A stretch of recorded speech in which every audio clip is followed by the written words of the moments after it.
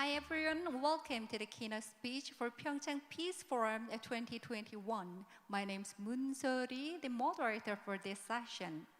This session will be on inclusive cooperation for peace in the post-COVID-19 era, and I think it will be the opportunity to hear the various opinions of the way how to establish the universal peace through sports and social businesses invited to honor the Nobel Peace Laureate.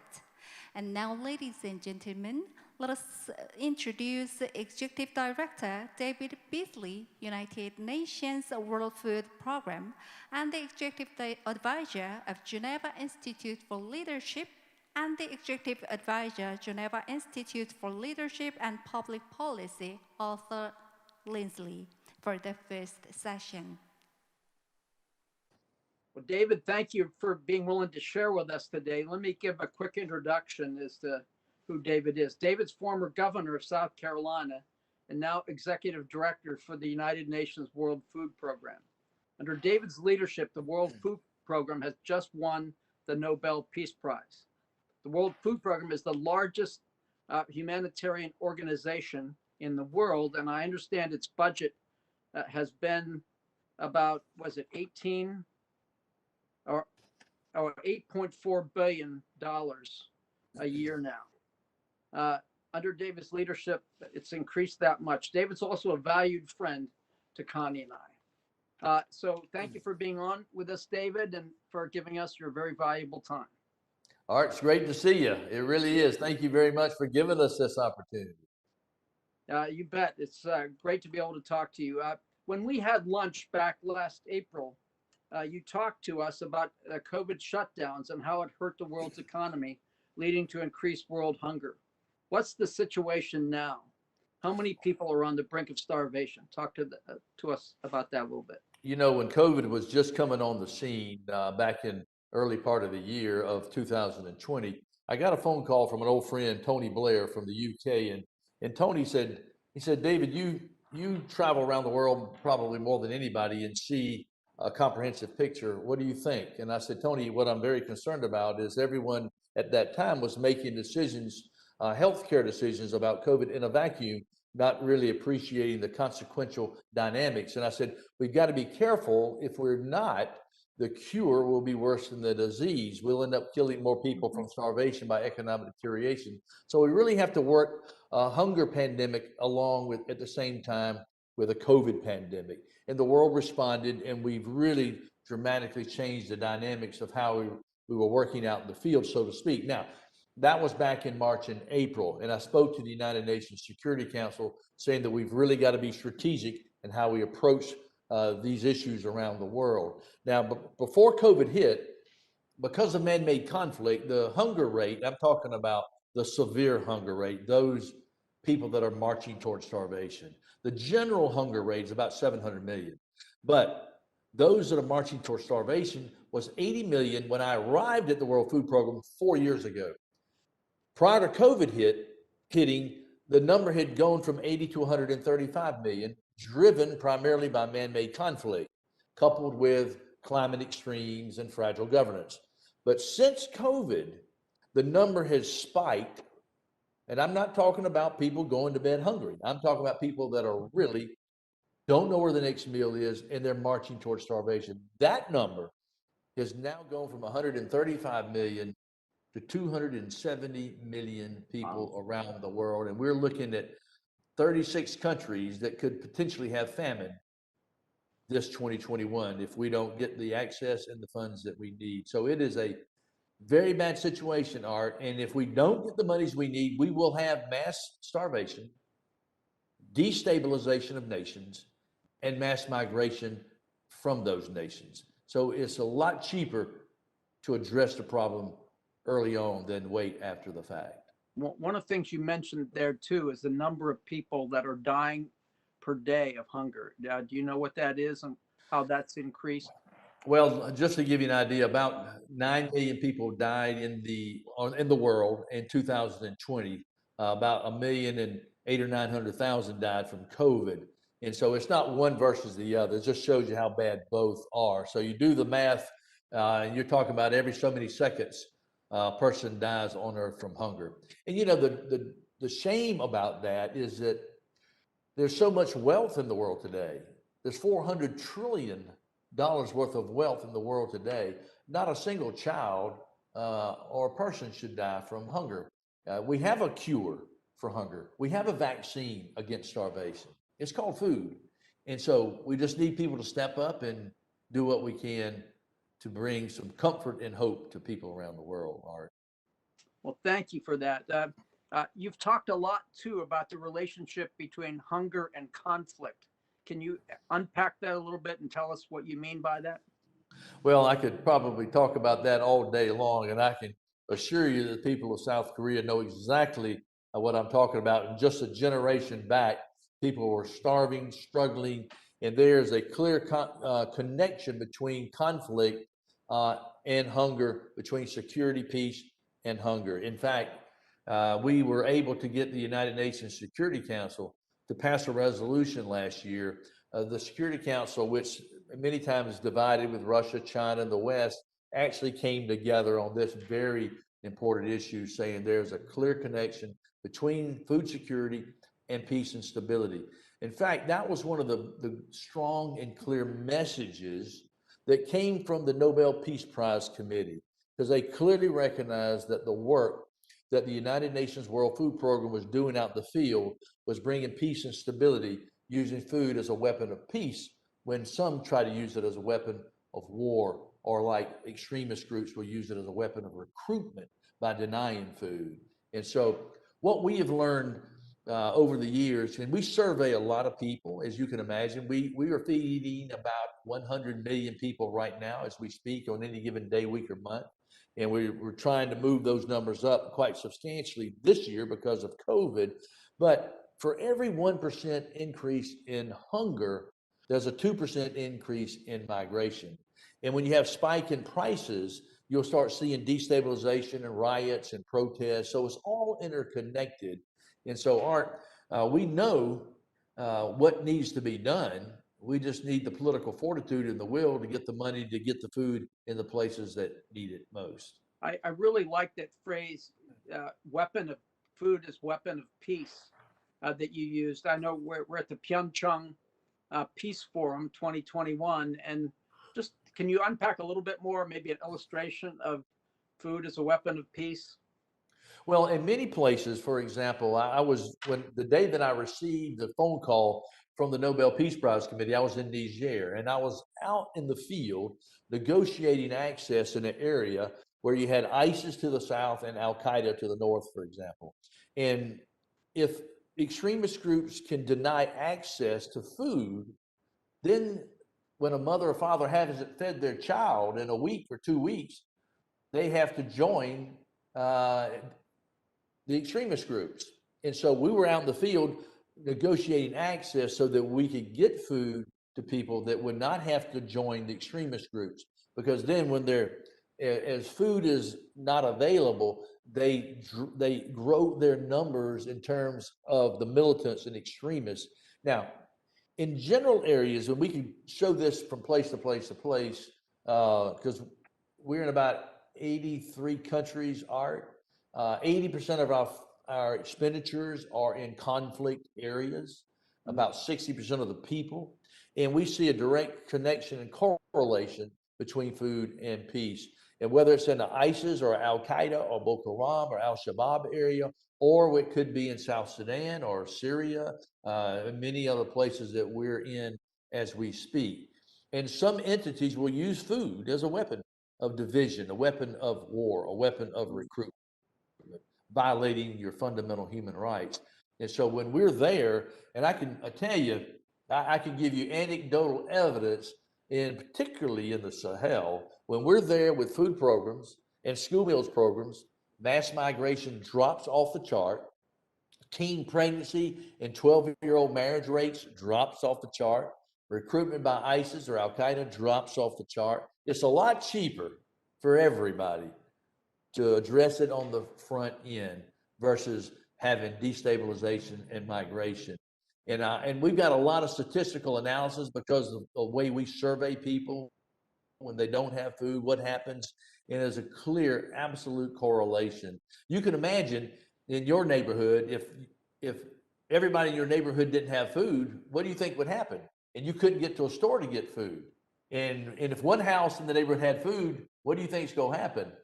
And we're dealing with that right now in Yemen. If Yemen ends up, because of the designation of terrorist organization, and if we can't get food into Yemen, which requires over 90% of all the food that goes that the people consume in Yemen comes from the outside.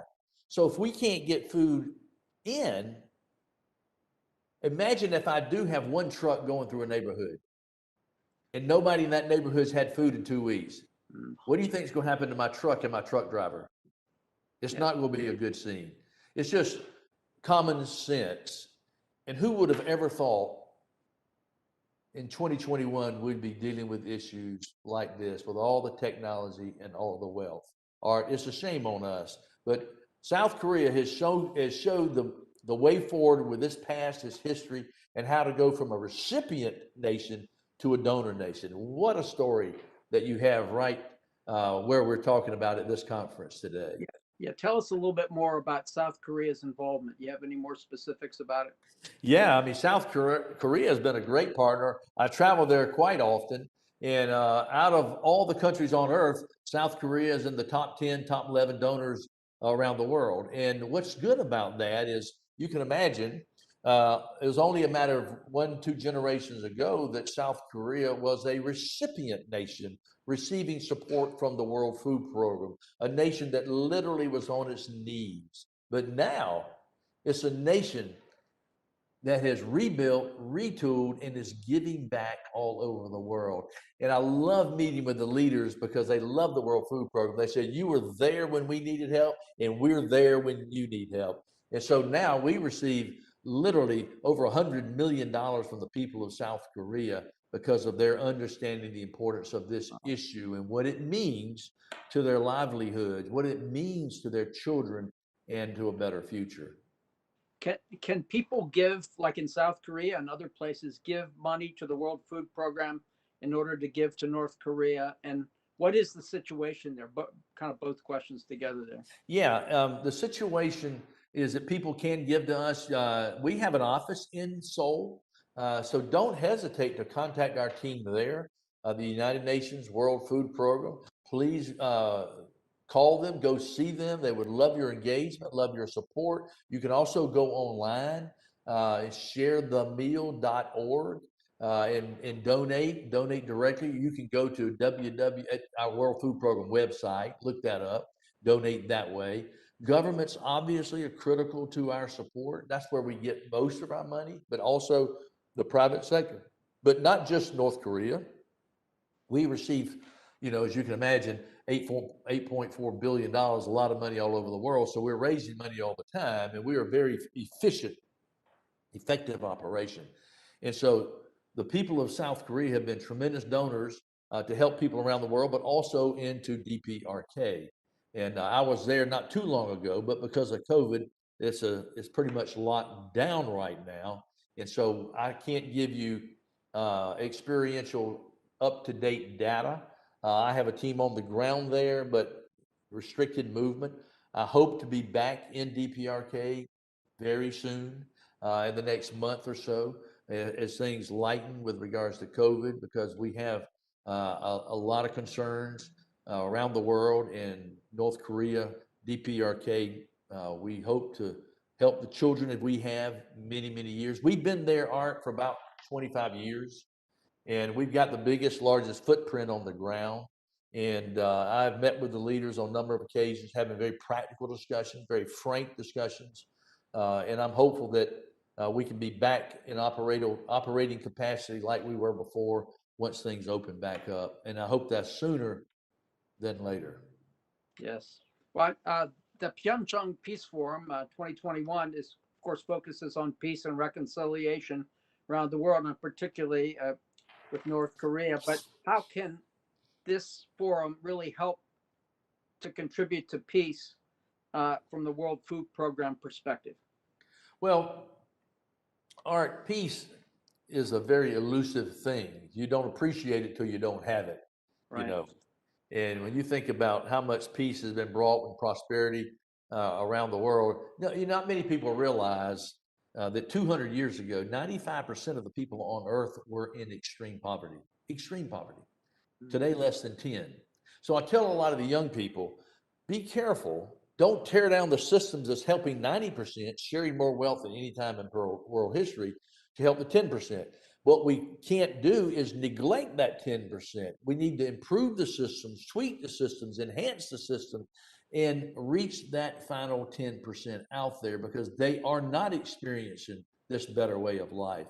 And so peace is critical. If people don't have food, don't have some degree of economic and food stability, you will have conflict. You will not have peace. You will have war. And when you look around the world today, it's heartbreaking, Art, to see what's happening. In fact, the United Nations, and particularly with leadership like Ban Ki-moon, had established sustainable development goals for the whole world. One of them was to end world hunger by 2030. And quite frankly, that's doable. $400 trillion of wealth in the world today with our experience and expertise, but man-made conflict is driving the hunger rate back up when we should be eliminated by eliminating hunger. My goal when I arrived at the World Food Program was to put the World Food Program out of business because people would no longer need our outside support. I have not yet met a mother out in the field, whether it's a war zone or like Niger or Burkina Faso. I've not met one yet that wanted outside support. They want to take care of their own families. And when we come in and help them and strengthen them, I've had more mothers tell me, Mr. Beasley, I'm no longer taking care of my own family. I'm now helping my whole village. And if I can just grow another acre, I'm going to sell into the marketplace. And that's that entrepreneurial spirit of taking care of your village, helping your neighbor, and into the marketplace. And so that's where we want to be. And peace is critical to that. And it's why we need to build systems with our beneficiaries. We are rehabilitating land, putting in water systems to improve the quality of the community so they can be stabilized and have peace and not be vulnerable to extremist groups and extreme politics. Governor Moon Choi, who's the governor of Gangwon province that is hosting this conference, really has a passion for this idea of peace and reconciliation, particularly with North Korea. Is there any way that we can establish a partnership between Gangwon province and the World Food Program, or how would we go about doing that? Well, I would certainly hope so. And of course, we all know the sensitivity of the politics with regards to this particular area of the world. And so we are definitely open to ideas and thoughts and would be willing to sit down and discuss ideas. We're hopeful with all the troubles around the world that we would love to see the peninsula become a bright spot for the whole world and see these differences come to an end. Art, I know everybody where you are, where this conference is, and the governor are thinking the same thing. So anything we can do, any ideas you have, we look forward to talking about them. Well, I would certainly want to talk to you for a long time, but I know you're very busy. And thank you so much for being willing to give us your time and this report for the PyeongChang Peace Forum. So thank you so much, and we'll let you go. Congratulations on the Nobel Peace Prize, and thank you for all the tremendous work you're doing. All right, thank you. It's great to be with all of you, and blessings to you all, and let's build a safer, better, and a good world. We got a lot of work to do this year. Thank you. Thank you very much to the Executive Director, Beasley, and the Executive Advisor, Lindsley, for your outstanding conversation. So now we'd like to move to the special speech by the co-founder of Yunus Sports Hub and the Nobel Peace Laureate in 2016, Muhammad Yunus. Let us enjoy it. Hello, I'm very happy to be with you today. I want to begin by thanking the government of Korea and Gangwon provincial government, along with the city government of PyeongChang, and of course, PyeongChang Legacy Foundation. Today, I remember the day I was in PyeongChang in 2018 to watch the Winter Olympics. That was a fantastic experience for me. I'll never forget that. The setting and the enthusiasm and the warmth of the people, you're surrounded by it. And it was a great event. The whole world watched that event, the Winter Olympics 2018 in PyeongChang. But what makes it historically unforgettable is something else. It will be remembered in history. After so many years, something happened what the people of the world was wishing to happen, but never happened before. Winter Olympic 2018 made it happen. That was the most fantastic thing that goes with the PyeongChang Winter Olympic.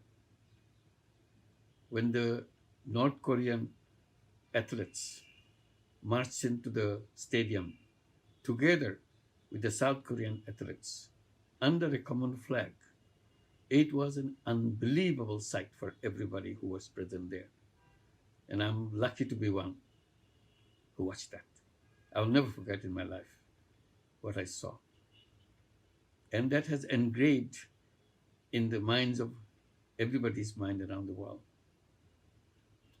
And very reasonably, in order to continue the legacy of that peace, a legacy foundation was created in continuation of that peace building. PyeongChang Legacy Foundation was a kind of expression of the common desire, common wish of the citizens of the world. So I'm very happy to be associated with the foundation. And I'm very happy that the PyeongChang Legacy Foundation created this event, PyeongChang Legacy Forum, every year to remember what happened in PyeongChang in 2018. And I feel very privileged to be associated with the foundation and with the forum to carry the flag of peace.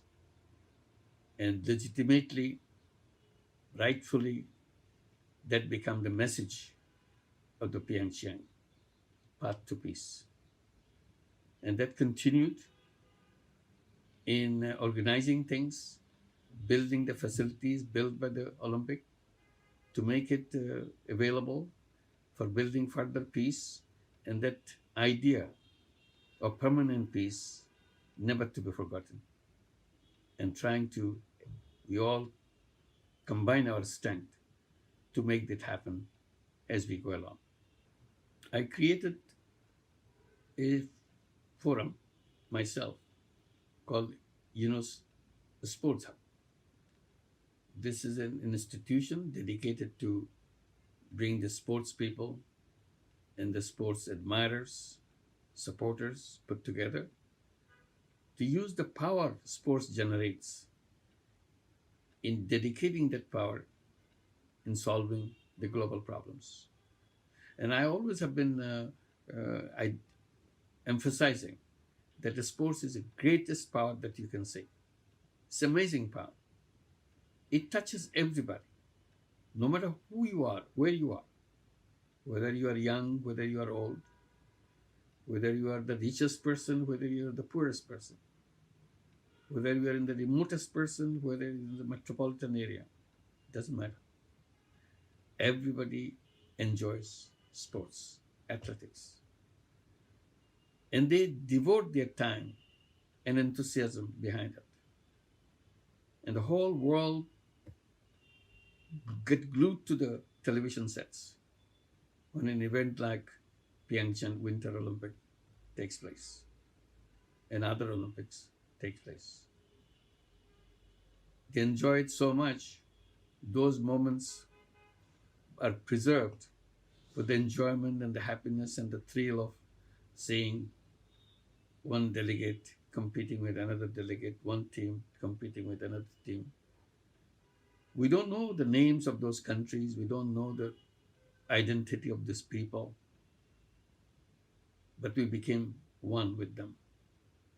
We feel excited about the victories they've earned, and you feel sad when you miss it, and we cannot get away from it. And my point is, all these power of sports and athletics used up in commercial purposes, to sell things, to draw attention to particular product. And it becomes commercial. The sports become commercial, clubs become commercial. That's good. I'm not complaining about it. But my complaint is another dimension of that power, which we do not use at all. It remains totally unused. I'm challenging everybody to use that, to use the power of sports, power of athletics, to change the world, change the life of the people. Because we have that power. We demonstrate it, but we don't use it for another purpose. So I'm opening the door. The power was there, but the door was closed. So I'm opening the door so that that power of unity, like it was demonstrated in Winter Olympic 2018, what the power was, which was not done by the United Nations, which was not done by any diplomatic exercises, was done by sports and athletics. That's the power. But that was a one-time demonstration. I said it could be done every day. That's where the Legacy Foundation's work and our work can combine forces to make it happen. And we created this University Sports Hub for that intention, how to attract the power of sports in solving the problem of poverty, solving the problem of water, solving the problem of environment, and all the problems that we have accumulated over the years. And we can participate in it, make it happen, because we feel strongly about doing that thing. But there's no forum for us. So I hope we can build that forum together with the Legacy Forum, with the Legacy Foundation of PyeongChang, and along with our initiatives, combine forces with the foundation to make things emerge from this collaboration. And we have so many action points to make it happen. I'm very happy that the city government is supporting us. I'm very happy that the provincial government is supporting us. And I'm very happy that the Korean New Deal will support us. This goes very closely with each other. And that is the most exciting point about it. Because I like that idea. I like that idea about New Deal. This focuses on digital New Deal, the Green New Deal, and about the social New Deal. You'll see tremendous amount of overlap between what we are saying, what the New Deal is trying to approach. We talk about 3 zeros. And the 3 zeros in social business that we work with, we say we want to build a new world of 3 zeros. Zero net carbon emission. We don't want to see this threat to global warming created by the global warming. And that's number 1 zero, zero net carbon emission. And the second zero, zero wealth concentration. Wealth is concentrated in few hands. Today, it's a very ugly situation right now we are going through. All the wealth of the world is concentrated out there in the sky, in the hands of few people. 99% of the wealth of the world is concentrated in the hands of 1% of the population. 99% of the population of the world has only 1% of the wealth. And all the people are concentrated in the bottom of the income level, earning $5.50. $5.50 a day are the people who are half the population of the world. Half the population of the world is under $5.50 per day. And then after that half the population, you have it packed in the bottom. Then you have $10 a day, $20 a day, $100 a day. They take care of about 90% of the population. So the 90% of the population are all in the bottom level of our existence. But then you have the $1 million a day. They're way above. There are only very few, very minuscule, 1% of the people. They have the 99% of the wealth. If you're looking for the wealth, you don't see the wealth at this bottom level. Wealth doesn't exist here. All the wealth is up in the sky. So you have a big difference between the wealth on one side and the people on the other side. That's not a very peaceful world. So that's why, in order to bring peace, I think we have to work on this issue. Because poverty is a threat to peace. You cannot solve the poverty problem unless you address the issue of wealth concentration. So we are looking for zero wealth concentration, zero net carbon emission, zero wealth concentration, and zero unemployment. These are the 3 zeros that we work with. And these are like 3 deals: digital new deals, green new deals, and social new deals. When you address the social new deals, you'll be addressing these problems of peace in the society, so that you have a system of sharing wealth rather than concentrating wealth, taking away wealth. That's not the good system to work with. So we have lots of commonalities within us. We'll be very happy to work with the Korean government to talk about what we do, how we do it, how it will be relevant for your new deals, and where it can be applied. So this is how, step by step, we address the issues, and we want to bring the force of sports into it to build peace. Because if you want to build peace, it has to be done step by step from the bottom. That's what we are looking forward to. My journey began in the same way, in a situation where I was extremely frustrated. You know that I got involved and started what is now known as microcredit. It didn't come from some kind of research that I was doing at the university. Yes, I was teaching at the university. I was enjoying my teaching economics in the university as a young teacher. But unfortunately, the country, Bangladesh, was going through a terrible situation at that time when I became a teacher in Bangladesh. I used to teach in the USA, but then I came back in 1972 to see if I can be associated with the process of changes in Bangladesh. And what frustrated me, instead of improving the situation of Bangladesh, it continued to become worse and worse. And in 1974, we had a terrible nationwide famine. People were dying everywhere because they cannot eat enough.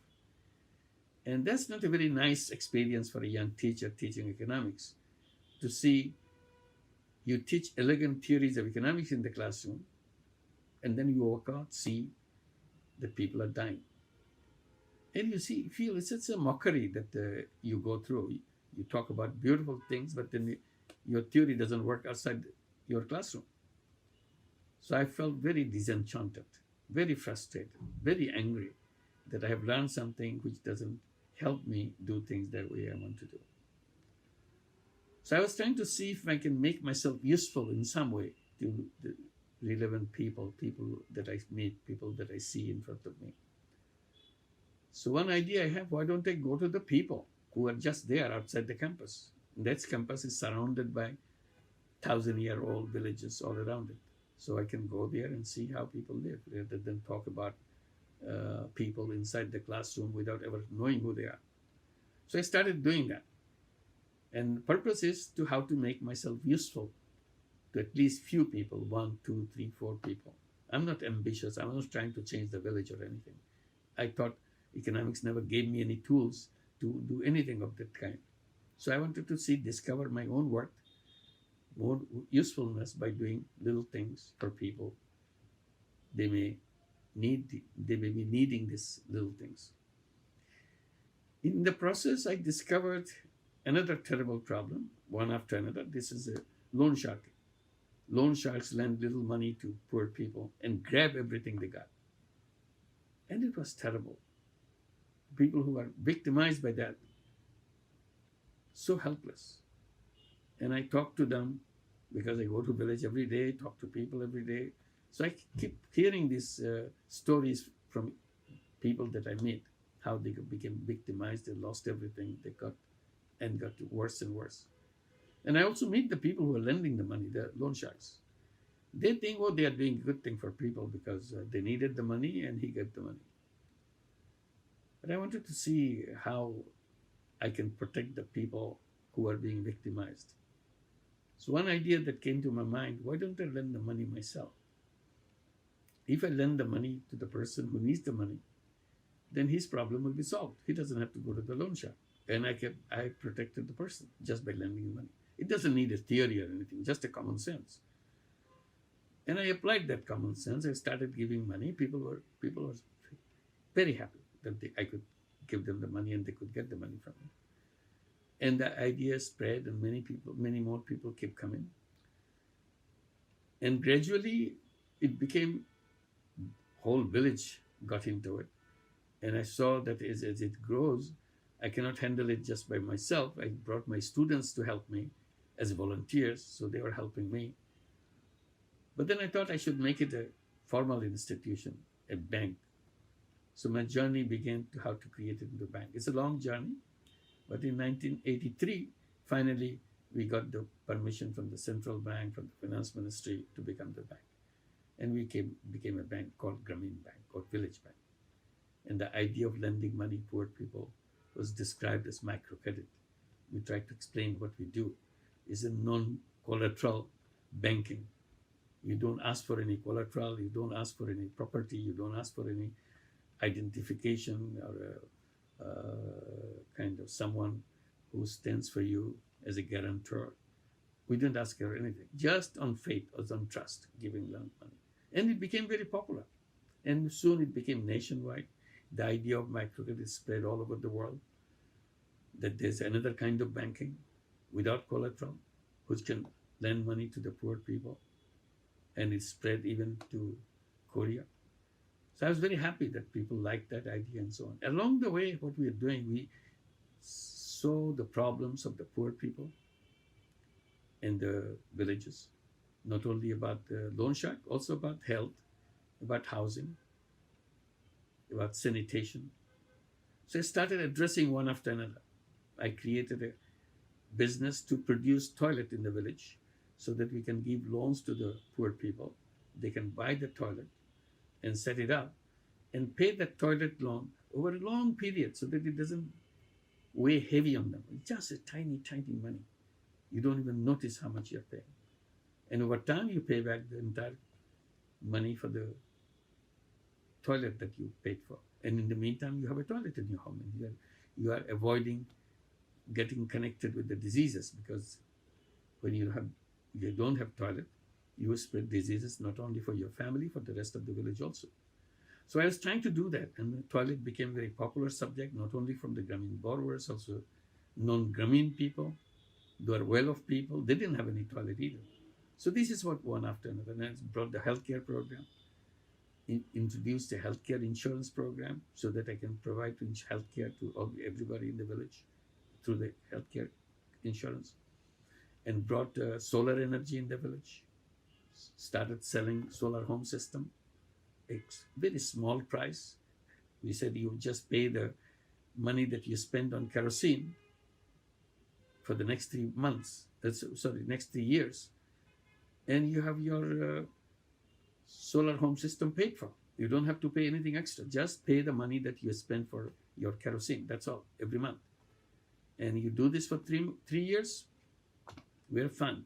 Everything is yours. You don't have to pay a penny. You don't have to spend any money for anything. Neither kerosene nor solar energy, nothing.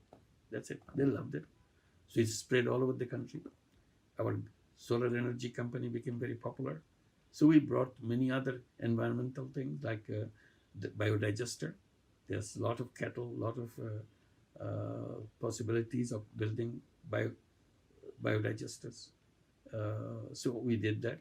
So we spread one after another. We created company after company to make sure we can address the people's health, people's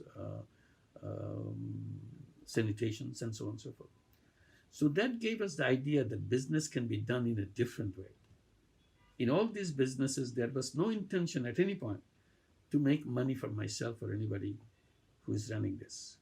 That was completely remote. All we wanted to do, whatever it cost, you pay me that money so that I can produce more. And I can grow because of that. And that's how it was.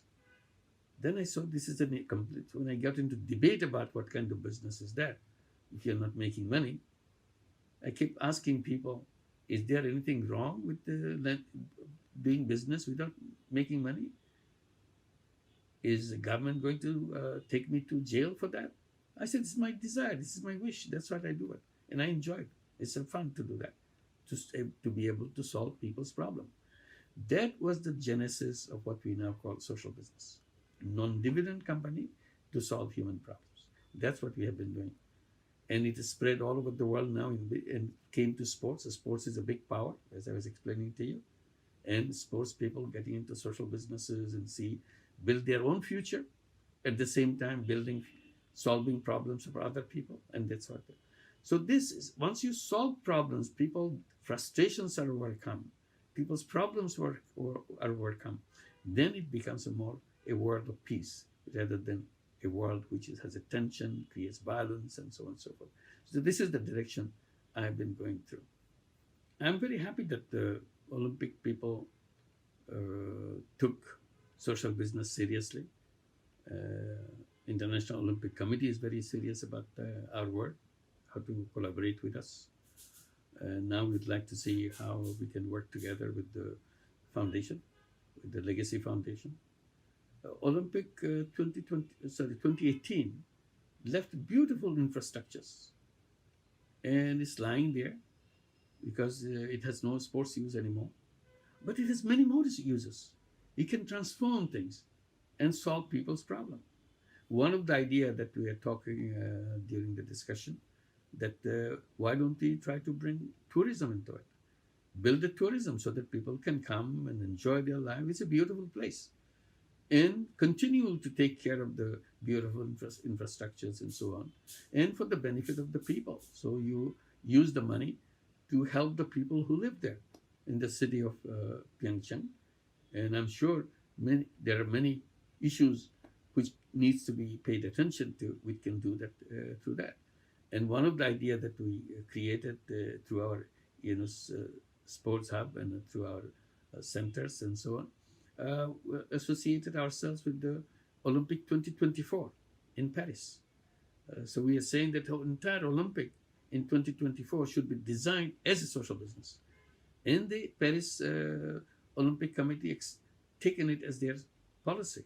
Now they're building everything in the direction of social business. Everything they do in the Olympic, the Olympic itself will be a social business Olympic. Here is a post-Olympic. The Olympic is done, but now what do we do with the inheritance, with all the things that we have? Along with that, we have created the foundation, we have created the forum to continue the legacy that we built during the Olympic itself. So we have a big task ahead of us, and we can enjoy doing that. And remember that we not only had one event which is historical, but that historical has generated many historical outcomes. That's the challenge we have. If we put our mind, with all our creativity, we can make it done. This is the challenge we have to face. And I'm sure with this collaboration, we can make it happen and show that peace is not just one event peace. It's a peace which the seed was planted during the Olympic 2018, the seed of peace. North Korea, South Korea marching together, holding one flag. That was the seed. We planted it, and we kept on nourishing that seed, kept on irrigating that seed, and build up the giant tree of peace. And that's our task. So this is a next version, next edition of what we have done during the 2018. We carry it on 2021 to make it grow, and grow in various ways we never can think right now. But we have some direction what we want to do. We want to make sure this 2018 experience doesn't fade away. It becomes a flame again, flame of peace that we want to continue with. That's the challenge we want to take, and we can make it happen while we work together. I'm looking forward to working together with all of you and come back to PyeongChang and have more elaborate discussions with you, and looking forward to talking to government representatives who are involved with new deals. This is an exciting idea for me, and I'm sure you'll have many exciting things to do to those new deals, 3 new deals that you are planning to do. Looking forward to it. Thank you very much for allowing me to say a few words with you. I hope we will continue to work together. Thank you. Thank you very much for sharing your valuable opinions and experiences to the co-founder Eunice. And I'm very afraid of that this has come to the end of today's keynote session, but various sessions for PyeongChang Peace Forum 2021 will be continued. Please give your interest and support. Thank you very much. 감사합니다.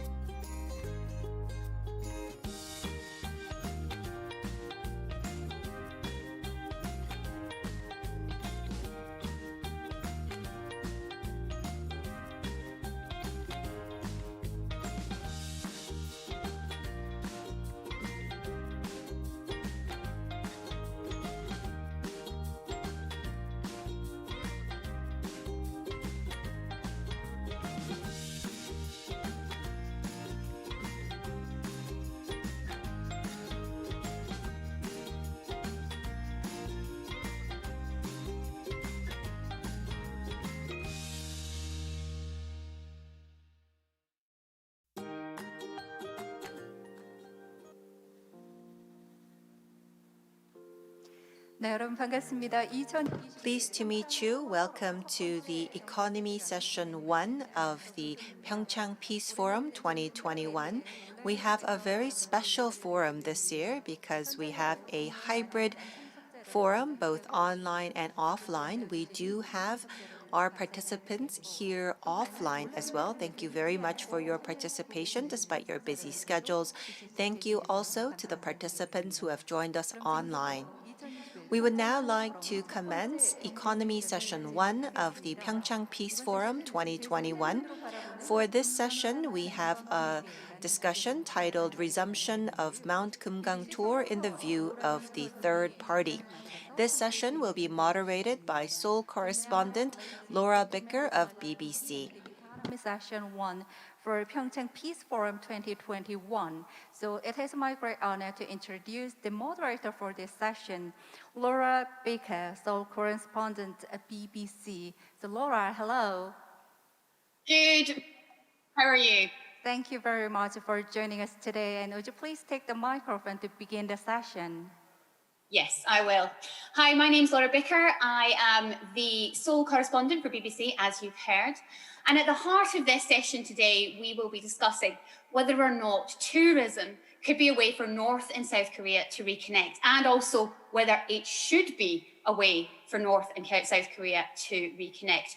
Now, Mount Geungangsan was the symbol of inter-Korean development. Hundreds of tourists from South Korea visited Mount Geungangsan until 2008, where a South Korean woman was shot dead by a North Korean guard. Since then, there have been a number of efforts to try to resume tourism to Mount Geungangsan from the south without success.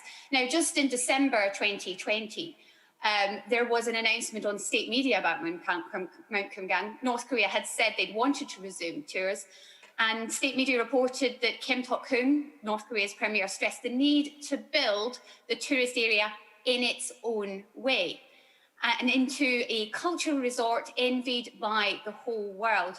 Now, that is likely to need outside investment, but who would be willing to take on such a risky partner? To discuss the viability and the value of resuming tourism to Mount Geungangsan, we have a very good panel of experts, I have to say. First, we'll have two presentations. The first presentation will be by Lee Hae-jung.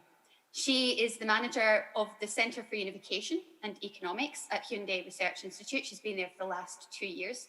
She's currently a policy advisor for the Ministry of Unification. She's currently working as a standing member of the Democratic Peaceful Unification Committee, and her recent major research is in topics include trends in North Korean tourism policy, economic zone policies. So she is very qualified to give us her first presentation. Our second presentation will be online, and it'll be from Jeffrey C., who is the founder of Chosun Exchange. He has Chosun Exchange has helped train close to 3,000 North Koreans in entrepreneurship, business and economic policy over a decade. Chosun Exchange also launched the Gangwon Development Initiative, which focused on capacity building targeted at the east coast of the DPRK. Jeffrey and his team's work exposed a generation of Koreans to international best practices. After those two presentations, we will then move on to a panel discussion. And I'm delighted to say we'll be joined by Jim Rogers, who is an investment expert and author. He hails from Alabama. He is a successful international investor. And after attending Yale and Oxford University, he co-founded the Quantum Fund, a global investment partnership. And during the next 10 years after that, the portfolio gained 4,200%, while the S&P rose less than 50%. So Mr. Rogers decided to retire at the age of 37, something we all aspire to do, but never managed to do. He has continued to manage his own portfolio, and he's kept busy as a full professor of finance at the Columbia University Graduate School of Business. And he's also sporting a rather nice bow tie for us all this morning. So we thank you for that. Also on the panel will be Nick Bonner, who's director of Koryo Tours. He's from the UK, but he's speaking to us from Rome today. He first visited North Korea in 1993 and set up Koryo Tours and Studios, specializing in tourism to North Korea and to promote cultural exchange as a tool for creating dialogue and understanding. He was an associate producer on the BBC documentary films, The Game of Their Lives, A State of Mind, and co-produced Crossing the Line. He co-produced and co-directed the feature film Comrade Kim Goes Flying, the first ever North Korean film to be screened to the public in South Korea. And in 2018, Mr. Bonner was the associate producer of the travel documentary that Michael Palin hosted in North Korea, which is very well worth watching if you haven't done so already. Also with us is William Allen, who's the head of partnership for the National Geographic Traveller. That's the leading consumer travel publication in the UK, for those of you who are not aware. And he's a growing figure in shaping kind of world travel and driving growth in adventure and exploration. He's travelled widely, both personally and professionally, and he's an expert commentator on how countries and organisations can position themselves within the new era of sustainable and responsible travel. So we're very grateful to have him today. And in PyeongChang, I think he's sitting there waiting, is James Banfill, who is a visiting research fellow at the Institute of Far Eastern Studies in Seoul. He has over a decade of experience related to North Korea and has visited the country on more than 30 occasions, including for cultural projects, tourism, sports and scientific exchange, and humanitarian aid monitoring. He holds an MS in Soil Science from the Pennsylvania State University. Thank you all for joining us. I'm really looking forward to today's panel discussion. But first of all, I think we need to have our first presentation, which is from Lee Hae-jung. Over to you. Good morning. As have been introduced, I am Hae-jung Lee from the Hyundai Research Institute. Thank you very much for this opportunity to speak. Today, I would like to take this opportunity to talk about the meaning and possibility of resuming Geungangsan tour. For about 20 minutes, I will be presenting under this title. But rather than listening to my presentation, I think if you visit Mount Geumgang, you will know for sure why we need to resume these tours. So as opportunity allows, I hope that you will have an opportunity to visit the area yourself, which will give you a much more direct understanding of why we need to resume Geungangsan tour. The title of this session is Resumption of Mount Geumgang Tour in the View of the Third Party, and so that's why I would like to share an episode with you. In 1998, when we first started the Geungangsan tour, the then President Clinton had visited Korea for a summit.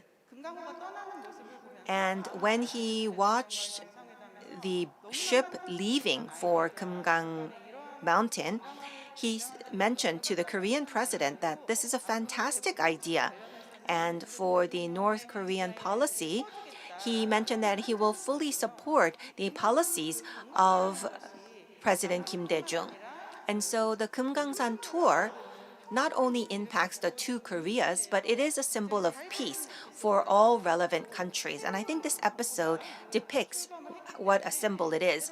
Well, we see a new administration inaugurated in the US, and so we look forward to a new renewed chemistry between Korea and the US, and hopefully renewed chemistry for the Mount Geumgang tour. So let's talk about the meaning and possibility of resuming the tours. We will start with the meaning, some prerequisite tasks, and some implications. So this is the overview. Currently, one of the businesses that the Korean government is pursuing is the inter-Korean tours. Well, concerning the USB that has been provided by North Korea, many people are interested in what is inside, but what is more relevant is what kind of agreements were reached after the USB was exchanged. And so after reviewing the contents of the USB, what the two Koreas agreed on is the projects on the east coast of North Korea and the west coast of North Korea. And so if we take a look at these projects, then we could have a West Sea Industrial Park, and on the east side, we could have a tourist park. And it seems that in the Pyongyang Declaration, these two projects were included. President Moon continues to emphasize the promotion of tours by individuals. And within the announcement of Kim Jong-un, he mentioned that this was not a fundamental issue. But if we take a look at the view of North Korea concerning tourism, we can see that during the Kim Jong-un era, they actually have economic zones that they have designated. They have 18 economic zones that are in operation, and they actually developed 3 to be tourist zones. The Samjiyon, Wonsan, and Yangdeok are the 3 areas where they have developed tourist zones. And so they now have a total of 21 special economic zones. And so you can see that because they are under sanctions, North Korea is quite interested in tourism. In reality, at the 8th Congress of the Workers' Party of Korea held in January, you can see that they actually made their goals quite realistic. Of course, in the past, they have emphasized self-sufficiency, but the goals have been made quite realistic. But what we need to focus on are the goals related to overseas international trade. And so you can see that through external economy policies, they have focused on trade structures and advanced technologies. But if you take a look at the new 5-year plan, the goals are much more realistic concerning external economy. They have only included tourism. They have excluded all of the other goals. So concerning external economy, they have emphasized only tourism, and they have also emphasized the Geungangsan tour zone. So, for the 8th Congress of the Workers' Party of Korea, they have made their economic goals more realistic, and they have also made their external economy goals more realistic. We can see that under sanctions, tourism is their only hope. And so, what is the meaning of resuming the Geungangsan tour? Geungangsan tour started in 1989 when the honorary CEO, Chung Ju-young, visited North Korea and signed the Geungangsan tour protocol. It took 10 years to actually start the tour. So the signing of the agreement was in 89, and the actual tour started in 99. So it took 10 years. And so resuming is also difficult, but we still believe that there is a possibility of resumption. As you're well aware, in 2007, the Daegeungang tour also began, and the Kaesong tour was kicked off. So we saw a diversification of North Korean tours in 2007, but the tours have been stopped in 2008. We had a total of 1.95 million visitors visiting the Geungangsan area, and so you can see the increase of tourism started when land lines were open. So we can see that not only are the tours available, but that actually led to the expansion of other projects. So when tours could actually travel to Geungangsan on road, more people started to visit. Let's take a look at these figures. In 2018, the Tourism Office of North Korea has mentioned that there was about 20,000 people who visited. That grew to 30,000. So you can see that already in 2005, we had over 300,000 visitors per year. So that's quite a high number. So we had quite a high number of visitors visiting North Korea already in 2005. Geungangsan tour is very symbolic concerning the lowering of tension on the Korean peninsula. It made great contributions. It also made contributions to the Inter-Korean Summit that happened in 2000. So we actually see that there are many contributions made by the Geungangsan tour. If we take a look at the situation then and the situation here now, it was just after the 97 economic crisis. So Korea was going through quite a bit of economic difficulties. And so as one of the examples of creating a virtuous cycle based on peace, we started the Geungangsan tour, and it actually propelled the acceleration of economic recovery at that time. Currently, we are suffering from COVID-19, which impacted both Koreas economically. And so we can once again utilize the Geungangsan tour to accelerate the economic recovery based on peace. It will also contribute to economic growth domestically and also in the province of Gangwon.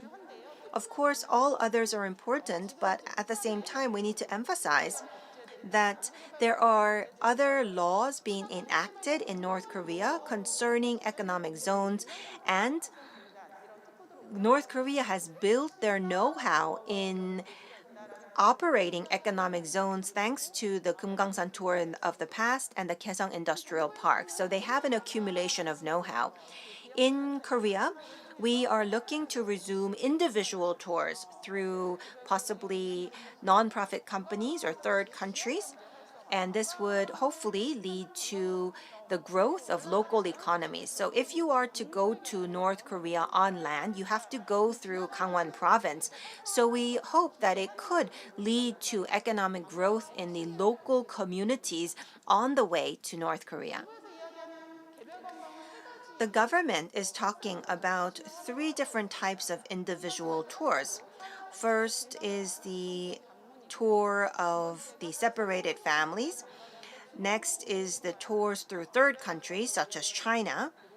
And third is the tour for non-Koreans traveling to both North Korea and South Korea at the same time. So it would be a tour that would allow non-Koreans to experience both Koreas.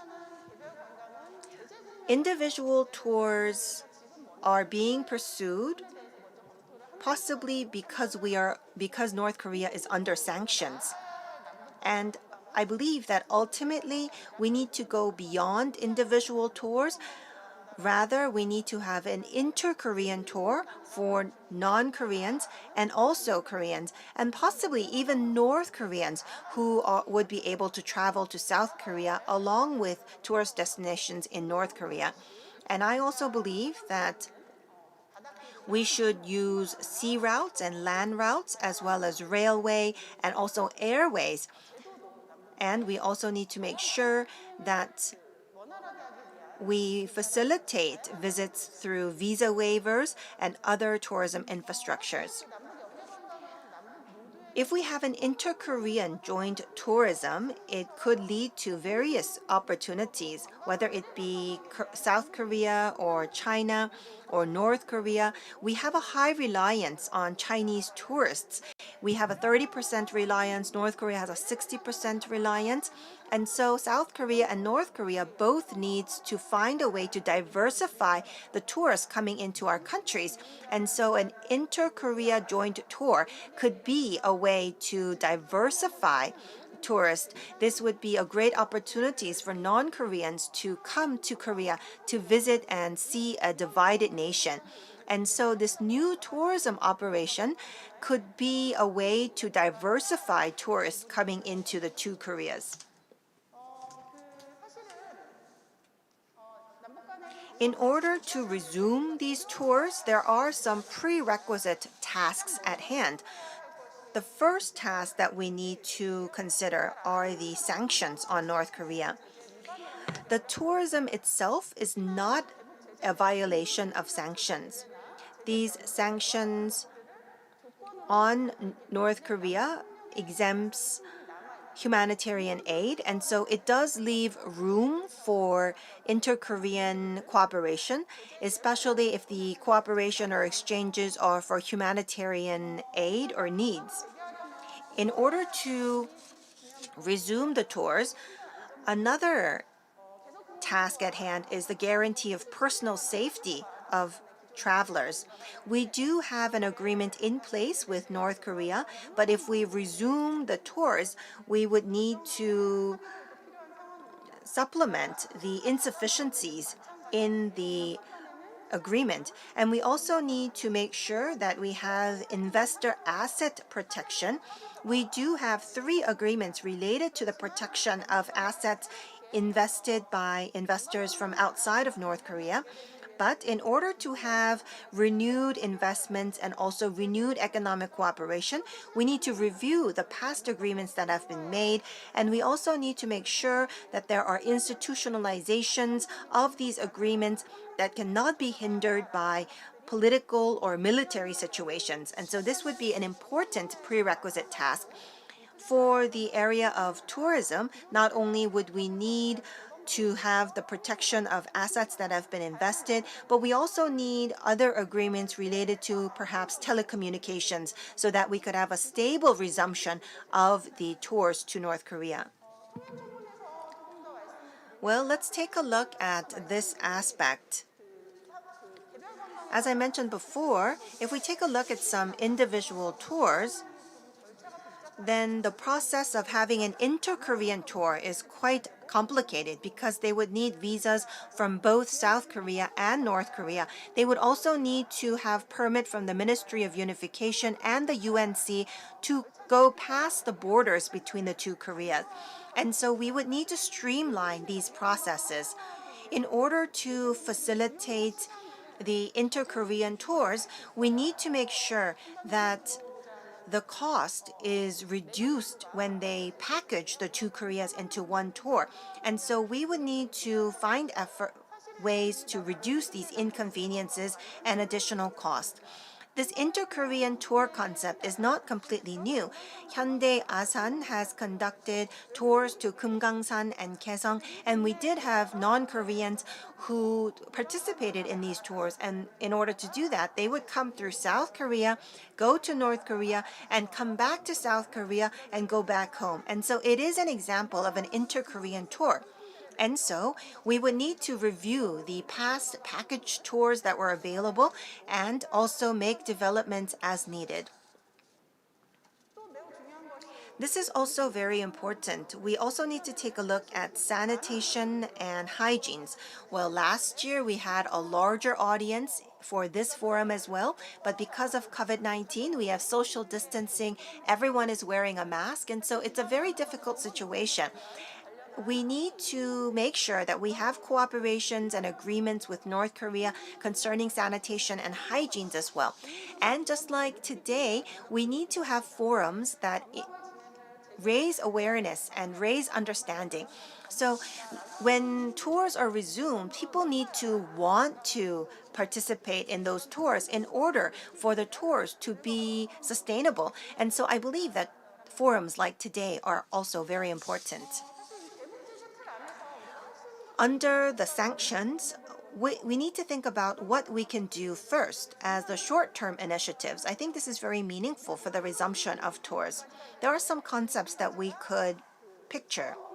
First is to pursue collaboration for volunteerism. As I mentioned before, the sanctions for North Korea exempts humanitarian assistance. And so if we could open eco tours or medical volunteering and combine that with tourism, creating volunteerism, then we could open a new concept of tours. And we could also think of hosting tours for separated families. In the US, in 2020, they passed the Divided Family Reunification Act, and this is also of interest to South Koreans, and so this is something that we can think about.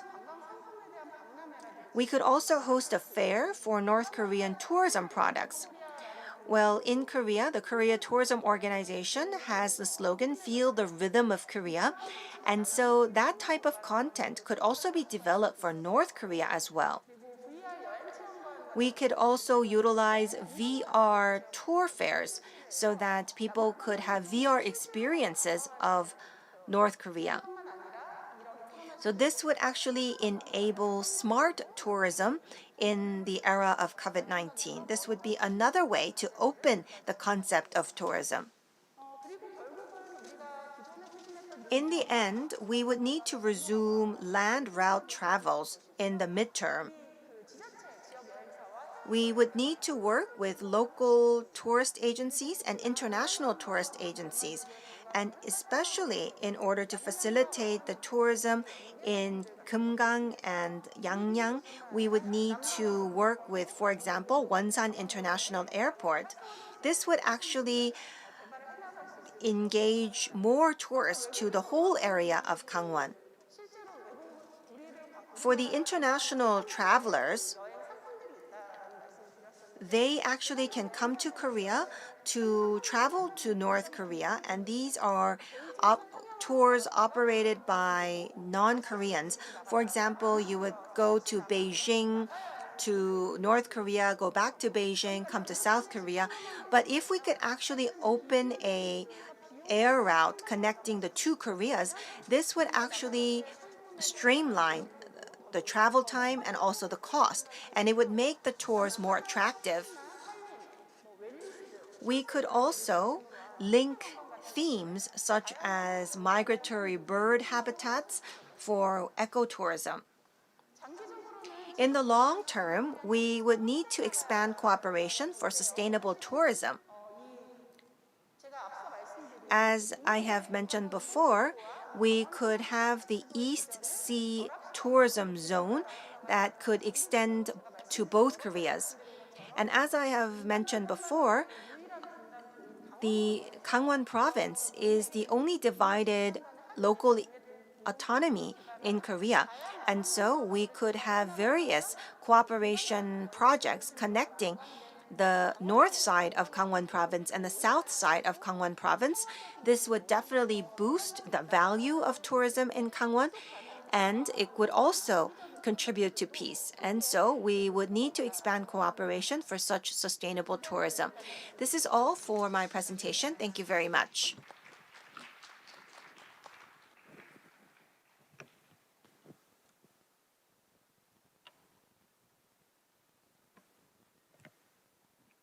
Thank you so much. That was incredibly interesting. Has given me a lot of points to ask to our panelists a little later. And now we'll have a presentation from Jeffrey C. from Chosun Exchange. Sure. Thanks, Laura. Thanks, Professor Lee, for the excellent presentation. I think Hyundai has been a leader in economic reconciliation between the North and South. And I was very glad to have had the opportunity to join your CEO, Mrs. Hyun, in 2018 at the state dinner for visiting President Moon Jae-in, hosted by our President Halima Yacob. I also like to thank Governor Choi of Gangwon Province and Special Advisor Lee for the opportunity to share our work at this event with so many experts. And obviously to the amazing panelists here, Nick Bonner, whose work at Korea Tours has been an inspiration to me and to our team since day one when we started our education programs. Jim Rogers has helped us in our education work in the past.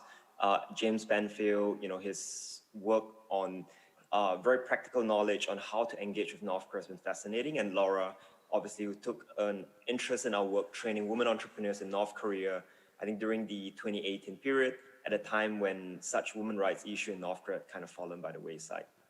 So I think just a bit of background of my interest and interaction with the Gangwon province. My first trip to South Korea, actually to both Koreas, was 16 years ago during the Sunshine era. And it was for an APEC youth event. And I was serving in the Singapore military at that point in time. We were brought up to Gangwon province, which was where our program was mainly held.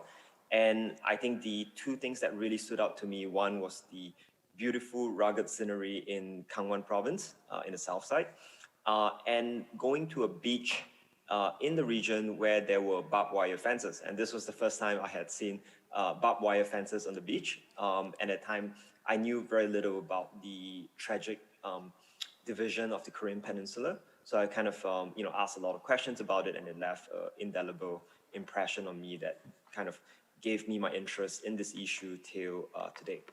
And I remember on that trip, this was a time when tour groups still departed South Korea to visit the North.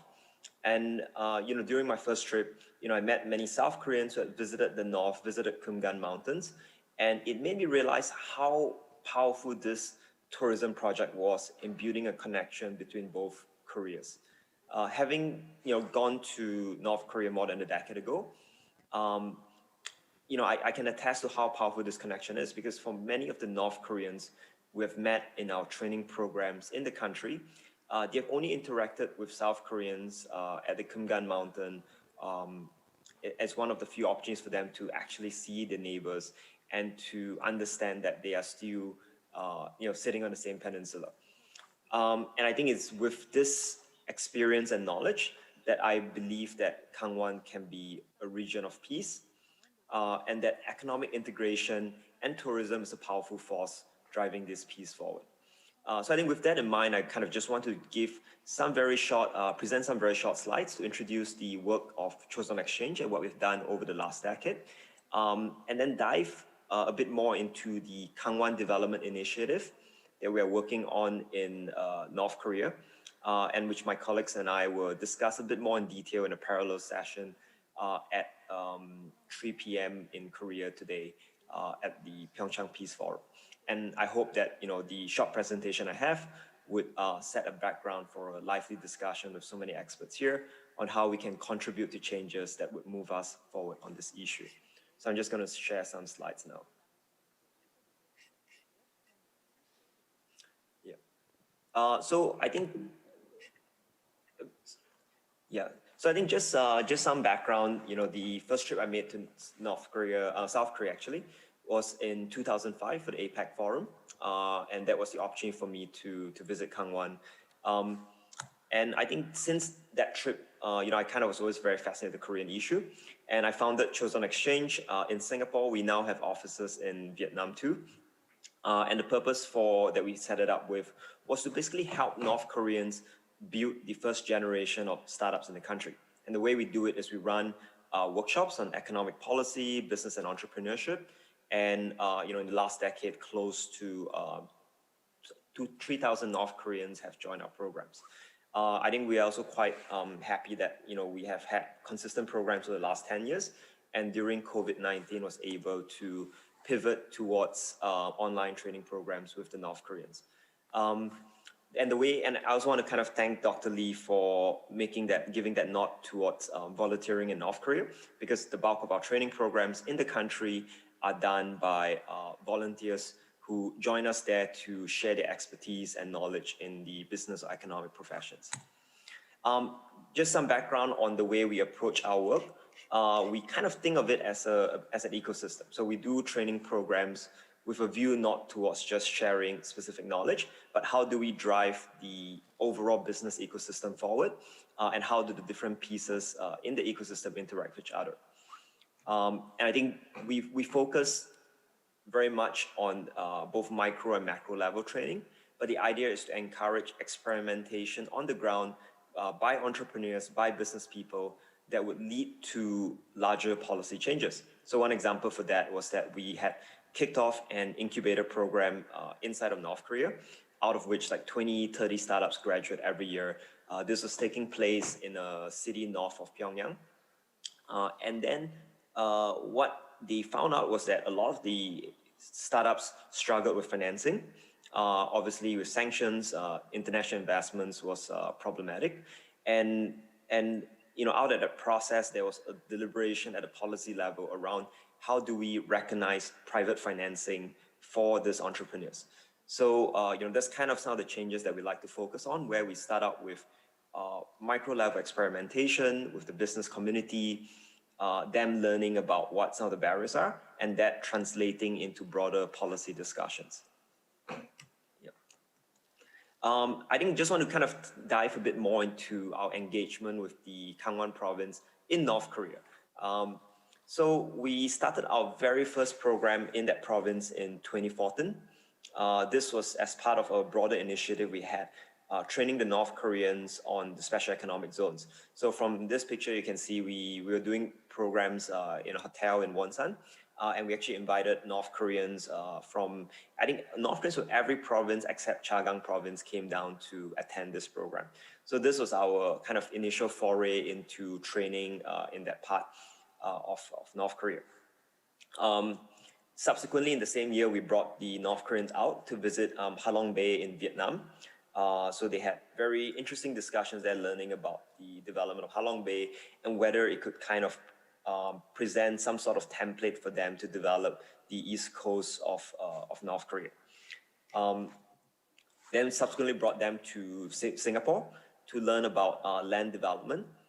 So they visited the Urban Redevelopment Authority in Singapore and kind of got a deeper understanding of how land pricing works. And I think that culminated in the following year, where they made revisions to the special economic zone laws that allowed people to transact in land in the special economic zones. So this was for us a big progress forward, because one of the aims was to encourage them to better protect assets and to kind of better define property rights in the country. So this is very exciting for us. We subsequently had a pause for a number of years for our programs on the East Coast, especially as the Trump administration came in and it was a fairly chaotic period. But then in 2018, we restarted our engagement with the region, and we actually brought out some of the chief architects and urban planners who were working on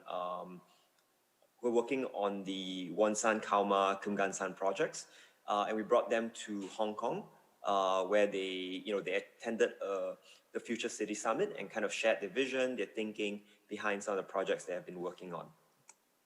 So this is from the conference, and they actually gave a very amazing presentation with, I think, an audience of close to 2,000 people from Hong Kong, from China, about kind of what they're doing and kind of what they've been planning. So this set of activities kind of culminated in 2019 when our team met and we were kind of planning out what our long-term agenda for training and capacity building in North Korea should look like. And we created this Gangwon Development Initiative.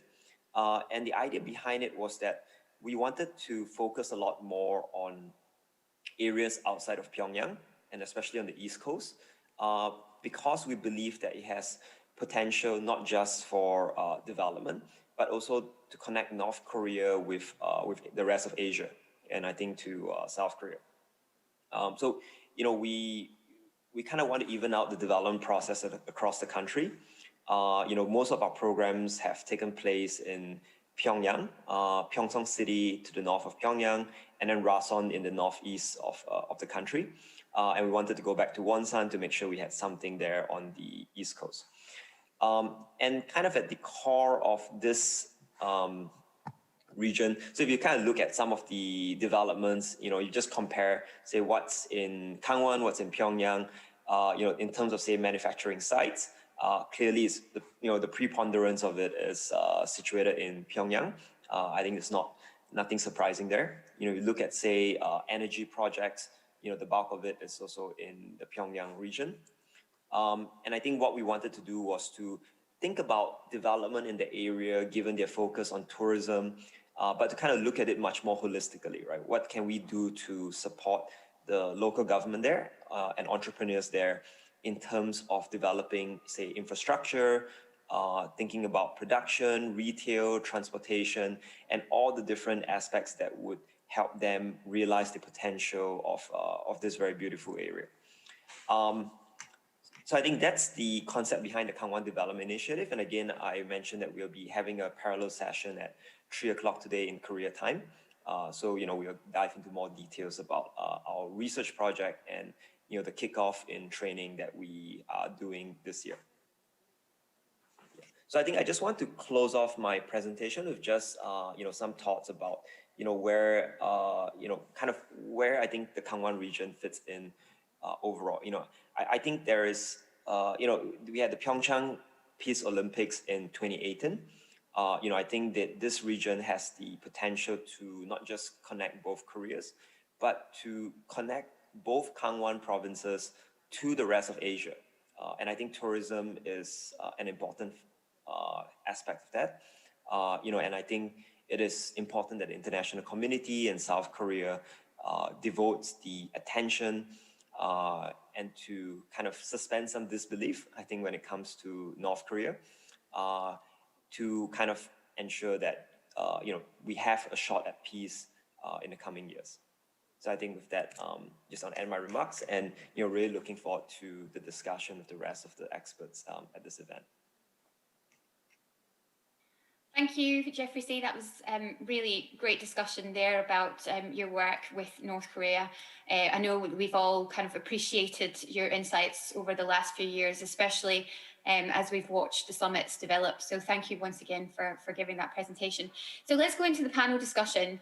And we've heard a lot about how it could work, but let's hear from those who've actually worked on the ground with tourism. So I think, first of all, we'll go to Nicholas Bonner. Obviously, you've been in and out of the country a number of times. You've done a number of tours. With regards to the practicalities on the ground of this kind of tourism, who do you see going to Mount Kumgang? And when you hear the kind of how it could work, what do you think it, how do you think it could work on the ground? Yeah, thanks, Laura. I started visiting in 1993, and at that time, we actually weren't allowed as foreigners, as Westerners, to go to Kumgang. And as soon as we started hearing about it opening in the late 90s, 1999, we thought, fantastic, we'll get over there. But in fact, it remained sealed. It was for South Korean tourists only. And what's an interesting sort of byproduct of it was that tourism started, and then eventually it spread out to tours, as you know, that went on into Kaesong, and also a lot of South Koreans coming into Pyongyang. So the offshoot from what was sort of initially a project on the East Coast was absolutely enormous, and that had massive potential ramifications. And then, of course, it all collapsed. And we were allowed to visit, but I mean, there's so few Westerners visiting the country. There's under 5,000 tourists a year. When I say Westerners, I mean anyone other than mainland Chinese outside, foreigners from outside. Chinese numbers visiting the country have exceeded just year on year. I mean, 2 years ago, I think there must have been between 200 to 300,000 Chinese entering North Korea, but they go to very specific regions, up in the north, up in Sinuiju, and also on the east, up in Rajan. And then the other sort of tourists, like the busman's holiday, they go to Pyongyang, do the DMZ, and go back home. It's for more of a, for want of a better word, a working class sort of holiday. Anyone with money from mainland China would probably prefer to go off to Thailand, the Maldives, or what have you. So you've got an interesting one. You've got really, it's not a lot of understanding from the world outside of Kumgang. There's an enormous interest, of course, from South Korea, and the mountains represent the bridge between the north and south. But the market is very limited. James Banfield, who is in PyeongChang, I know you've visited Mount Kumgang a number of times. What were the facilities like? And in terms of kind of what South Korean tourism in the area could be, what are your visions as to how this could work? So I visited Mount Kumgang about 5 or 6 times between 2013 and 2018.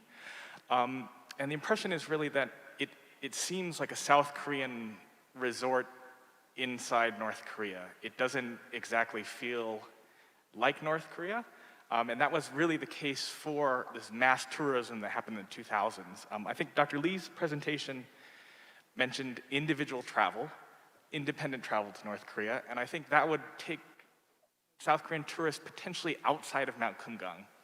And I think a really important thing not to overlook here is that there's a need to prepare South Korean tourists to travel outside of the Mount Kumgang area. Again, it feels like a South Korean resort. It feels very controlled. It feels a bit like PyeongChang. If they're going out to places like Wonsan, if they're going out to Pyongyang, the preparation is very important. I believe that in the case of South Koreans, it's going to be an even harder task than for foreigners. At Koryo Tours, Nick Bonner and his company spend about an hour with each tourist, briefing them about these are the cultural differences, these are the societal things to look out for in North Korea, these are the rules and regulations. And I think perhaps counterintuitively, even though South Koreans share language and culture, that means you've got to be even more direct about the differences, even more basically in people's faces about what and what not to do. North Koreans tend to tell foreigners, please, we really hope, please, that you do this when you're in our country. In North Korea, that means don't do that when you're in our country. So I think there's a need to be direct. There's a need to kind of distill experience from people that have visited the country to know what these differences are, and to make sure that you're updating your travel advice. And that really means visiting the country often, visiting the country consistently, and having a really close relationship with North Korean partners. And that takes time to develop. So there's going to be a bit of trial and error there. And I think the South Korean side really needs to prepare for that. I mean, one of the things we have right now is a situation that we've never had before. North Korea is probably more closed off to the world than it's ever been because of COVID-19.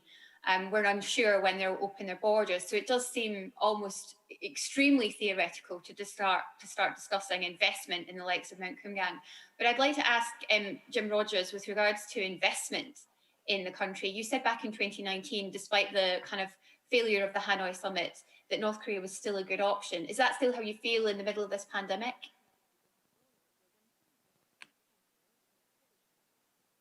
I certainly see all of Korea, but especially North Korea, as a wonderful place to invest, especially if you open the 38th parallel. I mean, those of you who've been there know they don't have much of anything. They don't have clothes and chairs and electricity. I mean, they have, but nothing like in South Korea. So there are enormous opportunities there. And perhaps the best one I know is tourism. Once the 38th parallel opens, people all over the world want to. Korea has never been on the world tourism map, never in history, for many reasons. And so if they open it up, people from everywhere are going to want to come, and they will see, oh my gosh, look at the scenery, look at the beaches, look at the mountains, look at the food. Many people will love Korean food, K-pop, K-drama, they've got it all. And once they open up, it's going to be one of the great tourism spots for 10 or 20 years. Nick is going to be rich. So because they're going to open up, and all of the crazy people like me, I mean, I've been twice, but I want to go 20 times more to North Korea. So it's going to be wonderful. And the previous speaker spoke about the difficulty, of course. But I remember going to Cuba in the early days, and Russia and China. Yes. But you just tell people what it's like, as Nick has done, and they will be prepared. They will understand you cannot go and steal things off the wall. Just act like a normal, proper person, and everything will be okay. And it will be. And one other thing I should quickly say, Laura, and no one has mentioned the railroads yet.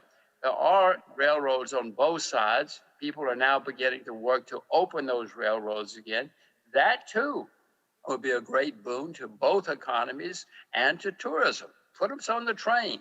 Let us go up the East Coast again, up the West Coast again. I mean, one of the barriers to all of this is the political tension that still exists between North and South Korea. And in fact, North Korea has shown no sign of easing those political tensions in coming months. When it comes to those kind of tensions, William Allen, if I can come to you, if those tensions remain fraught, what's the likelihood that this kind of tourist project, you can put political intentions aside and continue to build something like Mount Kumgang tourism project? Absolutely. So we're seeing a kind of huge interest in tourism from Asia, or East Asia. Kind of in a number of countries around the world, studies have shown that tourism is always better in times of peace. Tourism represents 10% of the world's GDP, so it's a huge opportunity for countries. I think if tourism, if political tensions remain fraught between North and South Korea, you're hampering that kind of economic opportunity between the two countries. And whilst kind of the tensions currently contribute towards kind of a reason to go to the region, I think you're missing out on a huge amount of prosperity which could come if there is kind of peace in the region. Nick Bonner, apparently you're going to be rich. So according to Mr. Rogers, you could be rich. In terms of if North Korea opens its borders, I don't know what you've heard, but my understanding is it could be another year to see borders open. Will tourism be a priority for North Korea, do you think? I think tourism will be a priority to the travel companies that are dealing with tourism. So much as there's one side will be the government, but I think the government will be looking for any ways to make money, and they have various methods, as we're all aware of that. Tourism will be one of those, but probably fairly low down. For the people employed in the tourist industry, and for example, one of the travel companies we work with, it's almost 1,000 people. They will be the absolute priority, but they will be looking towards China. And once again, because of those numbers of the Chinese tourists are not actually interested, as far as I am aware, of traveling to Kumgang. It's not on their itinerary. James Banfield, a similar question, but we've talked a lot about safety between North and South Korea, and you've mentioned a lot there. But when it comes to kind of the threat of being a tourist in North Korea, we've seen with Ottawombe, we've seen with a South Korean tourist who was shot. When it comes to the likes of how North Koreans see the threat, how do North Koreans view tourists when they see them? And when it comes to information getting in and out of the country, one of the things we've seen is actually they're clamping down on information coming into North Korea right now, especially South Korean films, any kind of South Korean news, the use of South Korean slang. So how do you think North Koreans will view tourists as things open up? Will it be with open arms, or will there still have to be constant briefings, and perhaps even more so in coming years as their suspicions continue to be aroused by South Korea's information flow into the country? That's a good question. I think there's always going to be a high level of control and scrutiny on any foreigners, any non-North Koreans visiting the country. I think one misconception perhaps in the outside world is that we think that a lot of the scrutiny is on us. When we visit North Korea, you get so many people saying, oh, they're watching me, they're paying attention to me. And in reality, in most cases, they're not. The scrutiny falls on our North Korean partners in the tourism industry. It falls on the North Koreans that are responsible for visitors in the country. And I think tourists, to a large degree, are insulated from that. And that's why I think the foreign partner or the South Korean partner is important to communicate to the traveler. This is how the country is, this is the reality, this is what it is not. Presenting a too flowery picture of the country is going to result in problems. Presenting a too negative view of the country, I think, will also result in problems and misconceptions about dealing with North Koreans and dealing with the country in general. I mean, even when it comes to the likes of tourism as a whole right now, the idea that tourism will reopen as it has done. I mean, Jim Rogers, when it comes to kind of investors that you've been kind of talking about, or this kind of investment, are they not worried when it comes to the pandemic that we're going to see this constant opening up, closing, especially in somewhere with like North Korea, who are going to be more worried about letting foreigners into the country? Laura, first I have to quickly tell you, I'm an American and Americans are not allowed to invest in North Korea. I wish I could, but I cannot. But yes, of course, you have to be worried about any place where you invest. Governments can change. You have to worry about investing in the United States because the government can do and has done crazy things. But if you do your homework and if you get involved with things that you know, look at Nick. Nick went there and got involved with tourism, and he knows huge amounts about North Korean tourism. You don't see him doing other things, you see him doing what he knows. And if investors do the same thing, if they do their homework, and if they are prepared, and if they don't go there and do something foolish, huge opportunities. Remember when China opened? Remember when Cuba opened? Remember when Russia opened? My goodness, it was very, very exciting. And Hanbando, the Korean Peninsula, once the 38th parallel opens, I want to say again, Laura, Hanbando is going to be the single most exciting place in the world for a couple of decades. You should not leave. Very exciting, Jim, but a lot of people in China in the early days, a lovely book, Mr. China, of I think a few 100 million going astray. I would find it be interesting to who would invest in North Korea. I'd be the experience in Geungangsan itself is the very fact of investing and then finding what you've invested in by law being taken away from you. Well, anybody that can take it away from you, including the United States, including the UK, and they have in historical times. But as I say, if you do your homework, do what you're supposed to, of course, things can happen, but they can happen anywhere. Do your homework. Invest with Nick.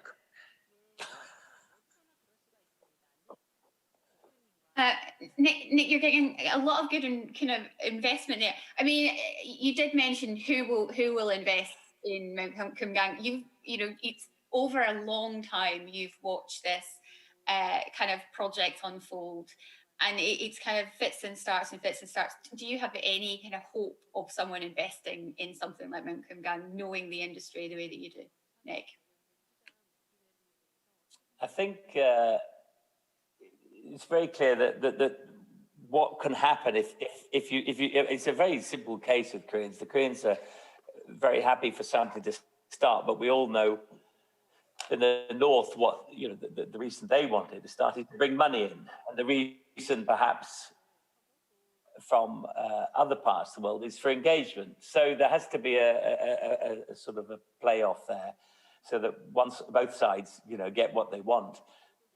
Again, it goes back to what it led to. I mean, in Kumgang, the reason why I was so excited about it is what it led to was it's really an isolation. And if you look at the new resort, Kalma, this new tourism resort, the only way you can get into North Korea is by swimming, if you like, once you've left this resort.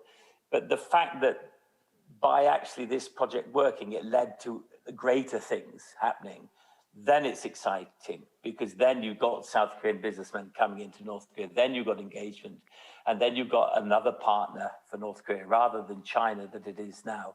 So there is nothing going on at the moment, absolutely. So I would say it's dead in the water. But if something does start, and if it can spread, then that's very exciting. Then I'd invest. William Allen, I mean, as an overview, what do you believe North Korea's reasons for trying to engage in tourism are, apart from, obviously, there are going to be monetary reasons, but are there any other reasons for engaging in tourism, considering they don't seem to be welcoming any foreigners into the country? And when it comes to the rest of the world, there's going to be a lot of skepticism when it comes to any idea of visiting North Korea. Should they be helping North Korea with a goal, and do you think they will? I think what we're experiencing in the world for a number of years now is increased separatism and extremism in the world, if you like, politically, socially, on these topics. And I think it's our job as people in tourism, as people in media, to kind of build understanding and kind of build connection between different countries, communities, and people. So whatever the reason for kind of North Koreans wanting to engage in tourism, ultimately it will bring people together and break down those barriers and kind of break down that separatism. And I think that can only be a positive thing. Actually, another thing which we'd like to touch upon is the importance of including North Koreans in building their own tourism in the region. You see a lot of in a lot of developing tourism nations around the world, such as the Stans, you see these initiatives where local people can set up small businesses which are easy to engage with, where they can have kind of make an impact in the area or an impact in the industry of in a topic they know, the region and the culture and the history of the place, and build a business out of that. And it doesn't necessarily have to be a business that is hugely expensive to set up a tourism business. Maybe they could become a guide or run a small guest house. And you find that can pull a huge amount of people, up economically and out of a certain level of poverty. So I think it's going to be immensely positive. Mr. Rogers, I'm curious as to how your kind of visit to North Korea went. What was the attraction for you to go? And what kind of interactions did you have when you went? Because you know, as someone who's been to the country twice as a kind of tourist rather than as a guide, how did you find it? And what was the attraction to go in the first place?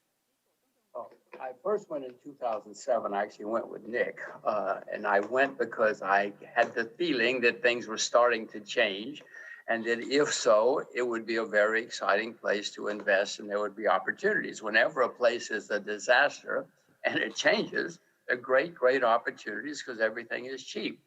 The second time I went was 2013. I went to the north. I went to Rajon and in that area. Again, the same thing, looking to see what changes were taking place and therefore what opportunities there were. But as I say, there are enormous opportunities, but not for me because I'm a citizen of the land of the free, and we're not so free in the United States like we once were. So, but there are opportunities. Chosun knows these guys doing amazing things up there, and they too know the opportunities. Many people know Mr. Kim, the leader of North Korea, has said many times he wants to do for Korea what Deng Xiaoping did for China. Well, I wish he could do it. My problem is I'm an American. Americans are holding us back. But there are opportunities for people who are not Americans. Actually, if I can bring in at this point, is Jeffrey, see, listening to this, because obviously one of the things that I find interesting is that people look at look at Chosun Exchange as a good example.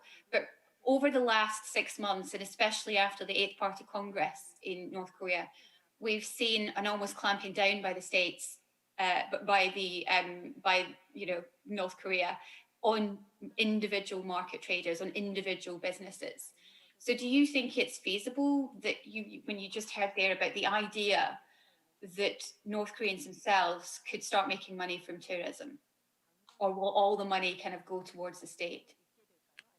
Thanks, Laura. I think it's a very good point. Our work centers around supporting entrepreneurship, small and medium-sized business owners. And we are kind of looking at the Congress and trying to understand the impact on that community that we support, and we believe is important for the development of the economy and improving livelihoods for people in the country. I think there is a lot of analysis being done. I think one thing we always note with North Korea is that I think there's 2 key principles that generally guide our work. One is to see how things are being implemented on the ground in reality, because there's many interpretations of policy. A lot of them can be wrong. A lot of them is from an external perspective without understanding what the ground realities are. So we're still waiting to understand if it really heralds negative impacts for that sector that we support. I would say the immediate impact that's been harsh on that community has really been the clampdown on trade with China. I think that has had quite severe consequences for smaller companies that are entirely reliant on that trade. So we are monitoring and we are having conversations on those topics with our partners so that they understand our concerns. And more importantly, they view our concerns as genuine and kind of meant to be helpful for the people that we support. I think the other piece that I think is often quite lacking in conversations is that we tend to talk about North Korea, but not talk to North Koreans. And I think it's crucial that we have those channels to convey these concerns. We understand why they are doing certain things, and we have a dialogue around those things. So one example is with the appropriation of the Geungangsan assets. I think definitely it is something that doesn't speak very well to property rights and protections for investors. But at the same time, I think from the North Korean perspective, I think there is a shift from projects started under the Kim Jong-il era to what's being done in the Kim Jong-un era. I think one thing that I feel they've been quite, I feel to some extent resentful is this idea of giving exclusive monopoly rights to different organizations over different activities. And Geungangsan's example, where I think with the collapse of tourism in 2008, their view is that this property has been sitting derelict for more than a decade. We need to do something about it, and it kind of leads into a broader policy discussion around we no longer want to take this kind of policies we had in the past, which was to farm out exclusive rights to certain entities or organizations. And in some ways, I think that is, if done correctly, I think that is good. It is pro-competition. But I think, kind of remains to see how they would execute on it. Thanks for that. Nicholas Bonner, when it comes to investing in Mount Kumgang, could North Korea do it itself? Considering we've seen at Wonsan Kalma, the project has stalled, for instance, could North Korea go alone and perhaps renovate this decades-old facility? I think it's, again, what's interesting is happened in the last sort of 5 or 6 years is that there has been a form of internal tourism in North Korea. So whether they need to do that, whether if it gets, I mean, nobody knows what the situation is going to be when we get back to Pyongyang. Perhaps the situation in North Korea, there's even more things that are closed off to us as foreigners. That's happened before, areas closed, etc.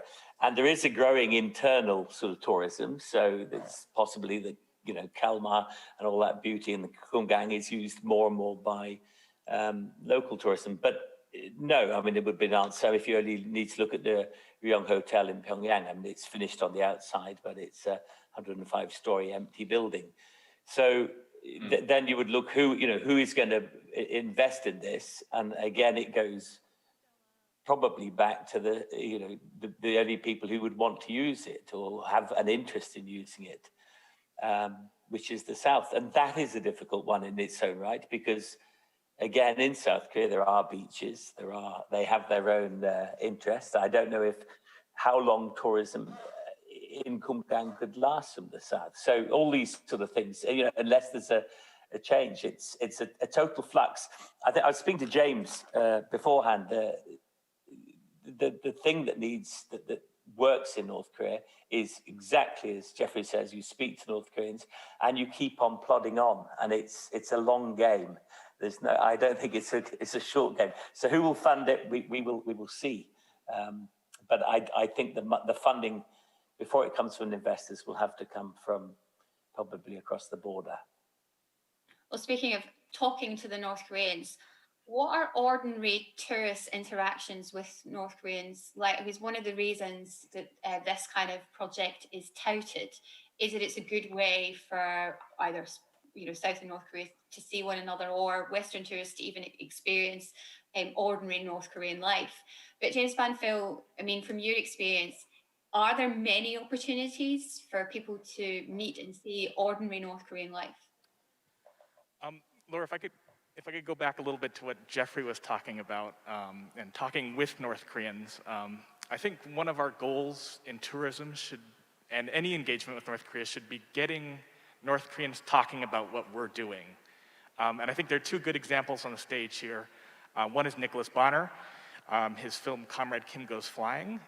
It was originally a foreign joint produced film. It's now sold on DVDs in markets all across the country. I was up in Cheongjin in the Northeast, and one of the guides takes me aside and he says, James, tell your boss to make the text on the intro to the movie bigger so we can see who the actors' names are. So there are people, the North Koreans are talking there. And the same goes with, I think, Jeffrey's projects. Throughout my time in North Korea, people will take me aside and say, James, have you heard of this Singaporean guy who runs Chosun Exchange, and what's he doing in business, and how do we get involved in that? So I think we need to be talking with North Koreans. We need to get them talking about what we're doing, and that should definitely be a goal of the Mount Kumgang projects. Again, going back to this, if you make a South Korean resort in North Korea, North Koreans aren't going to talk about it. They'll talk about it politically. They'll talk about, our leader said this, we have this policy, we took it away from South Korea because of this reason. But if you get North Koreans going there for some reason, you get them seeing, it's going to be difficult, but even seeing indirectly that South Koreans are going, that foreigners are going, they're going to talk about it with their friends and family. So I think that should be one of the goals of tourism, is to get North Koreans talking about what we're doing. And to go back to your question, I think there is quite a bit of interaction with North Koreans when you're there. I tell people when I'm in North Korea, I speak Korean every day. I talk to a lot of people. I talk in Chinese to people. I talk in English to people. When I'm in South Korea, I don't do that. So I think there are a lot of chances in North Korea to talk to people, because it's a society where you You have to interact with people to get things done, but that takes some background. It takes knowing the language to a degree. And for South Koreans, it's going to take knowing the differences between North and South Korea. You can't just call a waitress Yo-gyo because they're going to look at you and say, what are these people? They're rude. What are they doing? So there are differences that you've got to pay attention to. And I think one of the goals for like especially Dr. Lee's projects is getting South Koreans prepared for that. William Allen, you know, when it comes to obviously the highlight of any trip is kind of meeting locals. What kind of opportunities are there for who travels to interact with locals on both sides of the border, do you think, if this kind of project was to go ahead? I think it depends on, like we've spoken before, on the level of how it's working, how many North Koreans are involved in business, in tourism, how closely you meet the locals. I think if adventure tourism and tourism in a national park, you have more opportunities to connect with locals than you would if you were maybe engaging in a different kind of tourism, purely because the people who are likely to show you around, and like with the Chosun Exchange, the work they're doing, they're training North Koreans in tourism, and by doing that, you give people a better chance to speak to locals about kind of their experiences, and that connection is really important. As I was saying before about kind of breaking down those kind of barriers between different nations and different people. Yeah, I think as a BBC reporter who can't travel to North Korea, it's always very difficult for me to kind of even imagine this world. Absolutely. That tourism is going to be able to happen in North Korea, and that people, for instance, my family, perhaps not me perhaps, but my family might be able to travel. Mr. Rogers, can I ask, if I realize as an American you can't invest, if you were to have a dream project in North Korea, what would it be? Oh, the single best opportunity in North Korea is going to be tourism. Once the 38th parallel opens up, it's going to be, as I said, all these guys are going to be rich because nobody has ever been to Korea in centuries for many historic reasons. So that's going to be the single, as far as I know, the single best opportunity going forward. There'll be other opportunities for investing in North Korea, but that is the single best place to go. And that is also somewhat easy because you don't have to build big factories or highways or something. No, I mean, this is a fabulous opportunity if and when. Wouldn't there have to be investment in the railways, for instance, as well as the highways, to allow, if there's going to be any kind of tourism travel within the country? I mean, Nicholas Bonner might have a better idea of what the infrastructure is like in North Korea, but in terms of getting tourists in and out, it's not an easy process. So surely that would have to be simplified. Laura, but again, if you go back to any country which opened up, Russia, China, Cuba, I mean, there was nothing there. First time I stayed in, or second or third time in China, my pillow was a bag of rice. They didn't have pillows for tourists in those days, but they learned, and they will learn as more and more tourists come. And by the way, my couple of times in North Korea, everybody was looking at me. That wasn't because they were spying on me. They'd never seen Caucasian Americans before. They were just staring. They were just looking to see, who is that? What is that? What's he like? So yeah, they all stare at you. Yeah, I'm sure some of them were police, but most of them were just curious Koreans who'd never seen foreigners. And so they learned whatever I was wearing, it taught them something. Nicholas, what is that your experience? Is there a lot of staring? Is there a lot of any kind of interactions that you remember during your times and tours between North Koreans and the tourists that you take in? Yeah, it's changed. It's changed massively. I think the biggest thing is probably Pyongyang. When I first started visiting, I mean, I've been most months since '93, and tourists would back off from you, but now they'll approach you. And now that English is the language, the first language there, more than Chinese. Chinese is learned later on at university.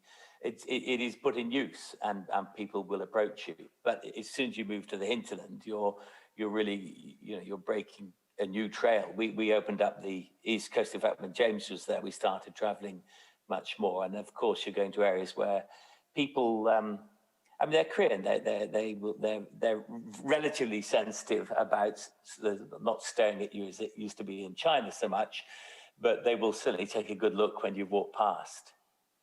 I think one of the sort of things I'd like to sort of bring up is, of course, it's like Deng Xiaoping with you open the window and the flies get in, and tourism does represent a problem, obviously, to a system that's rather controlled, to put it mildly. And I think that will be an interesting issue, which is why, again, when I say, you know, the beauty with Kalmar is it's totally isolated. But to me, that is of absolutely no value whatsoever with engaging with North Koreans. So it depends how it happens. And I think again, it goes back to this thing, you take small steps. You have to start somewhere and something will happen. And my experience in Korea is that if you do nothing, certainly nothing will happen. In terms, I think that's one of the things, Dr. Lee, I'm aware that you're still with us as well after your presentation. I'm hoping that you can still answer this question. There is a lot of talk with regards to the practicalities of people, especially South Koreans and North Koreans meeting. Right now, in the last month, we've seen a crackdown on South Korean films getting into the country. It's now a massive penalty for anyone caught smuggling, even greater than it was before.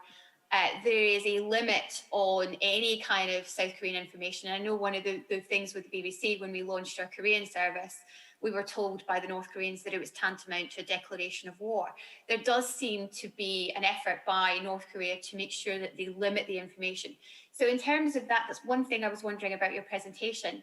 In terms of that, how do you plan to kind of go around ensuring that this is something the North Koreans will ever be comfortable with? Because one of the key issues, really, and one of the threats to the North Korean regime is information, and especially in the Korean language. Is that something you've looked at in your time and in your post?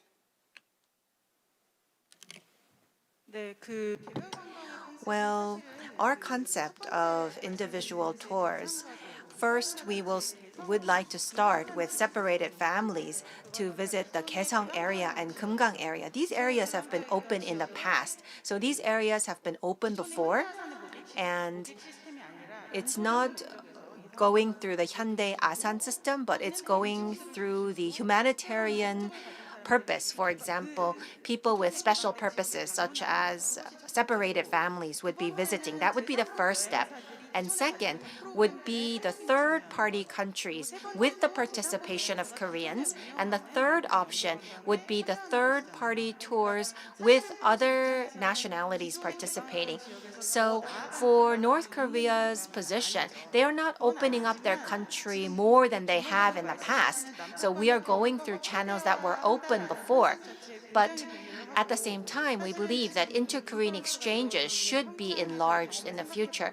If we take a look at the experience of PyeongChang during the 2018 Winter Olympics, we had joint training in PyeongChang. And so I think these events should be expanded into the future. That would facilitate the expansion of inter-Korean exchanges, not only through individual tours.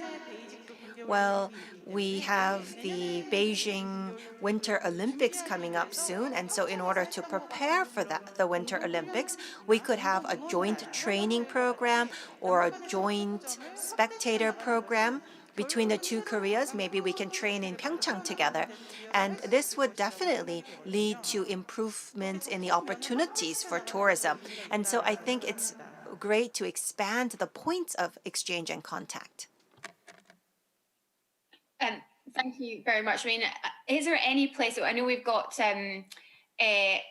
limited time left, but is there anywhere where we can look at with regards to an example of cross-border communication? I think William Allen. What about the stands, for instance? Is there a place where we can point to where there has been kind of cross-border collaboration in a way that's being proposed by the likes of Dr. Lee? Yes. There are a number of examples around the world, actually, but the stands represents quite a good one, in that a majority of people who visit the region aren't going to Uzbekistan or Tajikistan or Kyrgyzstan. They're visiting the stans as a whole, and so the countries work together to promote the area as a whole and develop a kind of multilateral tourism development programs where tourists can visit a number of countries, and that works out much better. I think because of the Korean Peninsula's kind of place in the world, it could work really well. Asia is seeing a huge amount more tourists, especially from Europe and the West, and Gangwon province particularly could benefit. I think they could look at the number of tourists visiting South Korea and use the added attraction of a North Korean visit to promote tourism to the area as a whole. Now, while we've been chatting, been keeping an eye on the questions from the audience, most of them, in fact, all of them, you've answered mostly about economic questions. But I'm going to give you all just briefly 30 seconds each as we end.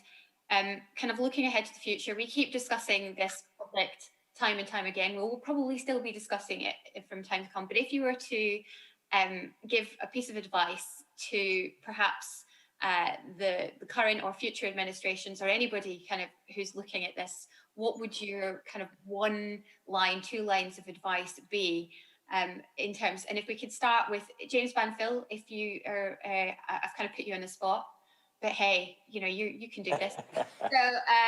So James, if you can tell us, is there any kind of advice that you would give to as someone who's been on the ground? What advice you would give to anybody listening to this, thinking about either future investment or the future of tourism in Mount Kumgang? I'll try and make it quick, but some advice for South Koreans. Our North Korean partners often say that Americans make the best and the worst tourists. And that's because the expectations for Americans is so low that any American who's normal surpasses those expectations. South Koreans are going to be facing the opposite. They're going to be facing high expectations, and if you don't meet them, you have disappointed North Koreans, and they're going to talk to their families and friends. And so I think as an aspect of tourism, that's a word of warning, something to consider how you behave in North Korea, how you set up these tours, how North Koreans are perceiving those tours.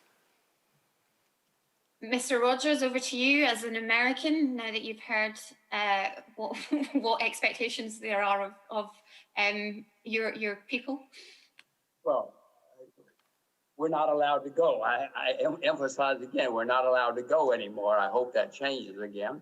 But just let us, the tourists, see the country. Let us see as many people as we want. But I mean, the North Koreans are a little bit closed too. The first time I went, I tried to get a haircut. They wouldn't let me. They wouldn't let me go to a barber shop. I don't know why. They thought it must be dangerous because nobody had ever done it. So my advice to North Korea is just open up and let them do it. What I really want to do, Laura, is I want to get the Rolling Stones, and we have a pop concert in the 38th parallel. We'll get Blackpink, we'll get BTS, we'll get groups from North Korea. We'll have a 2 or 3 day free concert. I'll call the Rolling Stones if you get permission. And we'll just have a concert, and then we'll leave the border open. And the whole world will change dramatically. Well, I hope one day there I'm bopping away to Blackpink at the border. Rolling Stones was my mum's favourite. So, William Allen, over to you. Last word. I think the region is of undeniable interest to travellers. And I think it will remain that way. As kind of tourism develops, I think it's really important for North Korea, but both Koreas particularly, to develop tourism in the right way. And that absolutely means connecting tourists to the real Korea, meeting the real people, kind of seeing the real scenery. And the best way to do that is to develop business, tourism businesses in Korea led by North Koreans. And genuine businesses will kind of continue to see tourism will hopefully flourish in the region and in a more sustainable way. And finally, Nicholas Bonner, over to you. Last word. You get a last word, Mr. Bonner. Yeah, I think one of the most amazing things, I mean, on small scale companies like ourselves, it's amazing really what we've achieved. And when you look what Jeffrey and Chosen Exchange have achieved, 3,000 individuals speaking to X thousand friends, you just need to do the numbers. I think what all of us who've been in Korea, James, Jeffrey and myself, have found that the Koreans are incredible individuals under enormous control, absolutely enormous control. But what is remarkable is the individuality and the willingness of those individuals to push for you.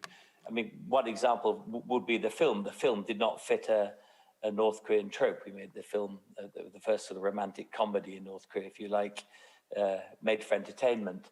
And it wasn't allowed to be made, but one person said, okay, well, I'll take it on me and do this. And I can reel off example after example of someone stepping up or stepping out, perhaps, of their comfort zone. So, yeah, long term, and prepare for mistakes, and we might get there. Might get there. I think one of the messages we've heard from everybody is this is going to be a kind of long-term discussion. We're going to be discussing this many times, many years to come. I think I want to thank all of the panelists. I know we've gone over time, especially those who've kind of come from different countries. They're in different time zones, and it may well be very, very late in Rome and in the UK. So thank you so much for joining us. Thank you very much to our two speakers. Amazing presentations that I think give us a lot to think about. In terms of my experience, I've been in Korea for 3 years now, and I'm an avid hiker, and I climb in Geungangsan a lot. And each time I gaze over that border, that bridge to North Korea, knowing that it's shut off to me. So it would be incredible one day, I think, to even think that it would be a possibility to walk between the two Koreas. But right now, obviously, that's not the situation. And I know there will be discussions later in the afternoon at the PyeongChang Peace Forum. So once again, I want to thank everybody who's joined us today, and thank the audience for the questions, and the panelists for their amazing answers. So with that, 감사합니다. Thank you.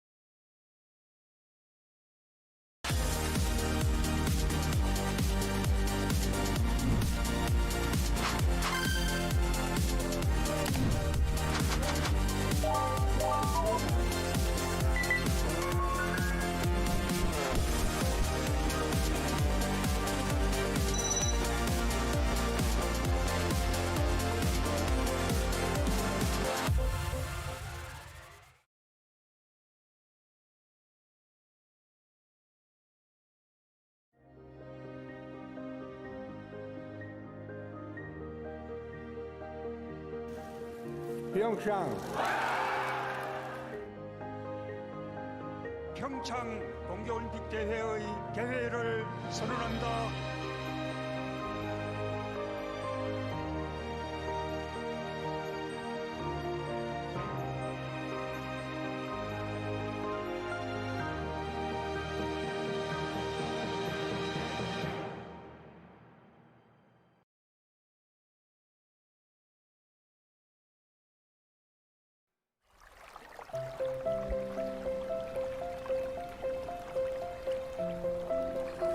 도시를 떠나 낯선 곳으로의 여행. 이곳에서 또 다른 일상을 만나다. 답답한 일상을 벗어나 잊고 있던 나에게로 떠나는 여행.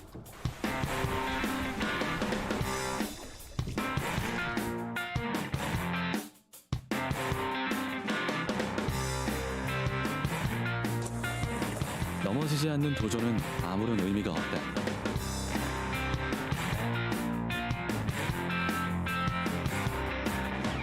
시원한 바람을 가르며 마주한 곳에서 또 다른 나를 만난다.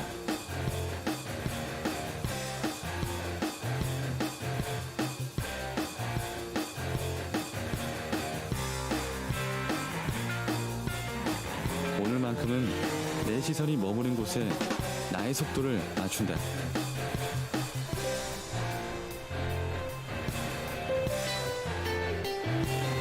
저물어가는 하늘과 밀려오는 파도가 유난히도 새롭게 느껴지는 순간, 익숙했던 모든 것이 새롭게만 느껴진다. 잊고 있던 나를 발견하는 것, 자연과 공존하는 즐거움, 다시 만나는 새로운 세상. 평화지역 DMZ.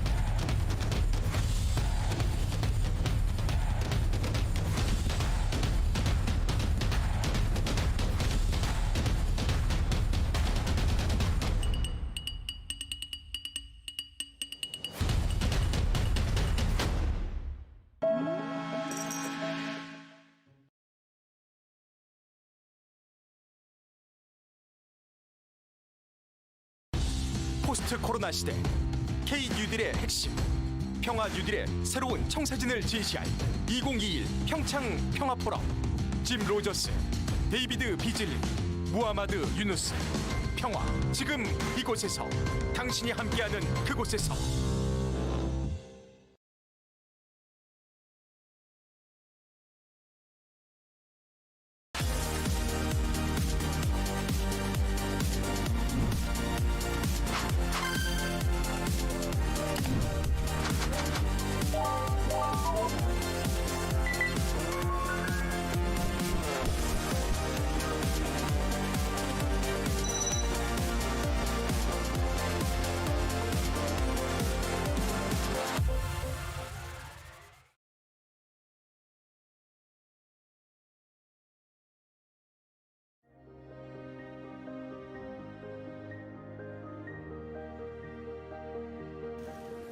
PyeongChang.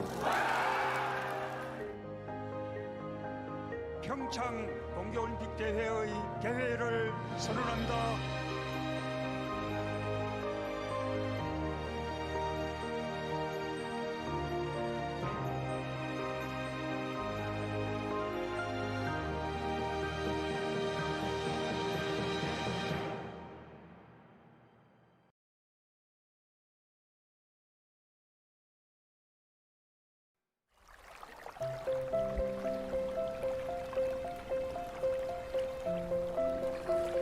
도시를 떠나 낯선 곳으로의 여행.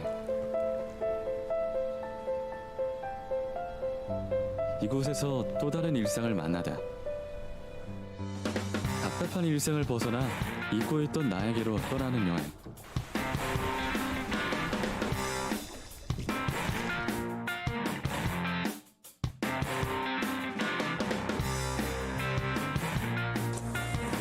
넘어지지 않는 도전은 아무런 의미가 없다.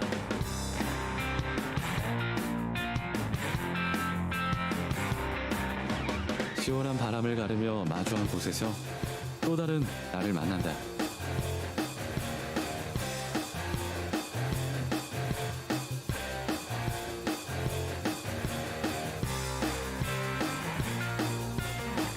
오늘만큼은 내 시선이 머무는 곳에 나의 속도를 맞춘다.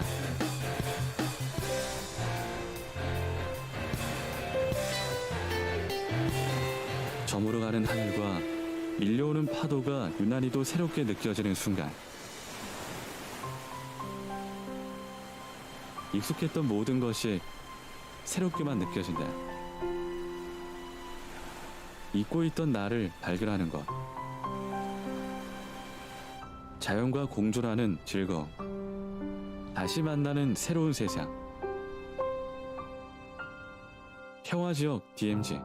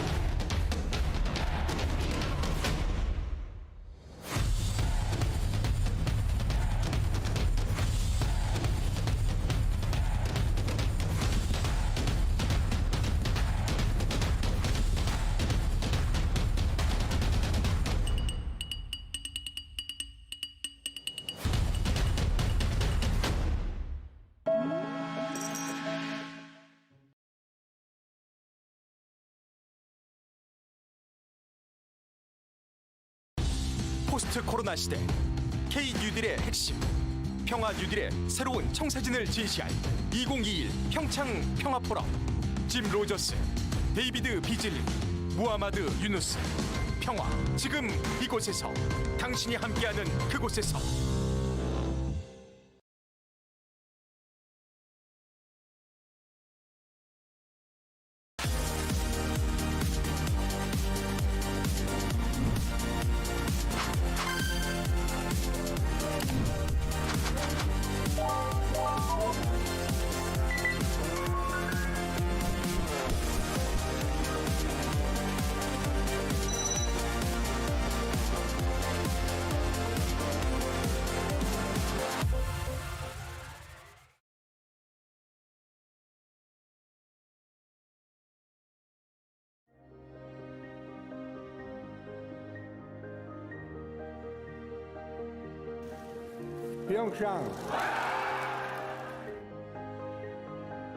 평창 동계올림픽 대회의 개회를 선언한다.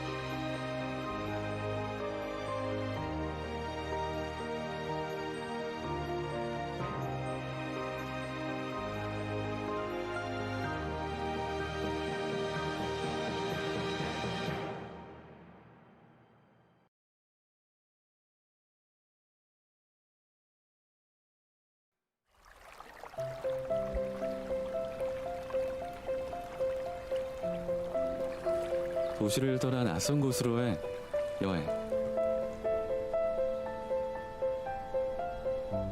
이곳에서 또 다른 일상을 만나다. 답답한 일상을 벗어나 잊고 있던 나에게로 떠나는 여행.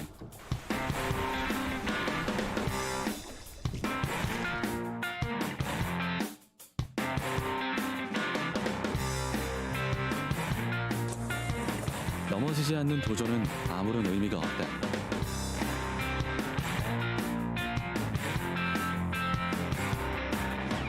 시원한 바람을 가르며 마주한 곳에서 또 다른 나를 만난다.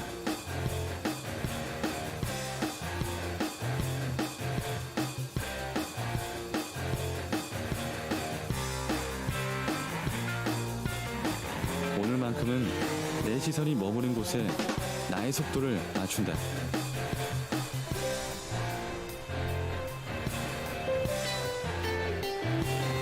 저물어가는 하늘과 밀려오는 파도가 유난히도 새롭게 느껴지는 순간, 익숙했던 모든 것이 새롭게만 느껴진다. 잊고 있던 나를 발견하는 것,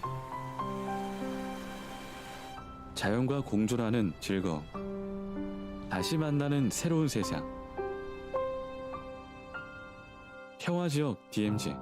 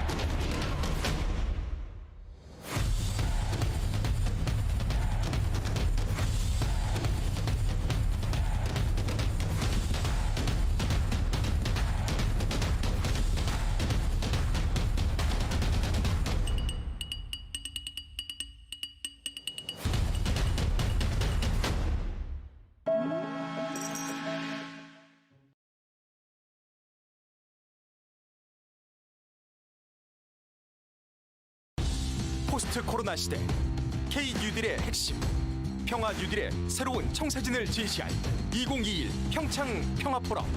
짐 로저스, 데이비드 비즐리, 무하마드 유누스. 평화 지금 이곳에서, 당신이 함께하는 그곳에서.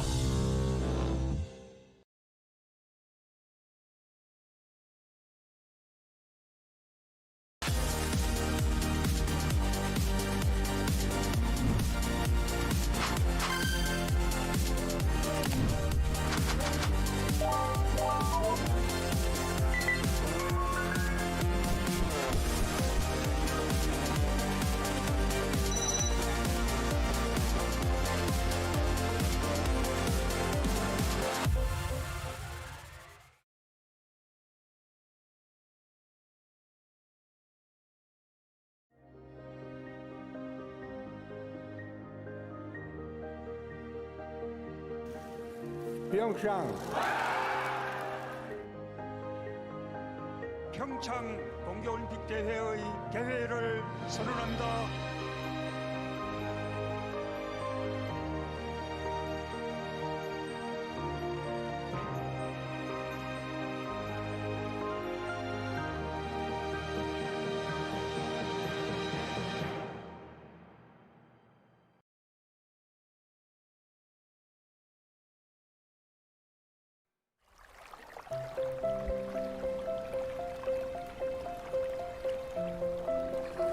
도시를 떠나 낯선 곳으로의 여행. 이곳에서 또 다른 일상을 만나다. 답답한 일상을 벗어나 잊고 있던 나에게로 떠나는 여행.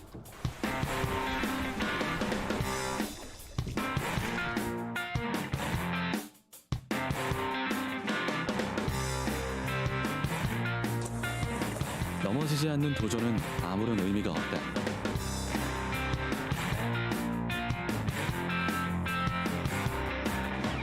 시원한 바람을 가르며 마주한 곳에서 또 다른 나를 만난다.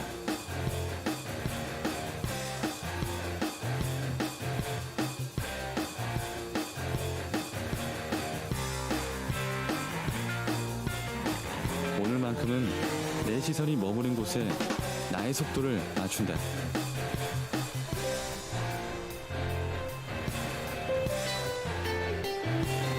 저물어가는 하늘과 밀려오는 파도가 유난히도 새롭게 느껴지는 순간, 익숙했던 모든 것이 새롭게만 느껴진다. 잊고 있던 나를 발견하는 것, 자연과 공존하는 즐거움, 다시 만나는 새로운 세상. 평화지역 DMZ.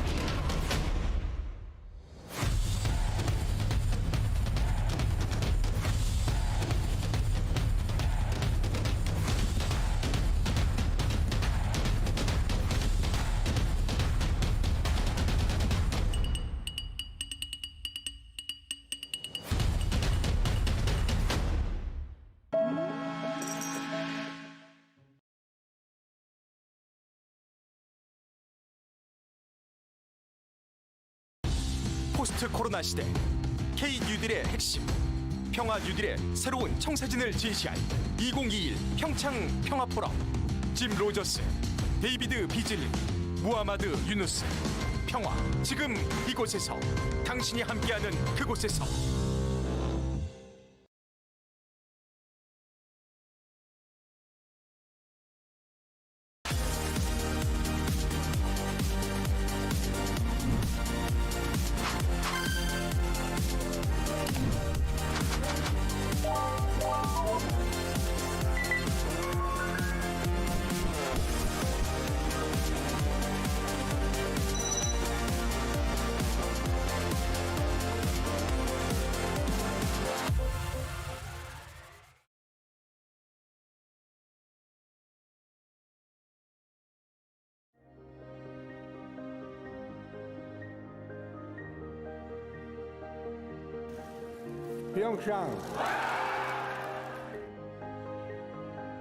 평창 동계올림픽 대회의 개회를 선언한다.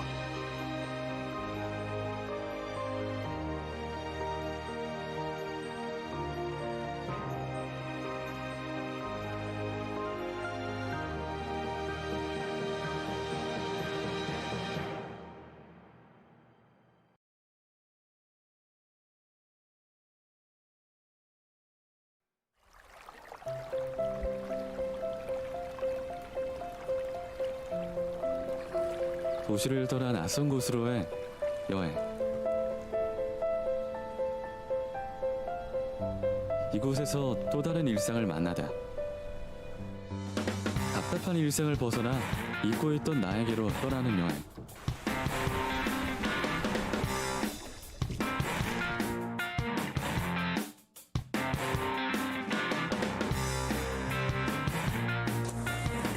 넘어지지 않는 도전은 아무런 의미가 없다.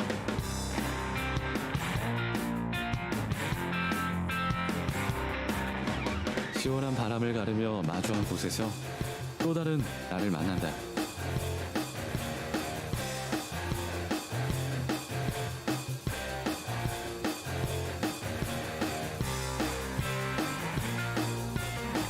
오늘만큼은 내 시선이 머무는 곳에 나의 속도를 맞춘다.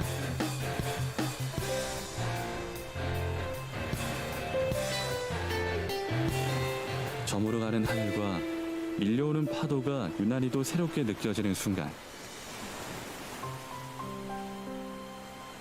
익숙했던 모든 것이 새롭게만 느껴진다. 잊고 있던 나를 발견하는 것. 자연과 공존하는 즐거움. 다시 만나는 새로운 세상. 평화지역 DMZ.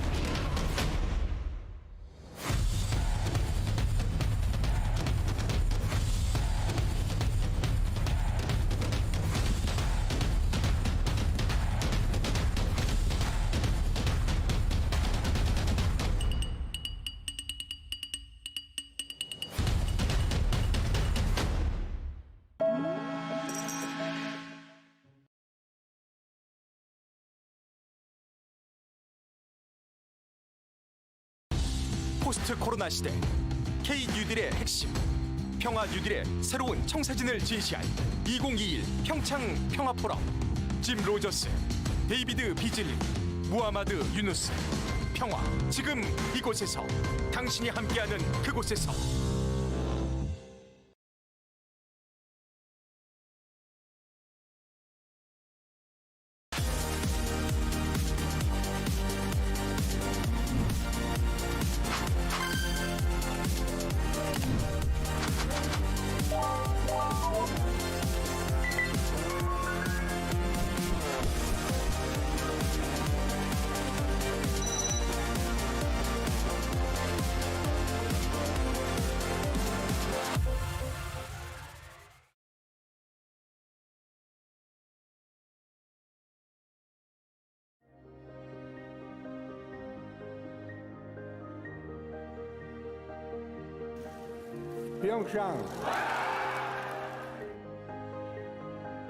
평창 동계올림픽 대회의 개회를 선언한다.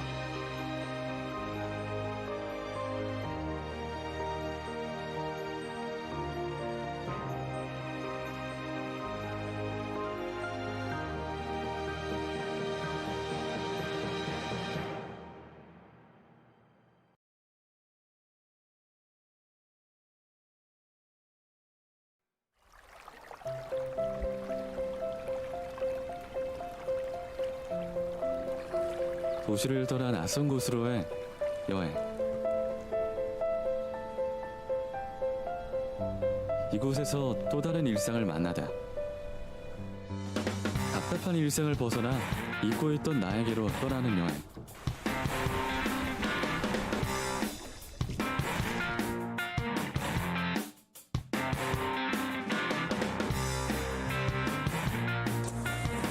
넘어지지 않는 도전은 아무런 의미가 없다.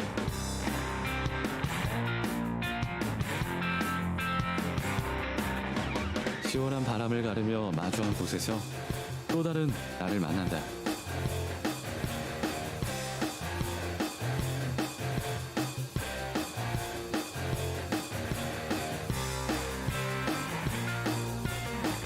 오늘만큼은 내 시선이 머무는 곳에 나의 속도를 맞춘다.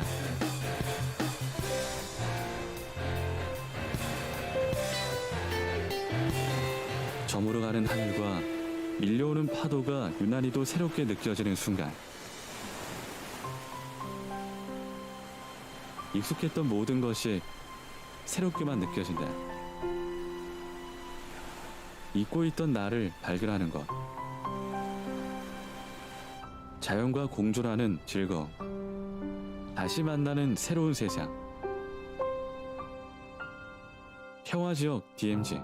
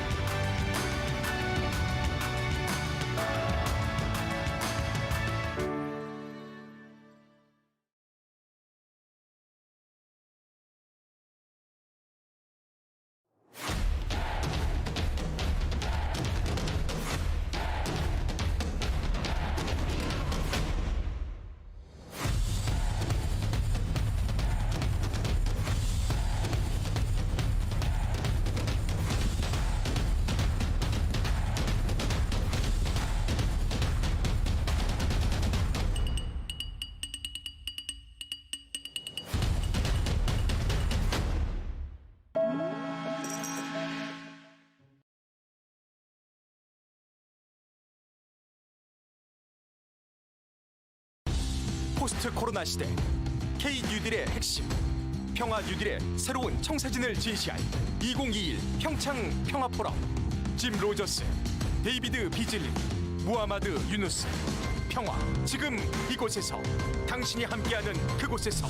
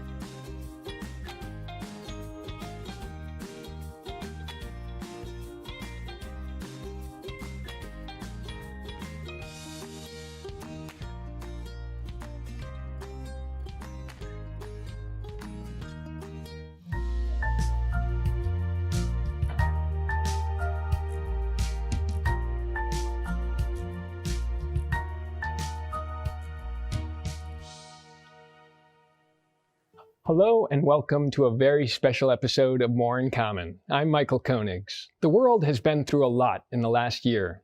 COVID-19 spread around the globe, taking lives, closing economies, and canceling public gatherings. And now, as the vaccination campaigns roll out around the world, many are hoping for a restored sense of normalcy. So today, we're talking about how sports, always a great unifier, could help revive the global spirit after such a difficult year. And we're focusing on the Olympics, which has been a vehicle for fostering cooperation and peace among nations for hundreds of years. The PyeongChang Olympics in South Korea's Gangwon province made international headlines when athletes from around the world and North and South Korea joined forces on a unified women's hockey team for the first time. Now Gangwon is hoping to lead the way again as the host of the 2024 Youth Olympics. We have an incredible panel of athletes and experts standing by, so let's bring them in. Yu Seung-min is the president of the PyeongChang 2018 Legacy Foundation and vice president of the Gangwon 2024 Olympic Games Organizing Committee. Jo Soo-ji is an Olympic hockey player and member of the 2018 Unified Women's Hockey Team that united North and South Korea. Jonathan Ya is an athlete in the New Horizons Champions program and a member of the PyeongChang 2018 Legacy Foundation. Thomas Hong is a Team USA speed skater who competed in the 2018 PyeongChang Winter Olympics. And Lee Dong-ming is a young athlete training to compete in the 2024 Gangwon Youth Olympics as a speed skater. Thank you all so much for joining us here today. I'm going to start with Mr. Yu. After a year where sports and events have been canceled or postponed or heavily modified, what role do you think sports can play in the year ahead to restore that sense of normalcy in places around the world? Thank you, Michael. Well, I believe that the sports has various values to overcome this difficulty. Since COVID-19 spread around the world, we have been challenging so many things. For example, social distancing or travel restrictions and quarantines, and many other challenges. But the sports can be like tools to overcome, then encouraging people to how to live post-corona eras or how to prepare in these difficult situations. So this since last year, the IOC and the Olympic movement has a various programs such as like Stay Strong campaign or Stay Active campaign or many webinar series to provide athletes for prepare and gather informations in these difficult circumstances. So sports has a value to overcome these difficult circumstances. And I would also like to hear, in terms of Jonathan, you're excited about the Youth Olympics coming up and all that might stand for. Can you talk about just the anticipation of these kind of events?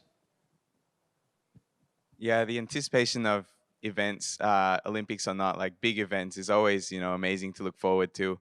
And it's like Suji said before, these things represent more than sport. They represent unity.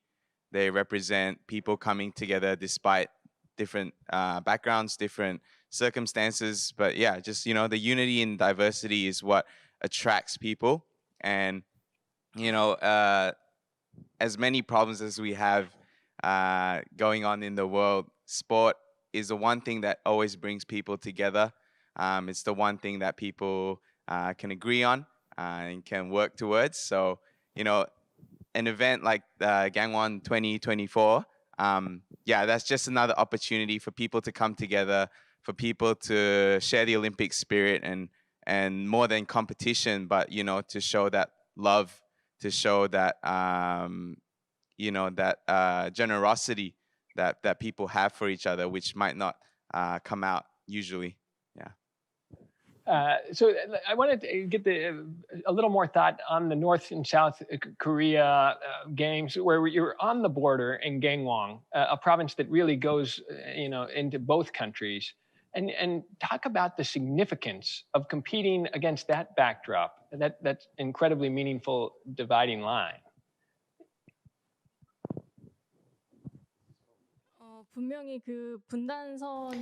Yes, as you mentioned, we do have the dividing line on the Korean peninsula.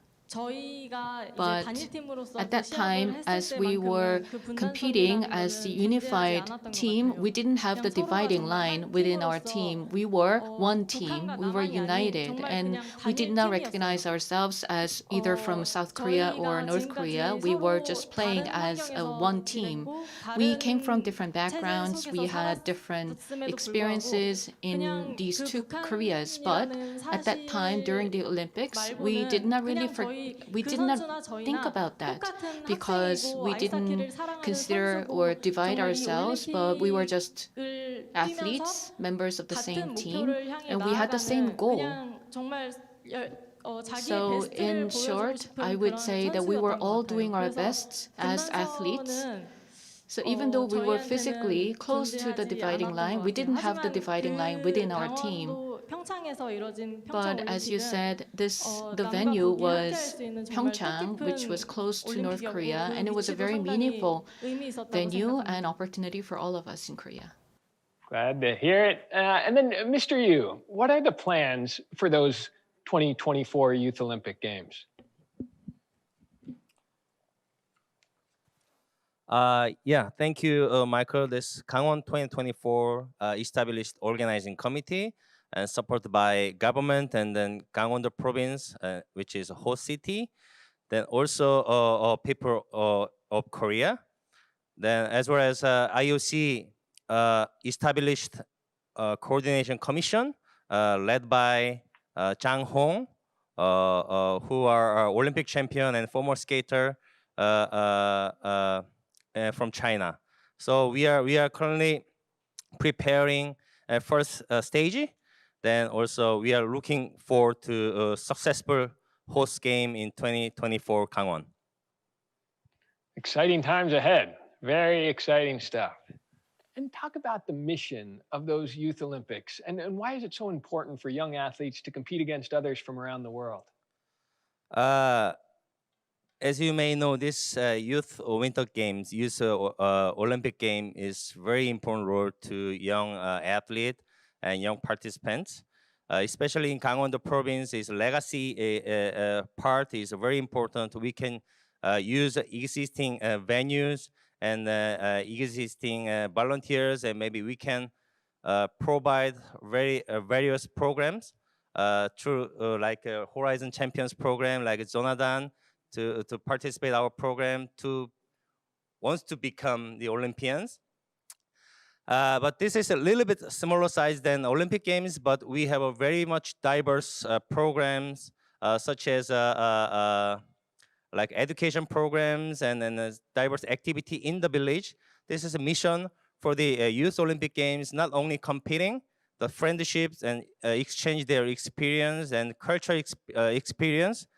Is many diverse programs to achieve it through Youth Olympic Game. So I'm really sure that some participants will be a benefit to diverse learning programs, diverse exchange programs, diverse communication programs in the Olympic Winter Youth Olympic Games.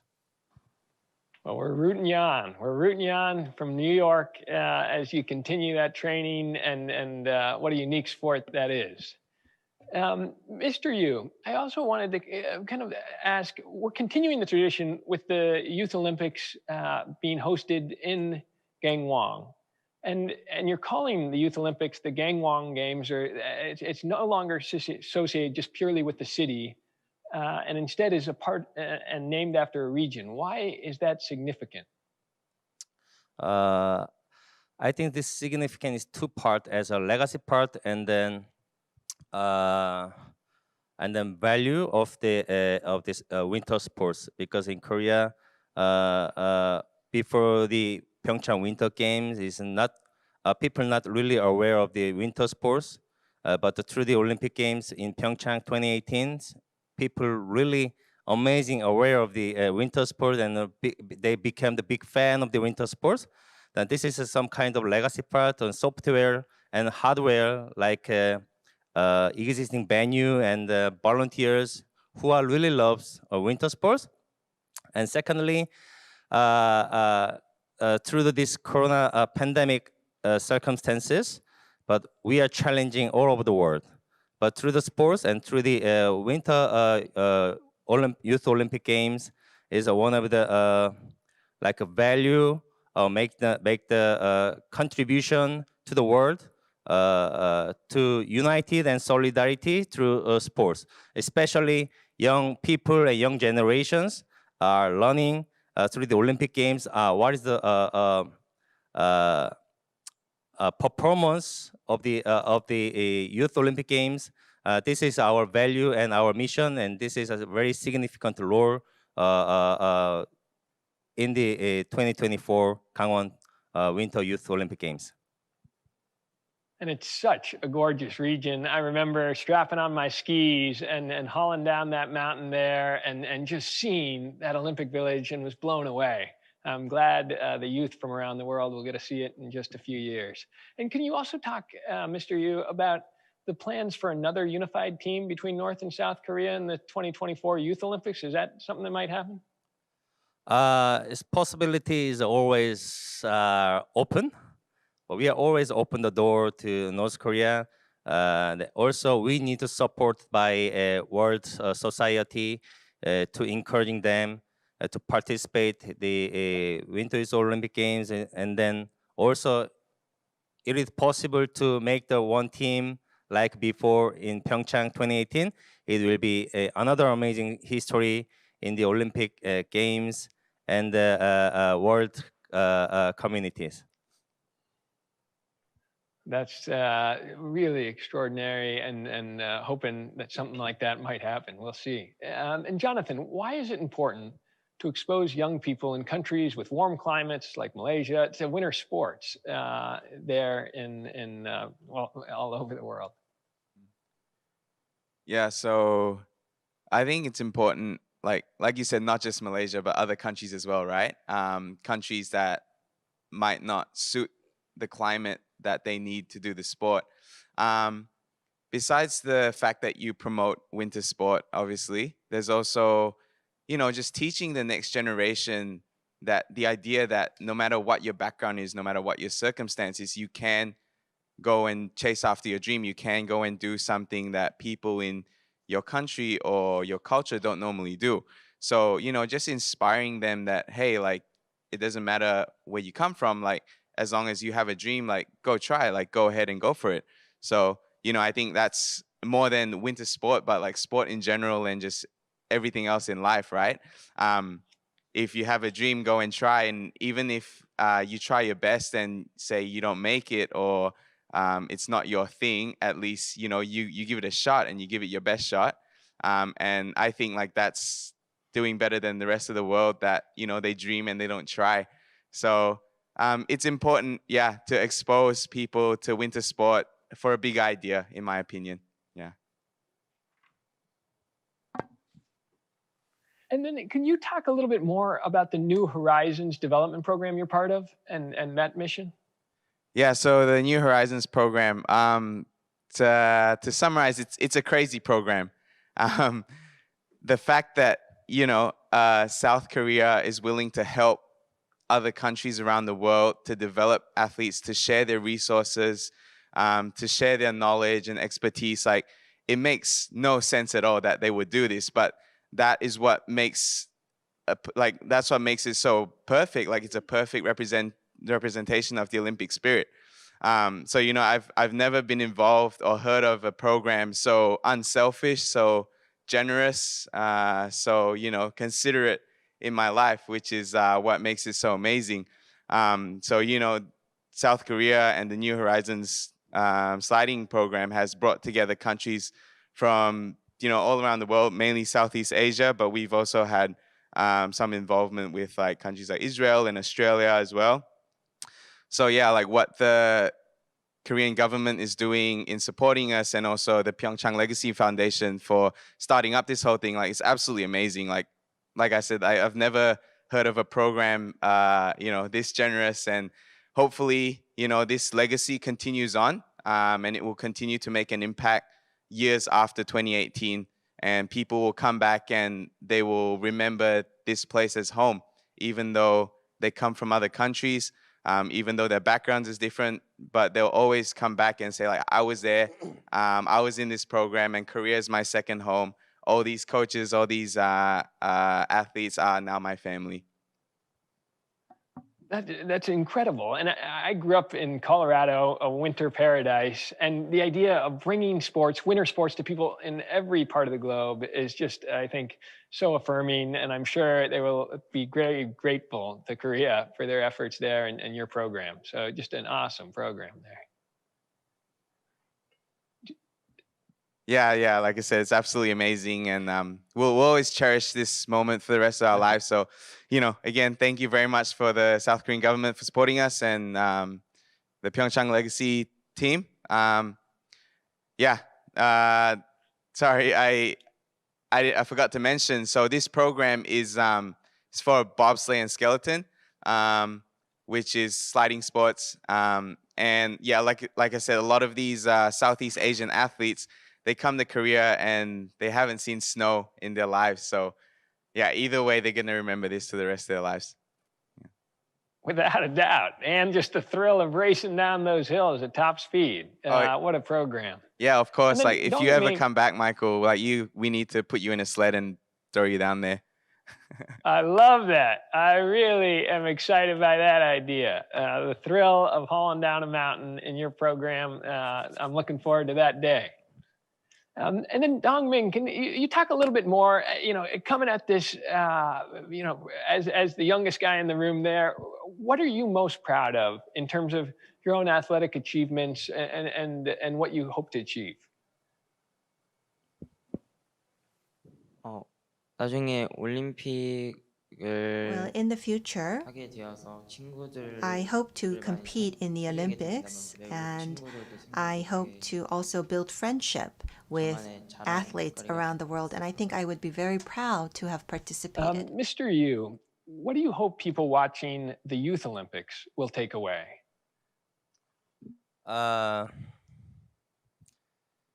As I mentioned, that the Youth Olympic has a value and some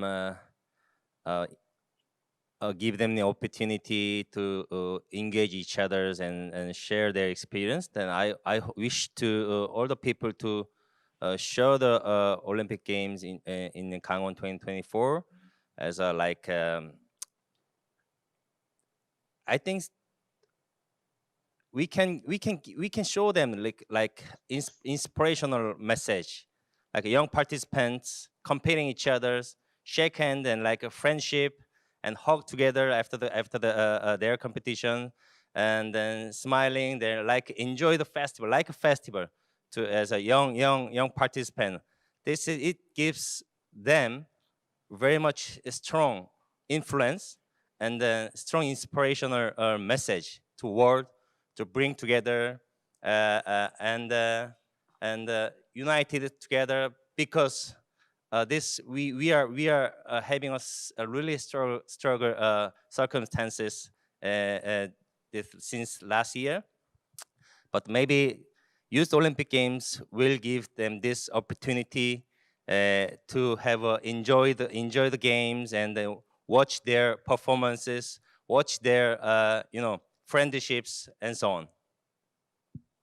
Well, and it's like an appetizer where they get a taste of it and it drives them, I assume, to kind of continue to compete, to just fall in love with that Olympic spirit. And so excited to see these new athletes emerging. Great. Thomas, we're so glad you can join us here. Hello. Hi, guys. Great to connect. Great to see you there. And yeah, we now have a truly global forum.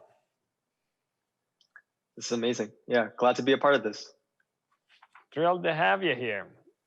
And so, Thomas, can you talk about what these Olympians, feel as they train so hard for the competitions, and then what so many faced this past year of having that Olympic competition delayed? What do you think's going through their heads right now, and what are folks feeling? Right. Yeah, I can only imagine what the Olympic athletes are feeling. On a smaller scale, I've dealt with this a little bit. Where I was supposed to be selected for an international race at a selection competition, I just didn't perform my best. And so ultimately, I just fell short of getting qualified to compete at international World Cups. And my first instinct was disappointment and doubt and things like that, right? To set you into a dark place if you're preparing for something and the goal is moved. And I'm thinking that's likely what these athletes are feeling. A lot of anxiety, a lot of anxiousness just to get out there and compete and not knowing how their body would be in a year's time, right? These athletes are competing and training 100% all the time. And to have that goalpost moved the next year, you don't know how you're going to feel the next year. You don't know what your competitors are going to feel the next year. So I imagine that the athletes are having the Olympics postponed was a big blow to them. But that being said, the Olympics are, it's a unifying event. And so as a spectator and someone that loves the Olympics, and I'm sure a lot of people feel the same way, but we're excited to have them back this year. And then in addition to participating in the 2018 Winter Olympics, you also competed in the 2012 Olympics. What did you, I'm sorry, the 2012 Youth Olympics, and what did that experience mean to you? And do you have any advice for like Dongming, who's about to compete as a speed skater as well in those Youth Olympics? Yeah, the 2012 Youth Olympics in Innsbruck, Austria was actually my first major international competition. And from then on until the 2018 Olympics, that's 6 years of time.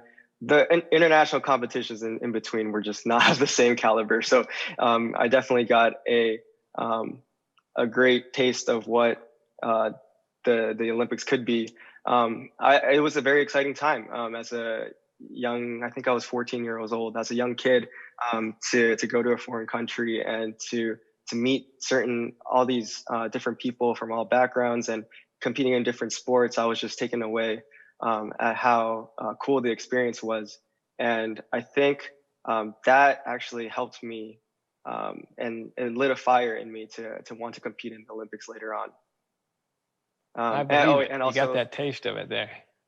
Yeah, and also for as far as advice goes to anyone that's going to compete in the Youth Olympics, it's just to cherish the moment. Sometimes as an athlete, we get really wrapped up in the sport that we're competing in, which is the most important thing, of course, our performance. But at the same time, just really take a step back and soak in the moment and realize that you're being surrounded by some pretty amazing people. Some of the most extraordinary people in the world. Yep. And Dongming, do you have any questions for Thomas, given that you guys play a similar sport and you're in some ways following in his footsteps?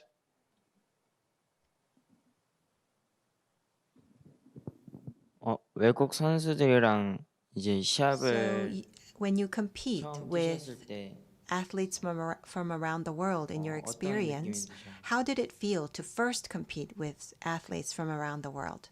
Okay.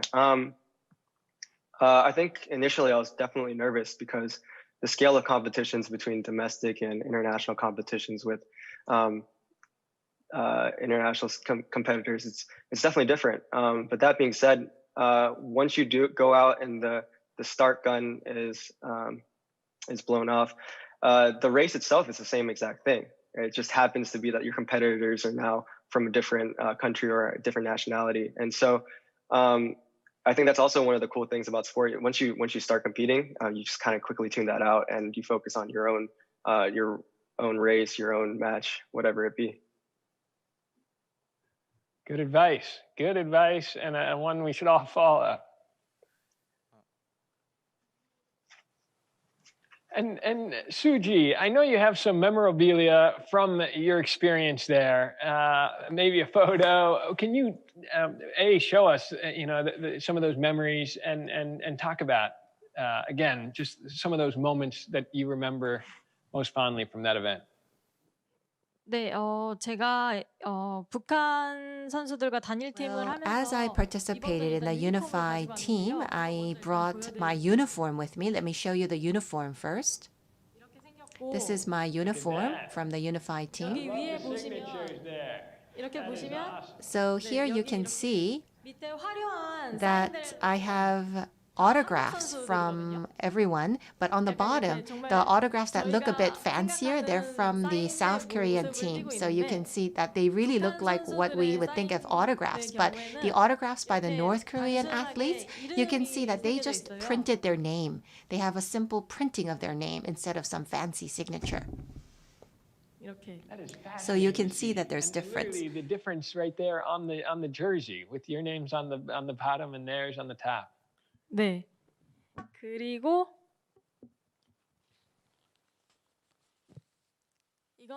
And here I have with me something that was distributed by the Ministry of Unification. The North Korean athletes also received this copy. So here you can see that we have all the moments from when we first met, when we trained together, and pictures of us actually in the game, and when we said goodbye. So we have this book with all of the pictures from our time together. And it's really precious to me because here you can see that the North Korean athletes, before they left, they wrote me little messages on my copy.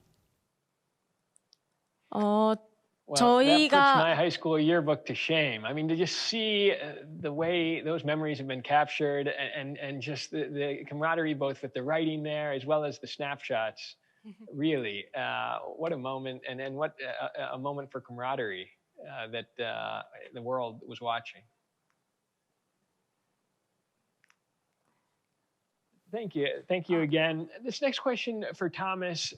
How do you think sports might be able to help bring back the world in a sense of normalcy following COVID as these events come back online, as fans come back into the stadiums? What do you think sports can do to bring us together?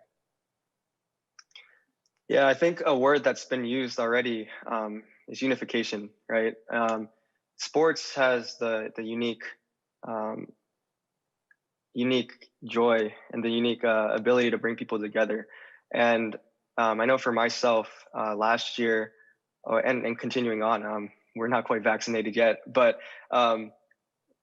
I've missed out on a lot of events that I would find normal, like going out to dinner, going out to the movies, things like that. And to fill in the gaps, I've actually enjoyed watching sports with a small gathering of people. And it's things like that that I think shifts the focus from it just being a competitive thing to being entertainment, to things that people can really enjoy. And it just brings people together. And I think with more sports figuring out ways to safely compete, it's gonna bring some healing to the world. I like that, and it's certainly the sentiment of our show, More in Common. Just the sense of the bonds that can be formed both from fans and competitors in these sports. It's so true. Right. Great. And I think I would just like to wrap with one, and we've hit most of these questions, but I think, for a final question that each of you can either jump in on and we'll kind of, but just talk about moving forward. Is there a sense that, and you guys have addressed this in some ways, but I guess, how do you think the spirit of the Olympics can be taken into people's hearts in their homes now, that everyone looks to Olympians as heroes, as examples of how we can live kind of better lives? And what do you think people should be thinking about as they are stuck at home about kind of the future of the Olympics and what it can mean as it comes back online? Thank you, Michael. Yeah, this is a great question. Actually, the goal of the Olympic movement is to contribute to building a peaceful and better world. I believe those words, like I could say, sports has the unique power to change the world. And sports has the unique power to overcome any difficulties. And sports can bring people together, especially in the Olympic Games, without any discriminations. It means, in these difficult times in sports, the way to overcome and encouraging to people's lives. So we are really looking forward to the upcoming Tokyo Olympics and then Beijing Winter Olympics, and as well as Gangwon 2024 Winter Youth Olympics will be bring inspiration to the people. Those were great words, and that inspiration is certainly there.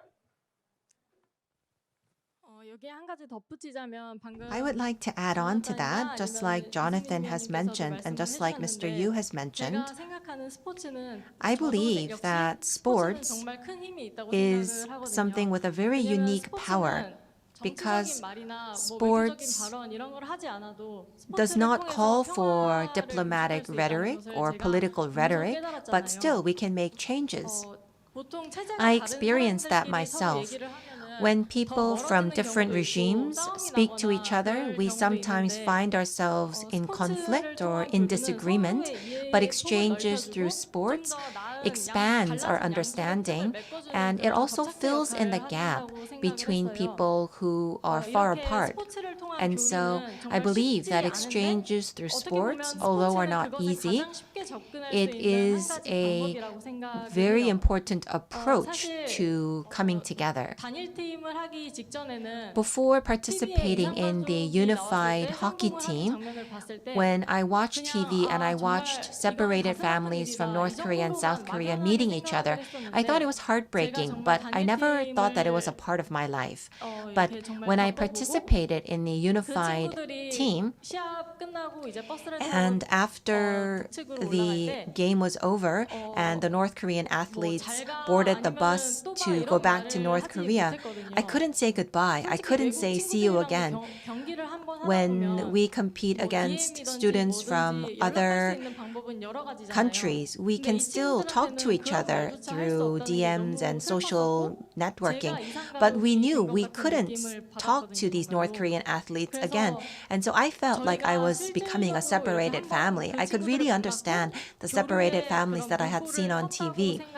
I believe that I had played my part in facilitating communication with North Korea, and I hope that it will open new ways of communication exchanges in the future. That drama of having to go your separate ways right after those games, I can't imagine, and it's helpful to hear.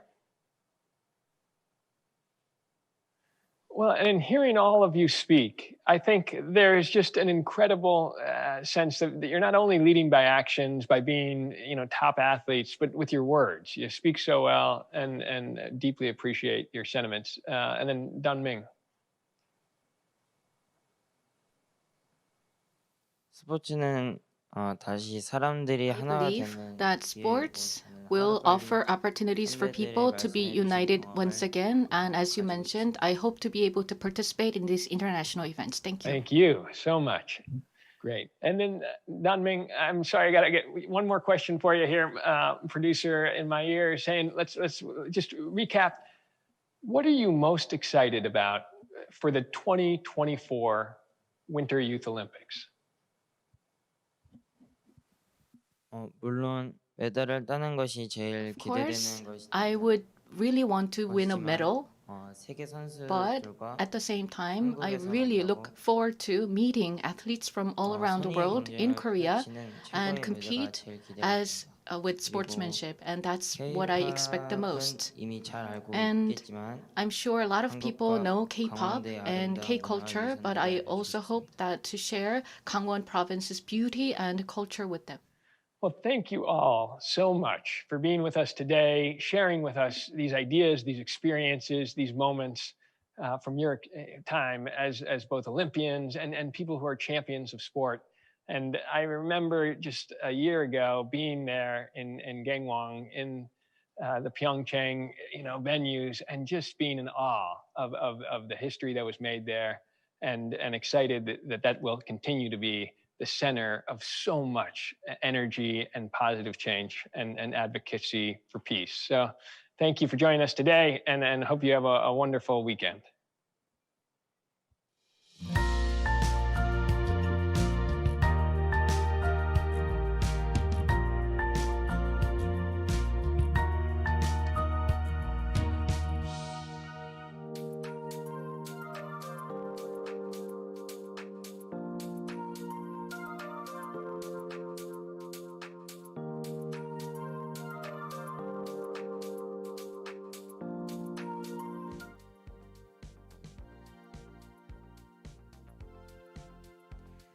(2021) 평창 평화포럼 여러분 함께하고 계십니다. 오늘 오프라인으로 바로 이곳 평창에서 펼쳐지고 있는데요. 오전부터 정말 많은 분들께서 다양한 이야기들을 나누고 계십니다.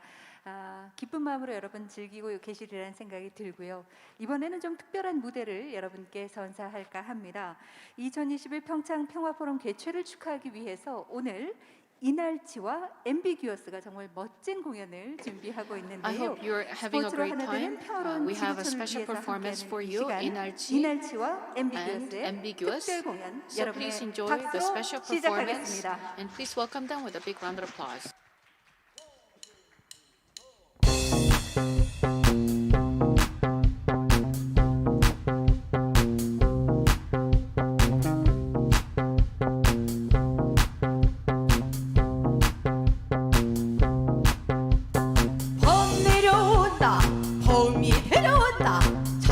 깊은 골로 대한짐승이 내려온다.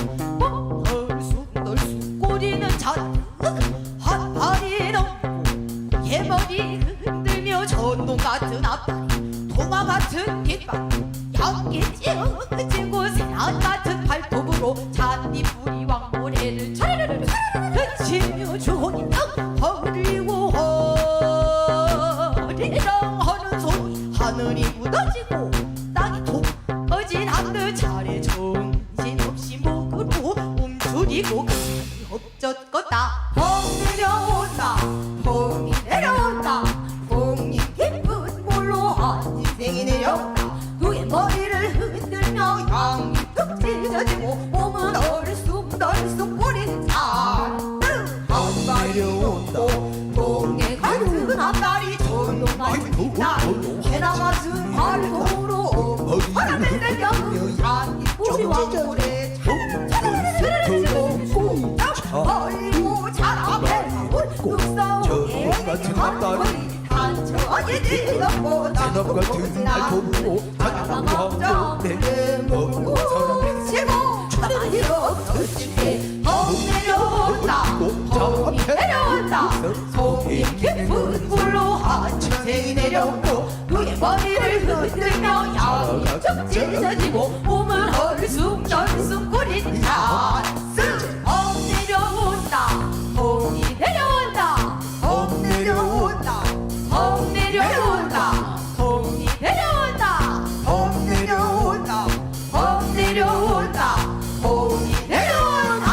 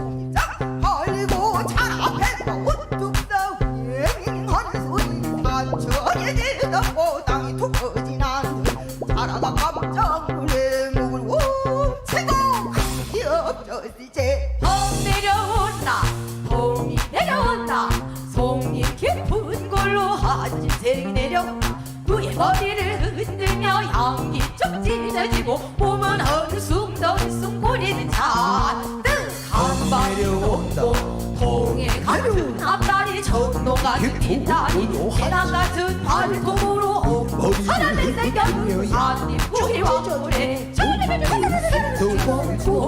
벌리고 잘 앞에 뚝싸오게 거는 소리 상처에 뒤덮고 상도진 않고 자라나 깜짝을 내목을 고치고 자르는 듯 이제 내려온다 거기 내려온다 거기 깊은 걸로 한층이 내렸고 그의 머리를 흔들며 향이 좀 찢어지고 몸은 얼쑥덜쑥 거린다 내려온다 거기 내려온다 내려온다 거기 내려온다 내려온다 거기 내려온다 내려온다 거기 내려온다 내려온다 거기 내려온다 내려온다 거기 내려온다 내려온다 거기 내려온다 내려온다 거기 내려온다 내려온다 거기 내려온다 내려온다 거기 내려온다 내려온다 거기 내려온다 내려온다 거기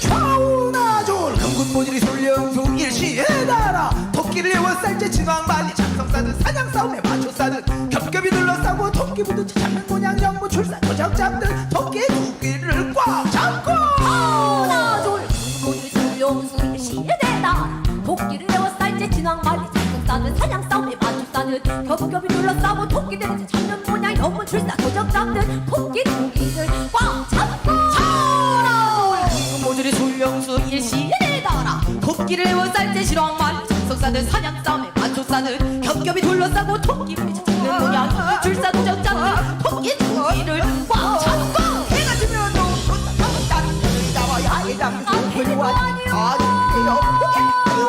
네가 내어 차영원 알게 되면 내어야 만병의 주네 만병의 주네 만병의 주네 아니라 아이고 소 같으면 더욱 좋다 좋다는 너를 잡아 두핀쪽 살찐 다리 양회감 저녁 콩팥 우박 없이 나눠 먹고 이뿔 빼어서 활도 메고 네 가죽을 벗겨내어 실도 딛고 빚도 내고 넘어지면 걸음을 하니 발을 끊느니라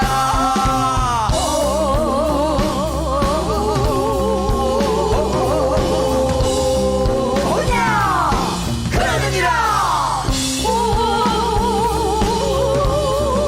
그것이 우리 수봉남녀라고 하는 것이다 말 같으면 더욱 좋다 서검 관중이라 요단 한장 전리마로다 여담 외금으로 죽은 사갔으니 너를 산채우라다 대왕전에 맞췄으면 전금상을 안태주게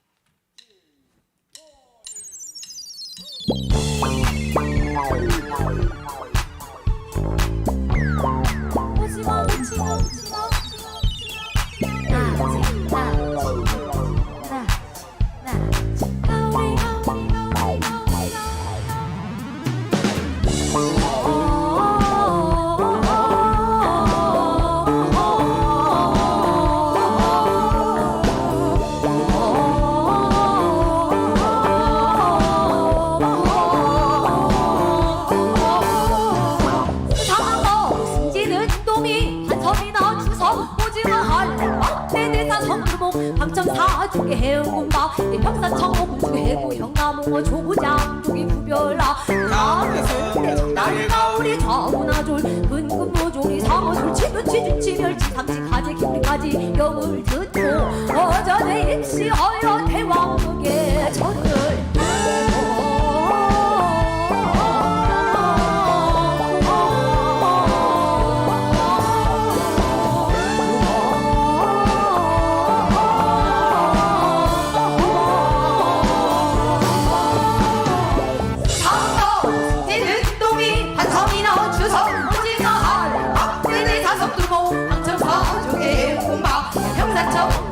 대구 영광 모조 부장 부별라 자대승 정다리가 우리 사문화돌 금금 모조리 사무술 치는 치멸치 삼치 가재 경리까지 영을 듣고 어전히 힙시하여 대왕국의 철은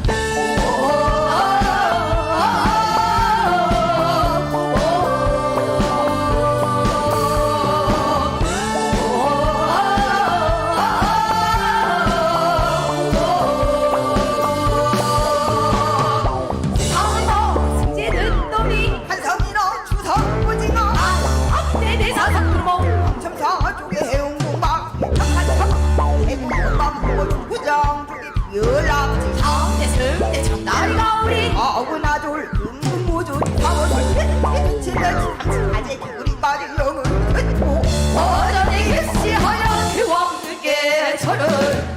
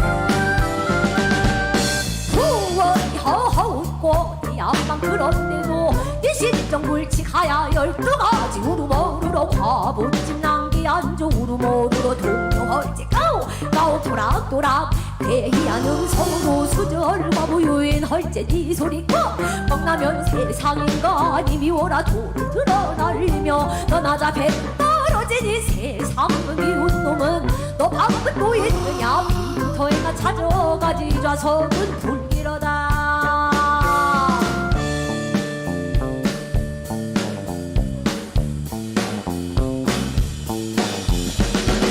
고향 세상이요 지혜로 고향 세상이라 천병의 삼천수 아니 장신하야 천국만 하늘 바라보니 한중 대월 중대 안면이 휘싸우니 소신은 이라를 돕기는 해 밝은 허리를 밤새도 느끼며 그다음 일왕전에 바치리라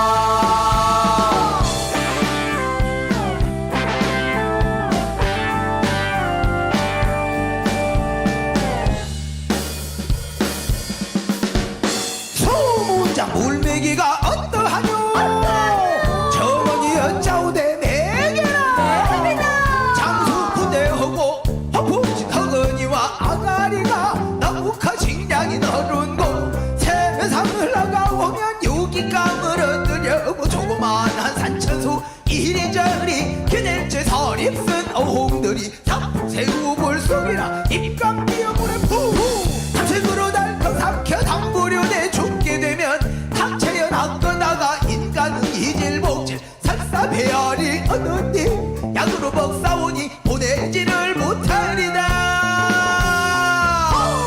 허허허 약만 그런데도 이 신종 불치가야 과문집 남기 앉아 또라 귀한 음성으로 수절과 물을 유인하고 이 손이 깡깡 나면 세상인간이 미워라 돌을 들어 날리울지 너 날잡해 떨어지니 세상은 미운 것은 한번 또 있느냐 공동묘지나 찾아 한 가지 이 좌석이 부당하다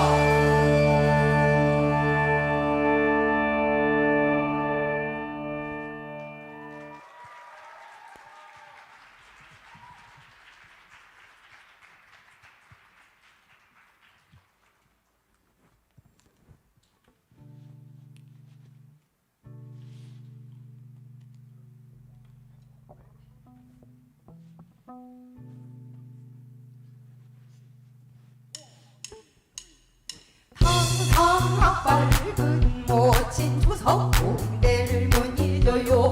군신유리 장안 충성 조정 사직을 못 잊어요. 규중 젊은 난의 선행 지사를 못 잊어요. 당상학발은 멋진 조석 공대를 못 잊어요. 규중 젊은 난의 선행 지사를 못 잊어요.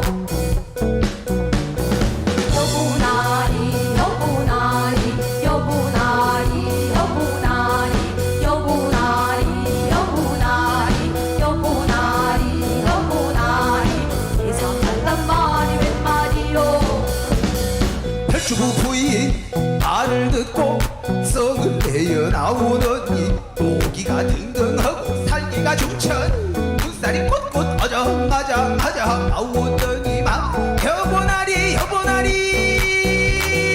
예상한단 말이 웬 말이요.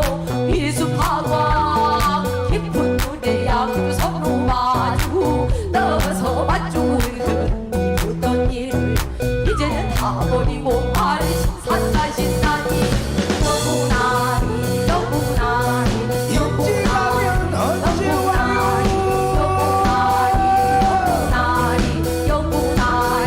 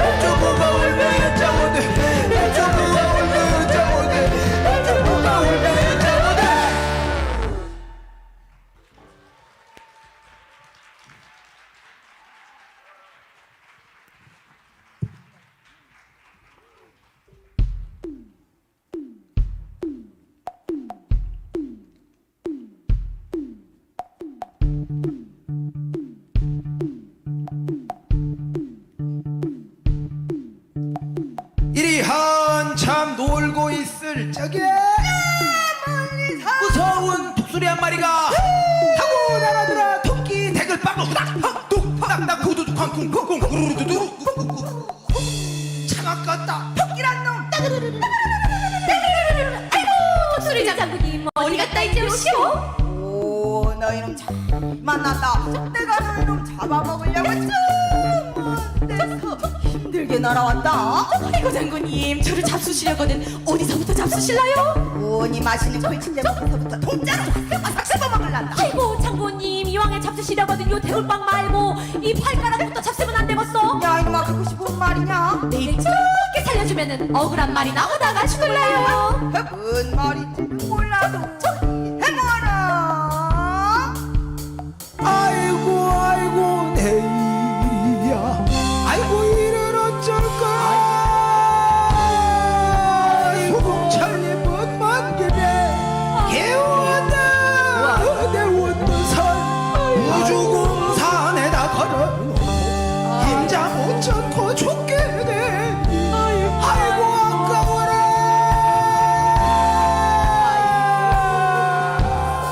너 이놈 토끼야, 너 그것이 대충 무엇이간데 보다 서럽고 아깝다는 것이냐? 그것이 무엇이냐? 여보시오 장군님 제 말씀 좀 들어보소.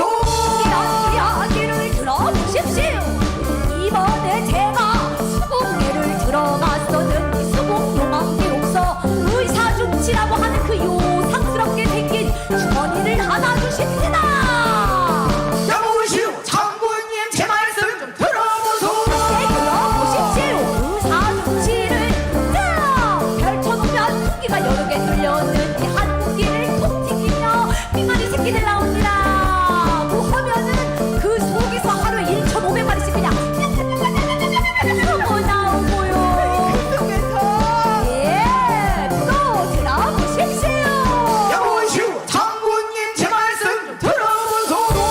풍기를 톡 튕기며 백창신 돼지 새끼 죽은 것 나오느라 하면은 몇달 며칠이라도 늦었고요.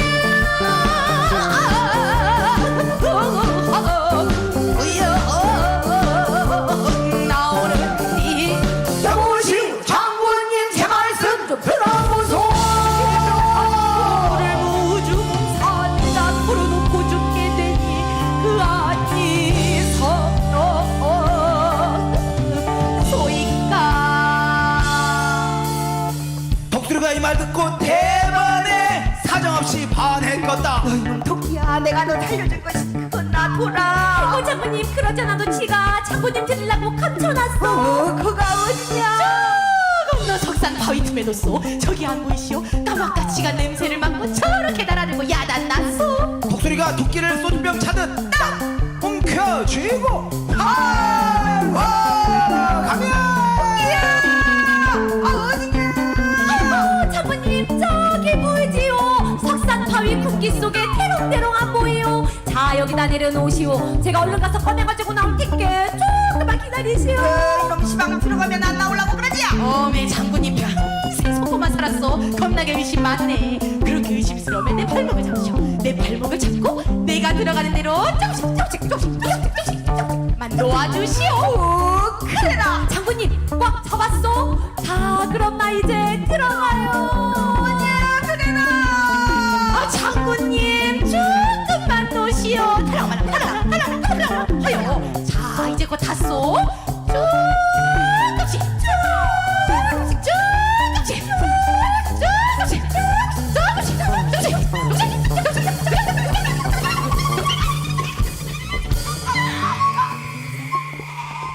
하더니 뒷발로 후닥 팍 후두둑 쿵쿵 후두둑 차버리고 군기 속으로 쏙 빠져 들어갔다.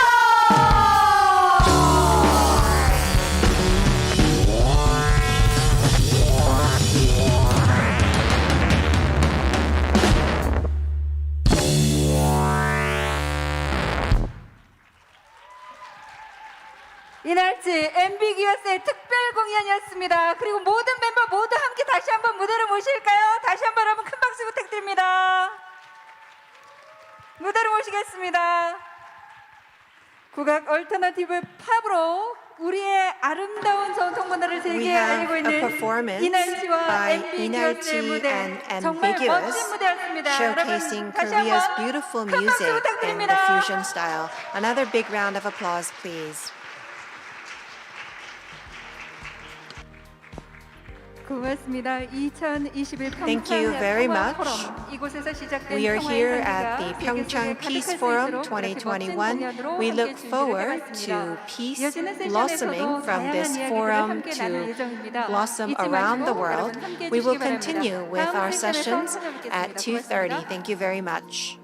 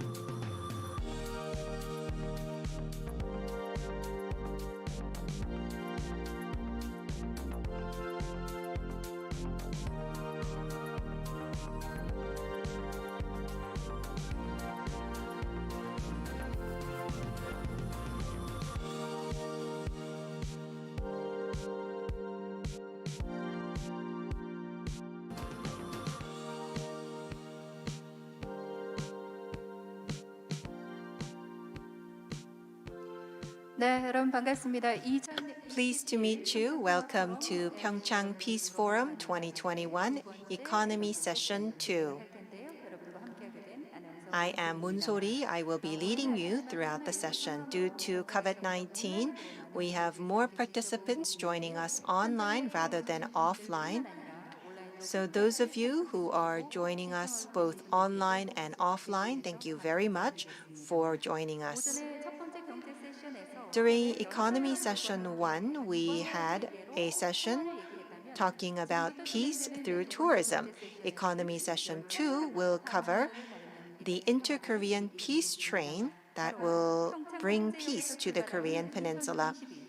The inter-Korean peace train for Beijing 2022, departing from the PyeongChang International Station, is the title. We have with us President Na Hee-seung of the Korea Railroad Research Institute, who will moderate the session. Good afternoon. As have been introduced, I am Na Hee-seung of the Korea Railroad Research Institute. I retired 2 weeks ago, and currently I am continuing my research concerning the inter-Korean train at the Institute. The topic for this session is the inter-Korean peace train for Beijing 2022, departing from the PyeongChang International Station. We also look forward to the Gangwon 2024 Youth Winter Olympics, as well as the joint Olympics to be hosted in Seoul and Pyongyang together, which we will hope will be realized in the future. And so, how are we going to conduct these mega sports events based on peace and also based on the infrastructure of trains? Let me take this opportunity to introduce our speakers to you. Because we have a hybrid session, I believe that I will also need to introduce our session to you before we go into the presentation. As speakers, we have 3 presentations, and we have 1 panelist who will discuss this topic. I am one of your speakers. I will be speaking under the topic of inter-Korean peace train departing from PyeongChang International Station. The second presentation will be on GTI. We have with us the Director of Greater Tumen Initiative, Mr. Andre Samordin. He will talk to us about peace economy through the inter-Korean train. And the third speaker is Professor Lee Jung-chul of Sungsil University's Department of Political Science.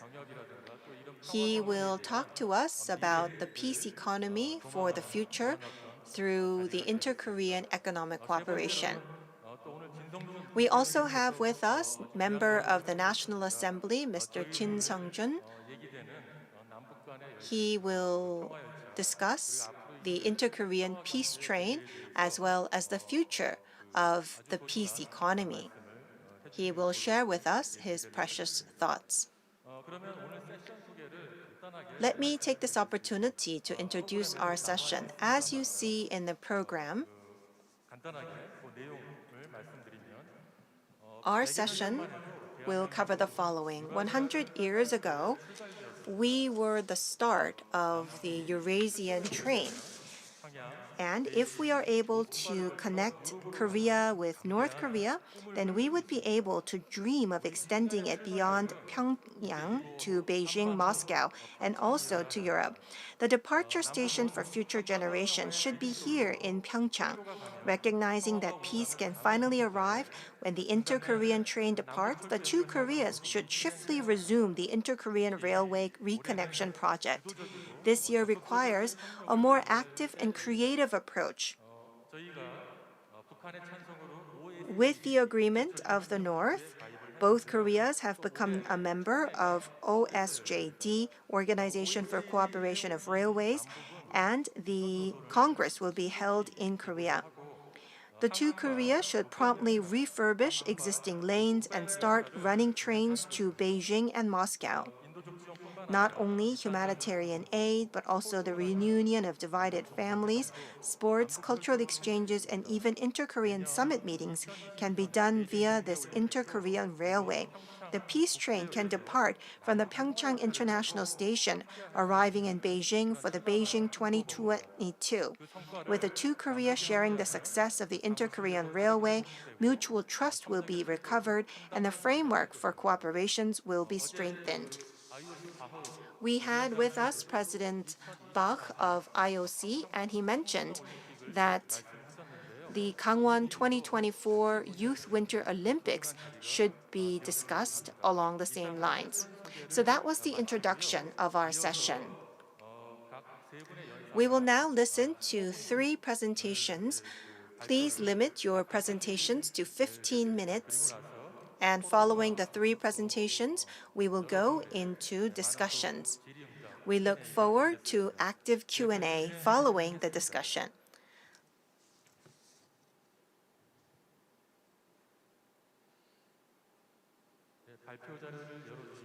Could you open my presentation slides, please?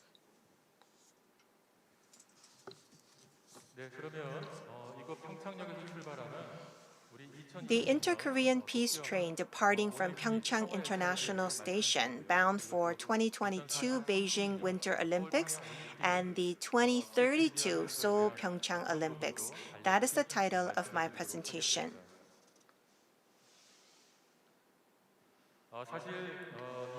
Well, actually, if we go back 22 years, for the first time after the Korean War, we had the first inter-Korean summit. And following the summit, we started 3 major economic cooperation projects: the Kaesong Industrial Park, the Mount Kumgang Tour Project, as well as the Railway Reconnection Project. The Kaesong Industrial Complex development was an opportunity to have jobs for 50,000 North Koreans. And we also had 1 million square meters of land where we could accumulate experience for future economic cooperation projects. So that was an example of a small peace economy community. And in Mount Kumgang, we had a tour project, and that is one of the most successful economic cooperation programs. We actually had up to 40,000 tourists going to Mount Kumgang, but after the land route was opened, 300,000 tourists went every year. So a total of 2 million tourists visited Mount Kumgang tour area.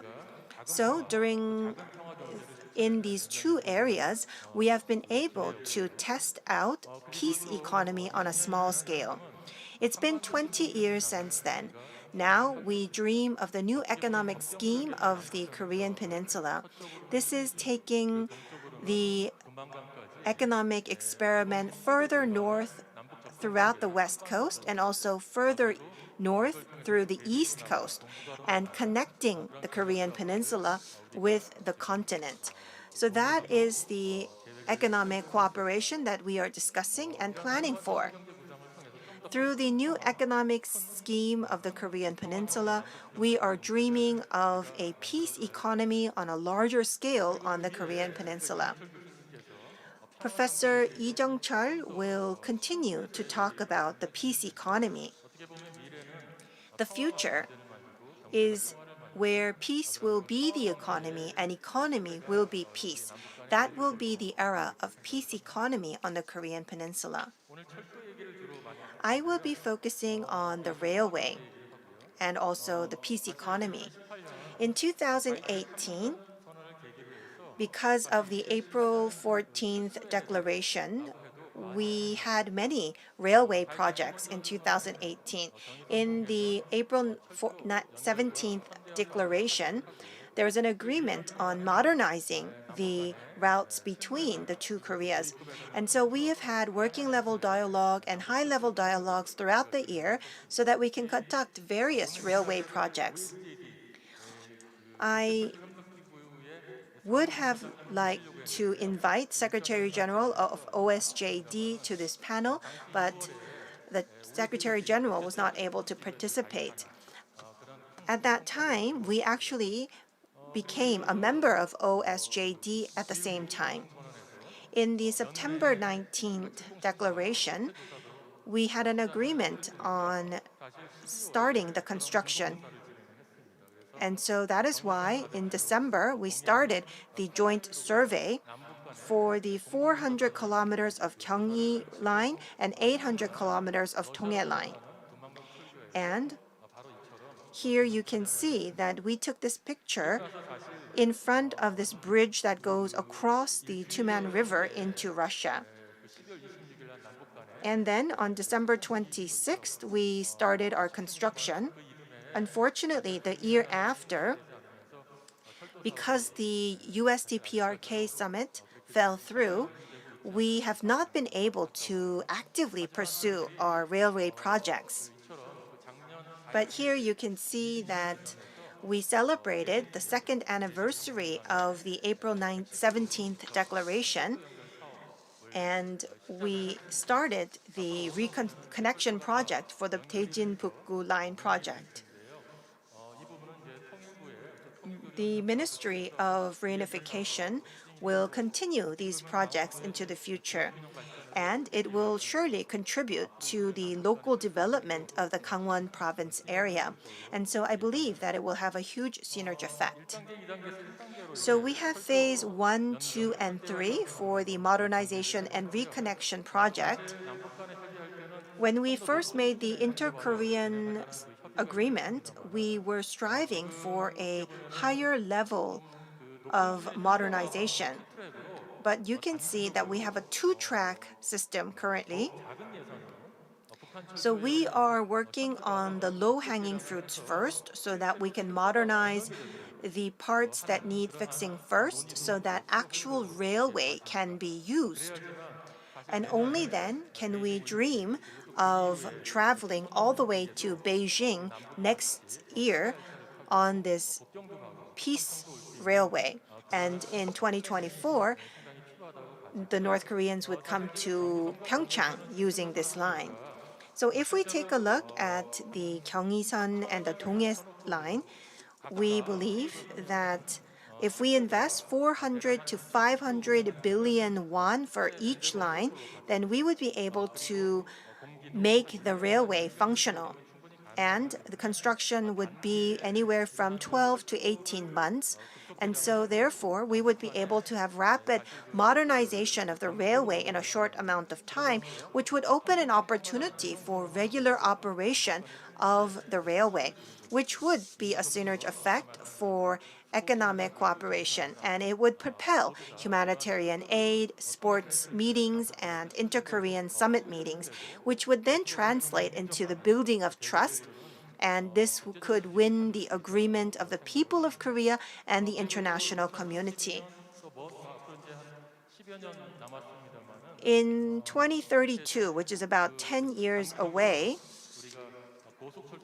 we hope to connect high-speed railway between the two Koreas as a cooperation project. Of course, in that process, there are many hurdles to overcome, especially the sanctions on North Korea, but there are projects that can be done despite the sanctions. And we could conduct large-scale projects together. Joining OSJD as a full member is very meaningful. Of course, modernizing the infrastructure is important, but we also need to have the governance for the operation of railways. OSJD is a binding organization, much more than UN. There are 29 Eurasian countries participating in this organization, and many of the agreements related to freight and also passengers are included. Pricing is also covered under this organization. And so, being a member of this organization means that we are a part of 29 states covering 280,000 kilometers of railway. And so by becoming a member of this organization, we are now a part of 280,000 kilometers of railway and a 29-state network. North Korea agreed that South Korea should become a member of this organization and vice versa, which means that North Korea is looking forward to operating inter-Korean trains. Even under the sanctions on North Korea, we see that there are 4 trains going from PyeongChang to Beijing every week and once a week to Moscow.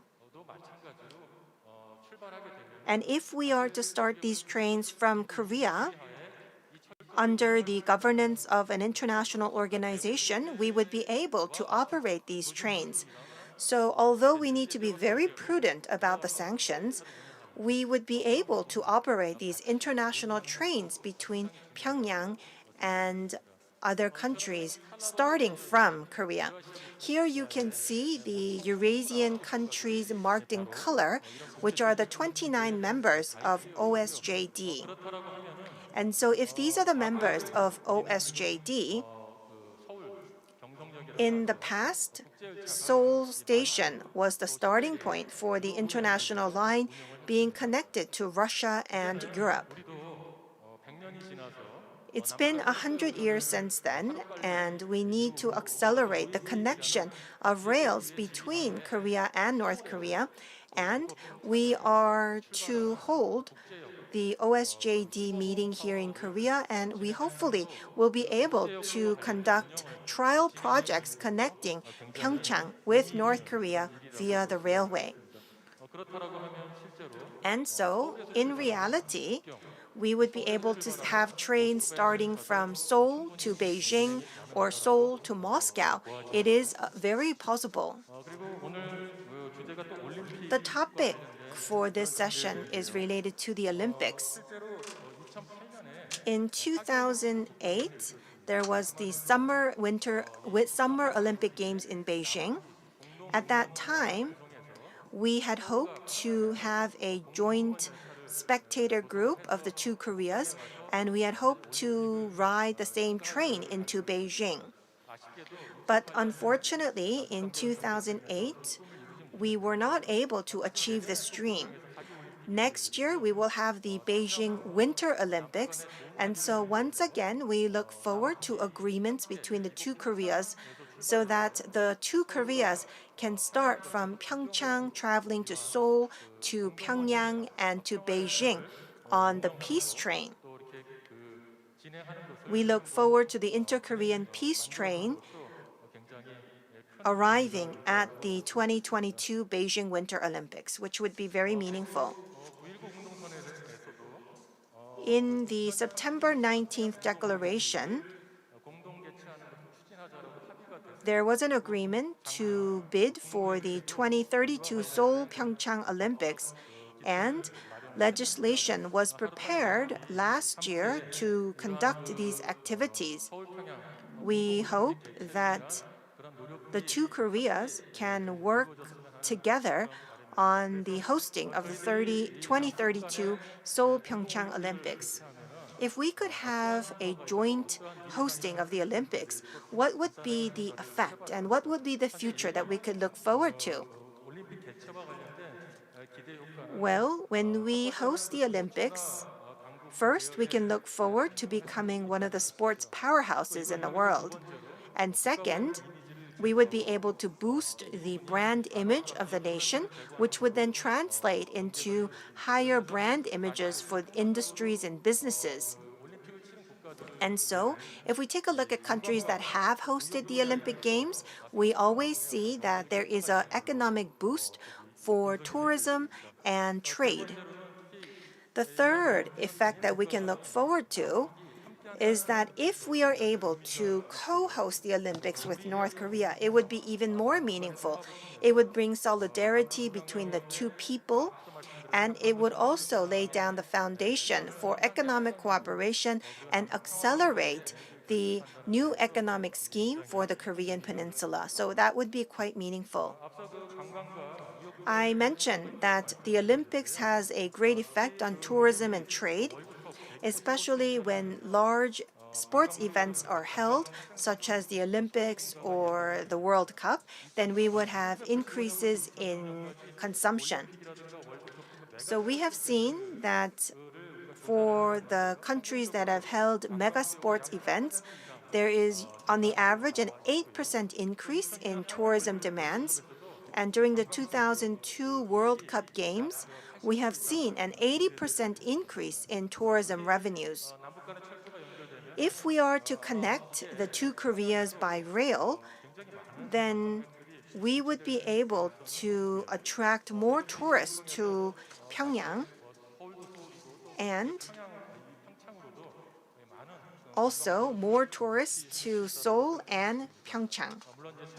Of course, we need to have connection of the two railway systems.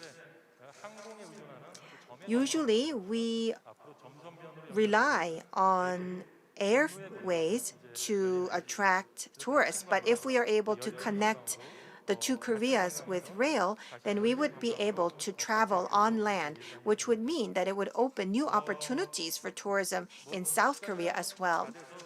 I think I'm almost out of time, and I've not been able to cover all of my slides. Other than the tourism impact, there is also an impact on trade. And through solidarity between the people, we would be able to boost productivity as well as national interest. Especially for developing countries, the economic effect of the Olympic Games is maximized. This is the same for Korea, China, and Japan. During the Tokyo Olympics and the '88 Seoul Olympics and in the 2008 Summer Beijing Olympics, we each hosted the Olympic Games, and after hosting the Olympic Games, we have been able to enjoy economic benefits. And within the next 5 years, we have had the doubling of the per capita income in all three countries. And if we could have a co-hosting of the Olympics with North Korea, we would be able to improve the image of North Korea around the world, and we would also be able to facilitate exchanges and qualitatively and quantitatively improve the relations between the two Koreas. So I have covered the Olympics, and in reality, next year and in 2024, when we have the Youth Winter Olympics, we hope to see the Inter-Korean Railway connected so that we can use these railways for the athletes and spectators to travel to PyeongChang and also Beijing. And related to the Olympics, railway is an important infrastructure, especially high-speed railways. Concerning the Gyeonggi line, we would be connecting Seoul to Siniju, which is a little bit less than 400 kilometers.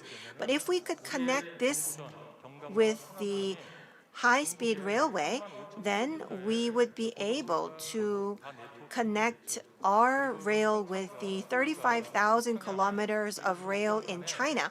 And we would also have a single network connecting Seoul, Beijing, and Pyongyang. And we would be able to have a one-day zone for these three countries. Currently, we can travel to PyeongChang in an hour by rail and 5 hours to Beijing. And if we are able to add high-speed railways, then we would be able to travel even faster, which would bring the cities closer together, facilitating the exchanges between people, as well as the exchange of goods. This would mean that 10 billion people would be able to travel together. Elon Musk is currently talking about Hyperloop, which are trains that can travel at more than 1,200 kilometers per hour. Korea is also developing relevant technologies. This is not from science fiction. In 10 years, we would be able to see trial projects, which would mean that we can bring down the distance between Seoul and Pyongyang to 15 minutes, and it would only take 2 hours from Seoul to Beijing by train, and it would definitely boost the local economies where the train passes through. So here you can see that if we have a high-speed network, what would be the impact in Northeast Asia? And so the Moon administration is discussing the East Asia Railway community, and the interconnection between the two Koreas would definitely be a stepping stone for such a railway community. This brings me to the end of my presentation. Thank you.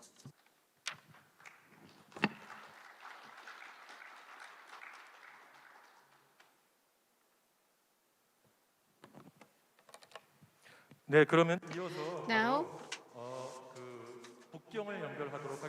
let's connect to Mr. Smorodin in Beijing. GTI was an evolution of the Tumen River Area Development Program launched by UNDP, and this is a critical initiative in this region. So from Beijing, we are connecting Mr. Smorodin, who is the director of GTI Secretariat, so that we can learn more about the GTI initiatives and the meaning of peace and railway development in this area. So, Mr. Smorodin, please go ahead with your presentation. Thank you. Distinguished delegates, dear guests, ladies and gentlemen, well, good afternoon. It's my great honor to participate in this forum and to be a speaker for this session. In my today's presentation, I'd like to make a brief introduction to the history, institutional structure, current status of the GTI, as well as touch upon some ongoing and potential projects and initiatives in the GTI region, which might contribute to the advancing of the concept of peace economy, and in particular, the reconnection of the inter-Korean railways. So the GTI, as was mentioned, was launched by UNDP as the Tumen River Area Development Program, or briefly TRADP, in 1991 to promote economic cooperation in the Tumen River area. In 1995, the member countries, namely Democratic People's Republic of Korea, China, Mongolia, Republic of Korea, and Russian Federation, signed an agreement on the establishment of the TRADP Consultative Commission at Vice Ministerial level to officially launch the intergovernmental mechanism. This agreement was extended in 2005, and the TRADP was renamed as the Greater Tumen Initiative. While remaining administratively supported by UNDP, the GTI evolved into a regional intergovernmental cooperation platform driven by member countries and with an extended geographic scope, target areas, and strengthened institutional structure. In order to financially support the operation of the GTI Secretariat and fund basic activities of GTI, the GTI Common Fund was established by member countries in 2008. Shortly after, unfortunately, in 2009, the DPRK withdrew from GTI because of different reasons, including Pyongyang's state against UN Security Council sanctions. In our work, we are following the directions agreed upon by the GTI Consultative Commission and reflected in the GTI strategic action plans. The current version of such a plan is for the years 2021-2024, was endorsed at the GTI Consultative Commission meeting held last year under the chairmanship of the Republic of Korea. For the past few years, the GTI member countries, among other issues, have been exploring opportunities of a legal transition into a member-driven, independent, intergovernmental institution covering the Greater Tumen region and Northeast Asia, which should further improve our institutional and operational capability.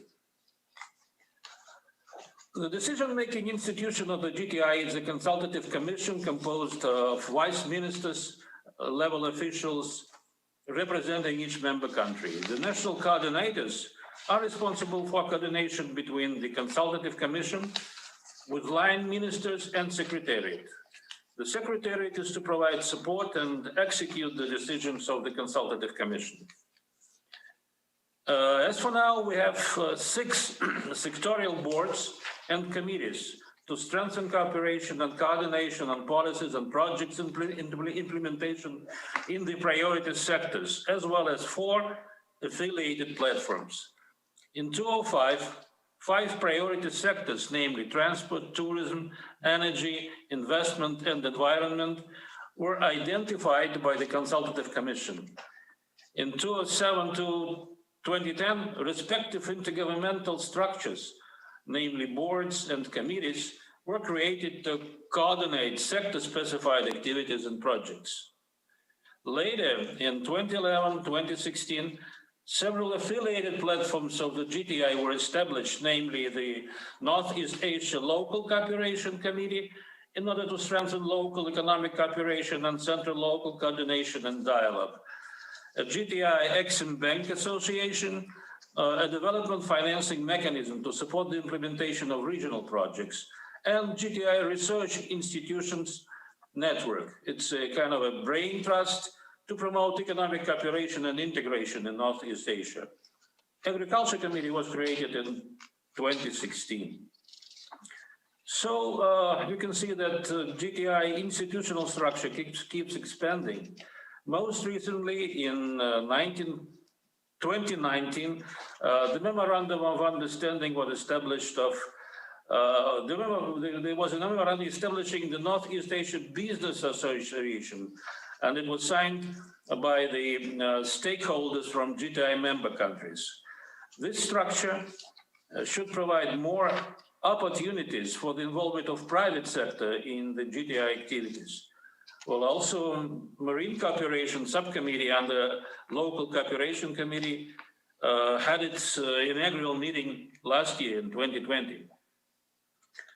Utilizing the resources and with the financial and in-kind support from its partner organizations, such as United Nations Economic and Social Commission for Asia and Pacific, German Agency for International Cooperation, and member countries, national agencies and authorities, GTI had implemented different researches, studies, training, and specific capability building and development activities in the following areas. Namely, it's capacity building programs and workshops in trade and facilitation, energy policy and energy efficiency, as well as tourism. Theme-specific studies on regional connectivity in transport, infrastructure, and in the tourism sector. Strategies of studies exploring potential for cooperation in agriculture, energy, environment, trade facilitation, research network.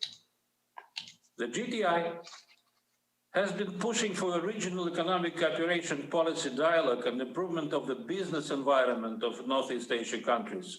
Besides implementation of the above-mentioned activities, GTI could also become a platform for coordination, facilitation, and synergy for regional programs and initiatives. Initiatives and policies put in place by nations in Northeast Asia region are usually unilateral activities. And although they are widely accepted and supported by other regional partners, dialogue is mostly carried on bilateral basis. Besides other factors, this is taking place because of the absence of a supporting structure. Exchange between governments within the framework and of initiatives are not supported by organized multilateral operational structures. Providing the demand from our members, the GTI, as a readily available structure, could serve as a platform for dialogue, professional exchange, and facilitation for coordination and development of regional projects and programs stemming from these initiatives. GTI could also enhance its role in infrastructure development by unfolding potential for financial mobilization of the existing affiliated platforms. Northeast Asia Business Association, Exim Bank Association, cooperation with multinational, multilateral development banks, other partners, and of course, private sector. In order to implement this concept, the function of initial project development should be added to the GTI Secretariat. Well, frankly, we are exploring such an idea, but this may involve additional financial burden to the GTI budget and, of course, needs for increased human resources at the Secretariat. We stay committed to the involvement of all Northeast Asia countries in GTI activities, providing full geographic coverage, which would enhance regional economic integration and build up potential for realization of larger scale initiatives and projects in the region. Developments in the peace process on the Korean Peninsula, including the potential connection of inter-Korean transport routes with the Eurasian Railroad network, should contribute to enhancing the peace and regional integration in Northeast Asia. We're also convinced that such a development will be conducive to the realization of the GTI and its members countries' consistent desire and hope that DPRK consider rejoining the GTI at its earliest convenience. We are also working closely with Japan, especially on the local cooperation, particularly in transport and logistics, maintaining regular exchange with adjacent Japanese prefectures, agencies, research institutes, such as Economic Research Institute for Northeast Asia or ARENA. Tottori Prefecture hosted one of the local cooperation committee meetings. Keeping in mind mutual interest in cooperation activities, we welcome Japan to consider joining the GTI in the future. Now I would like to share some ideas from the GTI Secretariat regarding the initiative of the Inter-Korean Peace Train for 2022 Beijing Olympic Games. Well, as we learned from our South Korean colleagues and taking into consideration the existing infrastructure, the two routes seem potentially feasible to be used by the train. The first route is from Seoul to Darasan, then Bandung, then Beijing. And the second route, Seoul, PyeongChang, Wonsan, Rajin, Hassan, Changchun, Beijing. Well, currently both routes are not functional, and a number of issues should be solved in order to implement the initiative. Probably one of the obvious obstacles in this disconnected railway lines is at the border area between the Republic of Korea and DPRK. Also, undeveloped facilities in North Korea and the combination of railroad and road segments are among the major challenges now. To solve these issues, considerable efforts should be made by the parties involved. One of the important steps there is to reach a political agreement among the parties involved, primarily between North and South, which should be supportive to outlining further actions. Having the DPRK involved into discussion of this matter, I think it's crucial. We in GTI think that some of the regional projects, including possibly under the GTI framework, may be beneficial for advancing DPRK's involvement in regional cooperation, which in its turn may also contribute to the realization of the Inter-Korean Peace Train initiative. Well, the GTI Secretariat has been closely working with research institutes from South Korea to implement various studies in transport sector with particular focus on the railroad transport.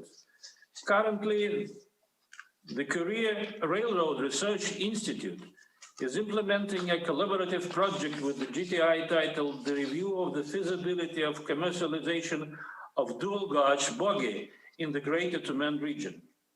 The study report should provide analysis of economic feasibility for application of dual gauge bogie technology into practical railway operation in the GTI region. And this study, which is expected to be completed, very soon in February, March this year.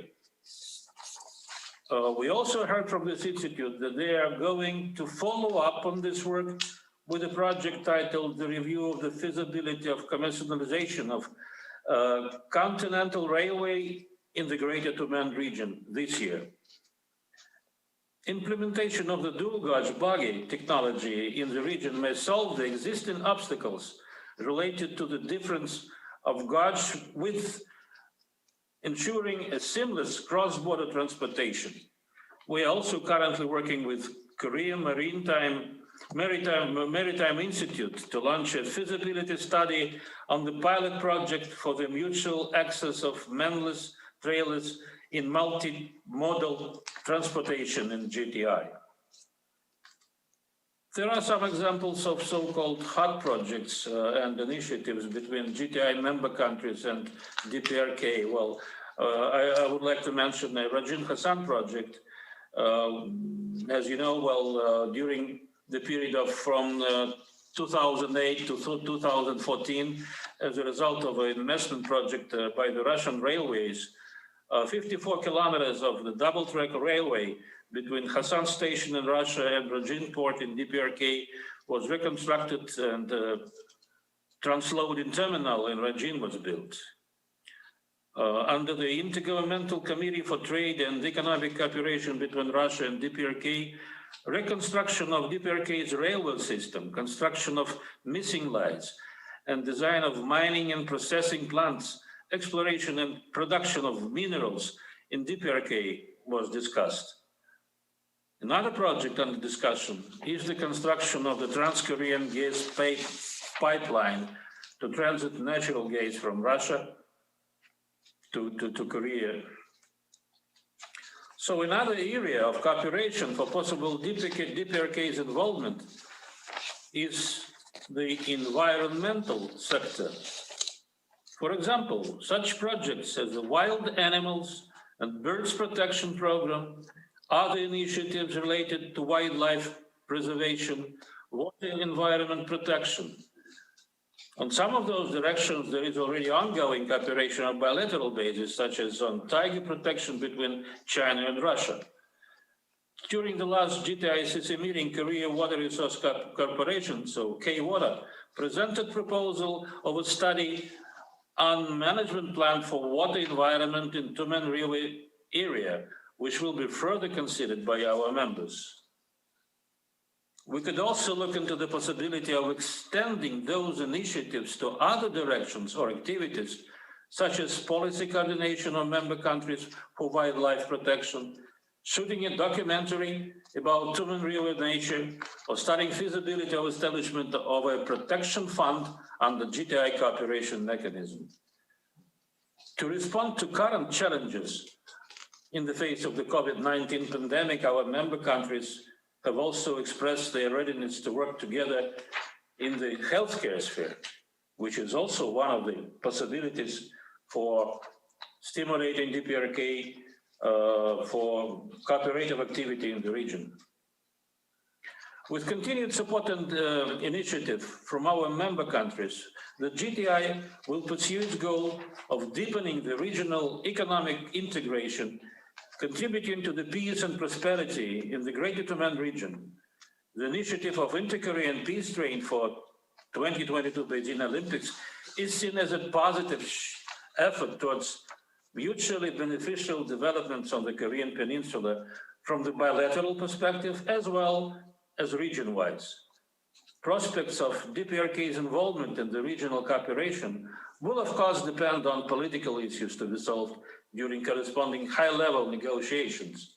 In our turn, we are ready to provide the platform for such involvement and further explore the possibilities for joint projects of regional cooperation in transport, energy, environment, as well as other fields.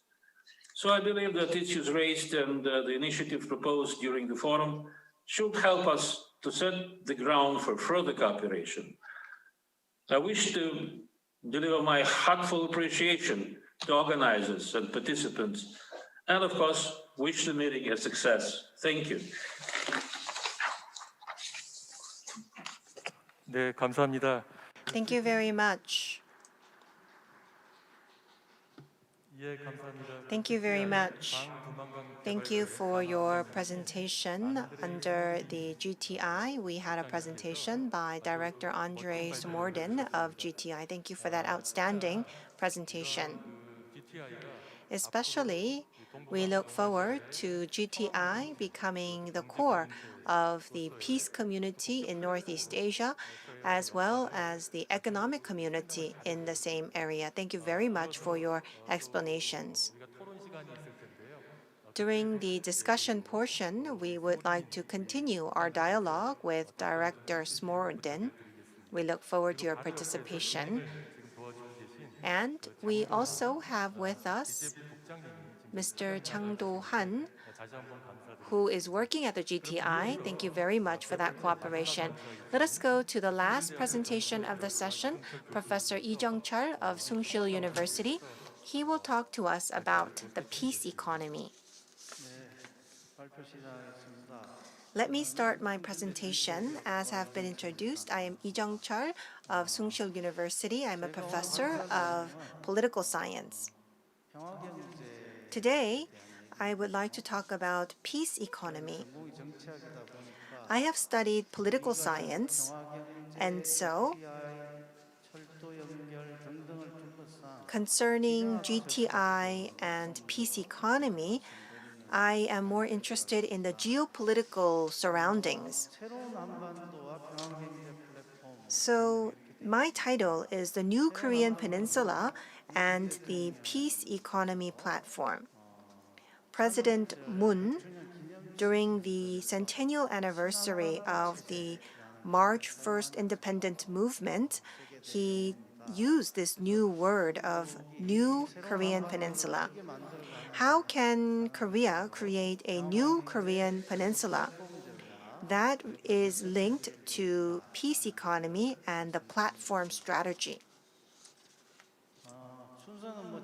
I will speak in the following order: international politics, the new Korean peninsula, peace economy, and peace platform. So we have started the Biden era. The relations between China and the U.S. continues to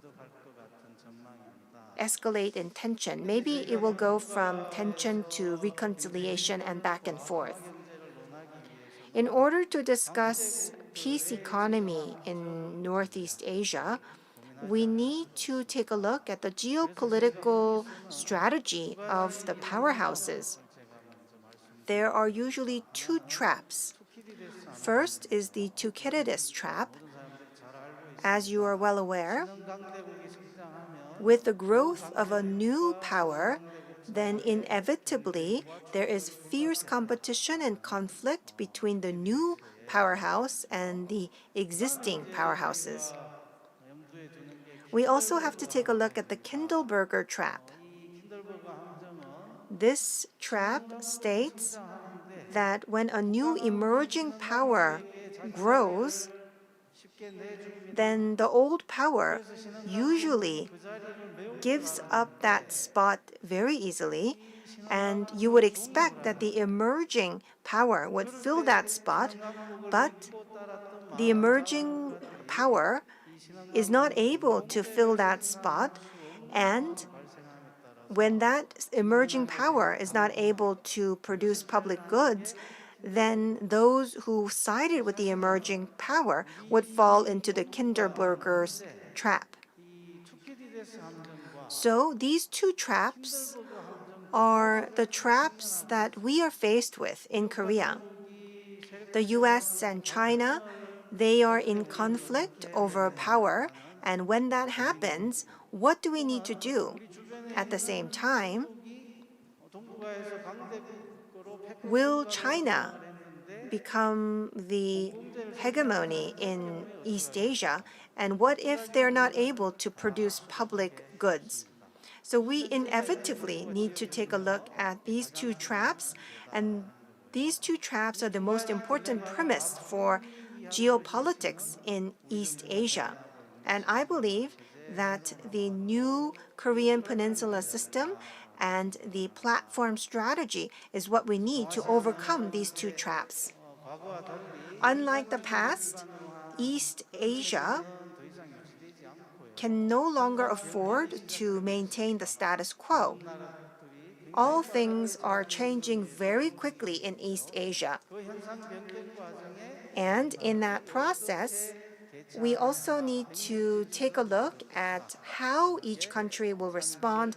The response of each country will impact the next 100 years of each nation. That is the core of the speech by President Moon during the centennial anniversary celebration of the March 1st independence movement.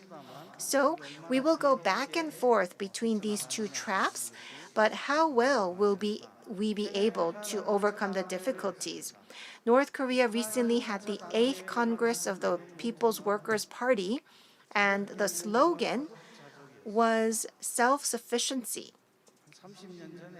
30 years ago, they used this word of self-sufficiency, and now they're reusing this slogan. Because of the international sanctions on North Korea, they believe that these sanctions will go on for the foreseeable future, and so they are declaring a full-fledged war against these sanctions. And so, in terms of international geopolitics in East Asia, this would be a source of tension. Despite so, how can we overcome the current situation?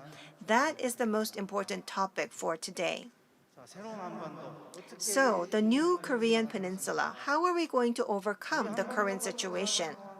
If we take a look at the situation of the Korean peninsula, there are three possible scenarios. The first possible scenario is that the US and China will be in conflict, and all countries in East Asia will be divided into those who side with the US and those who side with China. This will be the new Cold War scenario. And when this happens, Korea will inevitably become a part of the US-Japan-Korea network. That would heighten tensions. The second possible scenario is that the US and China, they would divide power amongst themselves, and they would have the strategy of divide and rule. So the two powers, they may look like they are engaging in war, but they would continue to negotiate to divide and rule. 100 years ago, we have already gone through this experience. And we also see possibilities that history will repeat itself, which would mean that we would be able to swing back and forth between China and the US. And so, I believe that we need a platform strategy.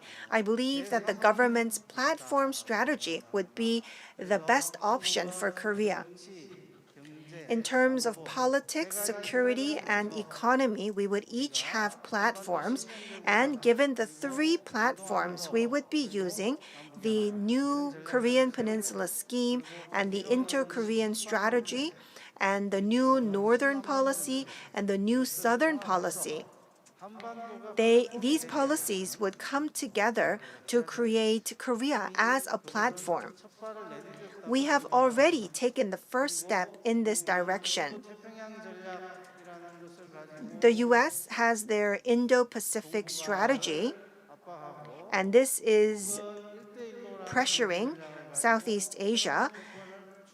China is using their One Belt, One Road policy to look for a new way to secure hegemony. But depending on what we do, this could be a platform of peace or it could be a platform of competition. Do we have that power? President Moon's speech during the centennial anniversary of the independence movement, he mentioned we should not go back to the last 100 years. We need to create a new 100 years. So it was indeed a speech that draws the picture for the future. In 2019, during the speech, President Moon talked about two virtuous cycles. First, the virtuous cycle of peace and economy, and second, the virtuous cycle of inter-Korean relations and international order. And so, we need to create a virtuous cycle of peace and economy. We all need to become pioneers together. The 2018 PyeongChang Winter Olympics was indeed an opportunity to showcase that this virtuous cycle would be possible. And so, in 2019, we were able to have the new initiative for the new Korean Peninsula scheme. And so we are here today because we are looking at the platform strategy, which is about Korea becoming the center of multilateralism in Northeast Asia. Well, there are several presidential speeches that I could quote from, and you can see on the screen that I have quoted from about two. One thing that I would like to mention is that in Oslo, in 2019, President Moon talked about peace for the people. And under this title of Peace for People, he talked about active peace that changes everyday lives. And this is the concept of peace dividend. What we invest may not come as a profit immediately, but in the long run, it could come back to us in the form of dividends. And so when we have that long-term perspective, a platform can be created. If we focus only on the short-term returns, if we only focus on ROI in the short term, that would not be aligned with the basic philosophy of peace. Investments into peace will have returns in the long run. And that is the concept of peace dividend. Peace in our everyday lives. We're not looking for peace in some far-off project, but we are looking for peace in our everyday lives. That is peace for people. More recently, we started to hear the word life community. The Korean Peninsula is now a life community. It's a peace community, bringing together people, the environment, and humanitarian cooperation, as well as culture. And we would be able to expand the grounds for our platform. In conclusion, let me talk to you about peace economy. As you're well aware, this is a poster from John Wick. This poster says, if you want peace, prepare for war. This is a very important quotation from Veritas. In Korea, as Professor Moon Jung-in has always mentioned, if you want peace, you need to prepare for peace. That is more relevant in Korea. I could really relate to that statement by Professor Moon. We should not be preparing for war, but we should be preparing for peace. The Korean Peninsula gave birth to the September 19th military agreement, and that gives us a new form of peace, or K-peace. This is peace built on peace. And so, the new scheme for the Korean Peninsula and the September 19th military agreement started K-peace. And peace economy is possible on a global level. We do have tension between the two Koreas. We do have concerns, but despite so, on the Korean Peninsula, the September 19th military agreement is still kept in place, and the initiative for the new economy is still relevant. President Moon recently proposed various options for peace economy between the two Koreas. And so we need to work together as the people of Korea, as a nation, for K-peace models. And we believe that it will bear fruit in the near future. Professor KeongChang wrote this book, How Enemies Become Friends. That is the title of his book. In this book, enemies are not left as enemies, but they are made into friends. Someone needs to take that first step towards peace. That is the most important source of peace by Professor KeongChang. We always talk about reciprocity. If I move, you have to take a step too. That reciprocity cannot turn enemies into friends, according to Professor KeongChang. So, the side that really wants peace should take action first. One party has to take action first. And when that happens, then peace is not based on stopping war, but peace will be based on turning enemies into friends. That is the most important part of his book. We need to be able to trust the other party, and in order to do that, you need to take action that will make the others trust you first. And the peace economy model is in line with this preemptive action for peace proposed by Professor KeongChang. Here you can see the map for the new economy on the Korean Peninsula. When we help North Korea, you should not think of it as a waste. But if we think of it as an investment for peace in the future, then we can take a step towards peace. I visited Pyongyang in 2018, and I saw this performance by North Koreans. And they drew trains from Pyongyang to Busan, and they depicted scenes of connecting people across the Korean Peninsula. We were all inspired, and we welcomed this message. I believe that all people from South Korea to North Korea could relate to this statement. I am sure that all of you can relate to this as well. I don't know what will happen to the Tokyo Olympics planned for July, but the Beijing Olympics will definitely become a peace Olympics following the PyeongChang Olympics. Beijing Olympics is just a year away, and at that opening ceremony, we want to be inspired again as we were inspired during the opening ceremony of PyeongChang. We need to plan for 2022.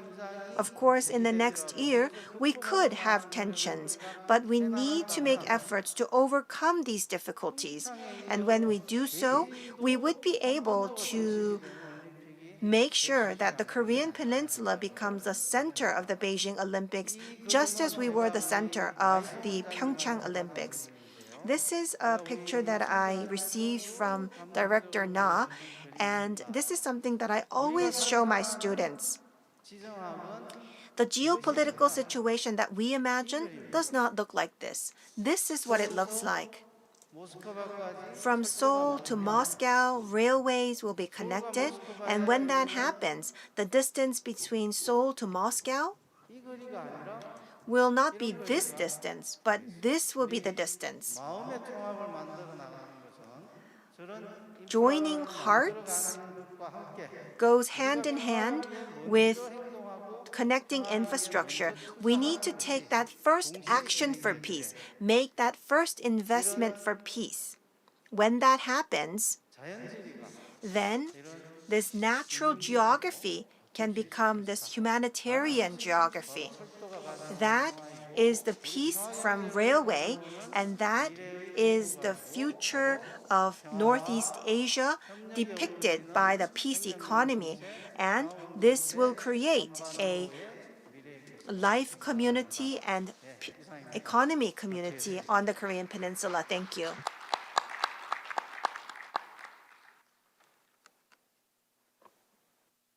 네, 감사합니다. Thank you very much, Professor Lee, for your great presentation. He discussed the meaning of peace economy and what K-economy is all about. He gave us a big picture, and there are many questions being uploaded right now, and I hope that we will be able to ask a couple of questions to Professor Lee during the Q&A session. Next, after we heard the three presentations, it is time to move on to the discussion part of the session. Here with us, we have Mr. Jin Sung-jun, a member of the National Assembly. He's also a member of the Standing Committee on Transportation at the National Assembly.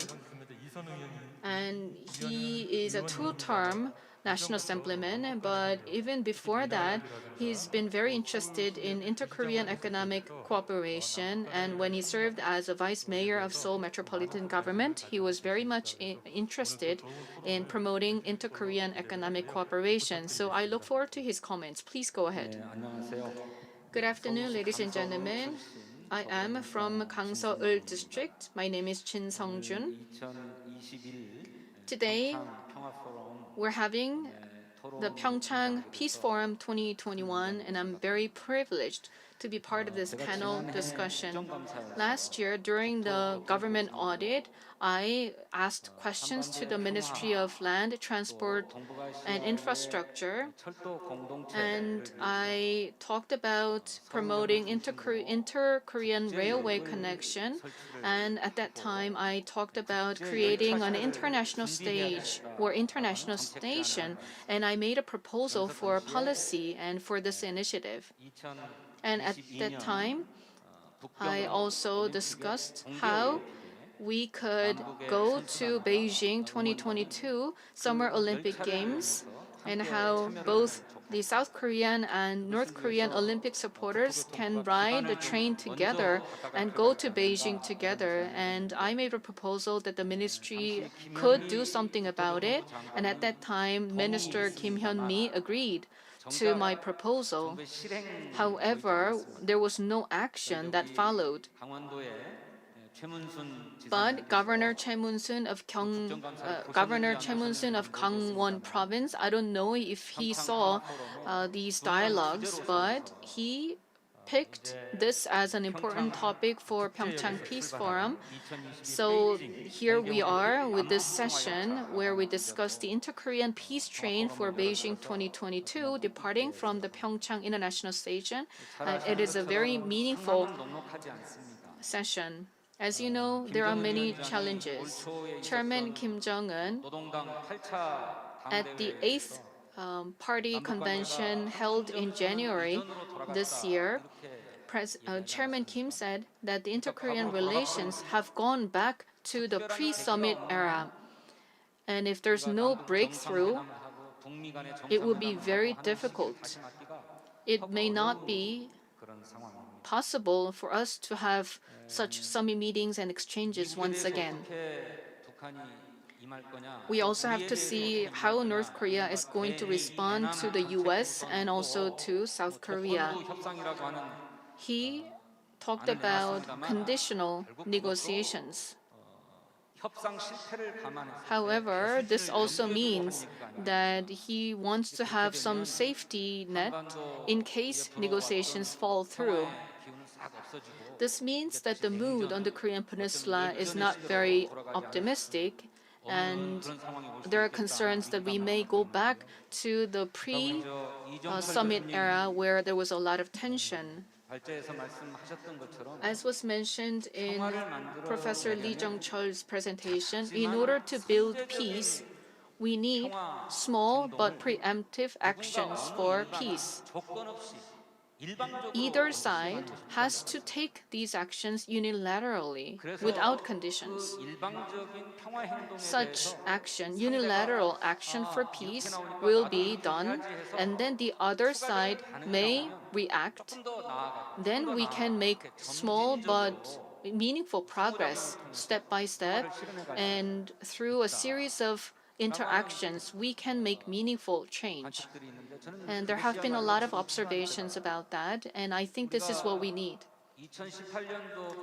Back in 2018, we had the PyeongChang Winter Olympic Games, and that was a very successful event. And we need to reflect on that experience. At that time, we had this conditional circumstances for peace, and there was expectation about warm spring, and then we had inter-Korean summit meetings and DPRK US summit meetings that followed.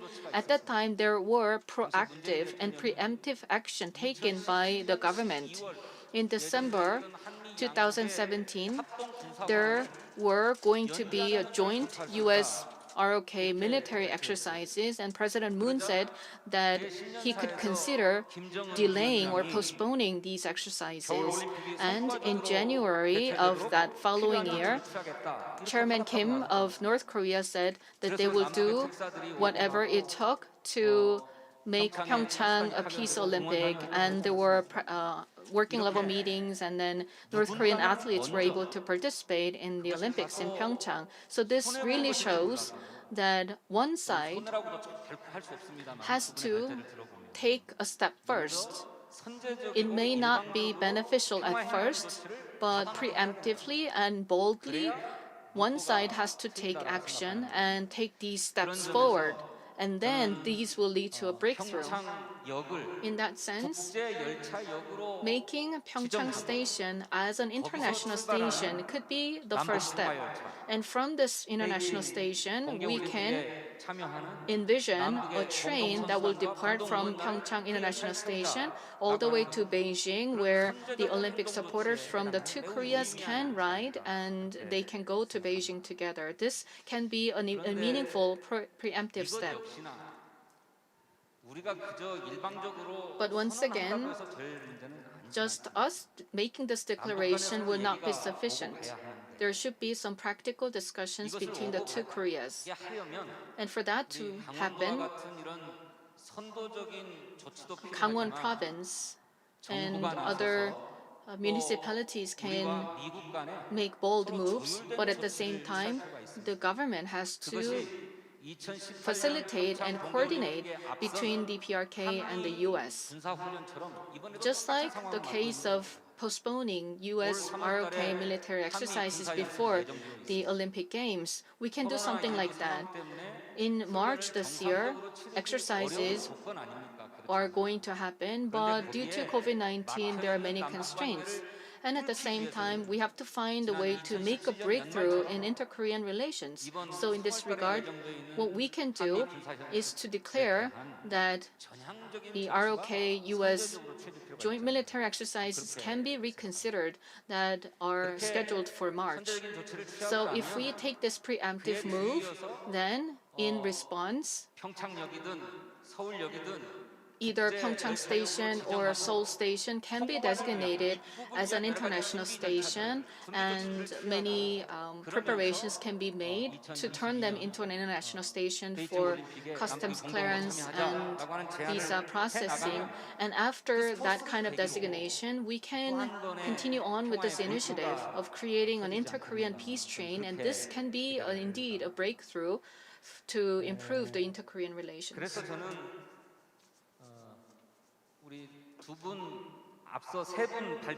So in that sense, I would like to ask questions to the speakers. First of all, to President Na, you discussed the importance of creating an inter-Korean peace train and reconnecting railways between the two Koreas that can be connected to the Eurasian Railway. But just like in the case of South Korea, North Korea has closed its borders because of COVID-19 concerns. But if we say that we reconnect the railways and resume connectivity, how can we ensure that their concerns about COVID-19 will be addressed? So even if we make this kind of proposal now, I wonder whether North Korea would respond to it in a positive manner. So, for instance, in Dorasan Station and Dandong Station in China can be connected, and then trains may not stop inside North Korea and just pass through the North Korean territory. And this could be a way of addressing North Korean concerns about COVID-19 infections. And we may also apply disease control measures for this train so that there will be no COVID-related concerns. So that was one idea. And to Mr. Smordin, I like to ask a question in Korean, so please understand. In the Greater Tuman Initiative, in 2009, North Korea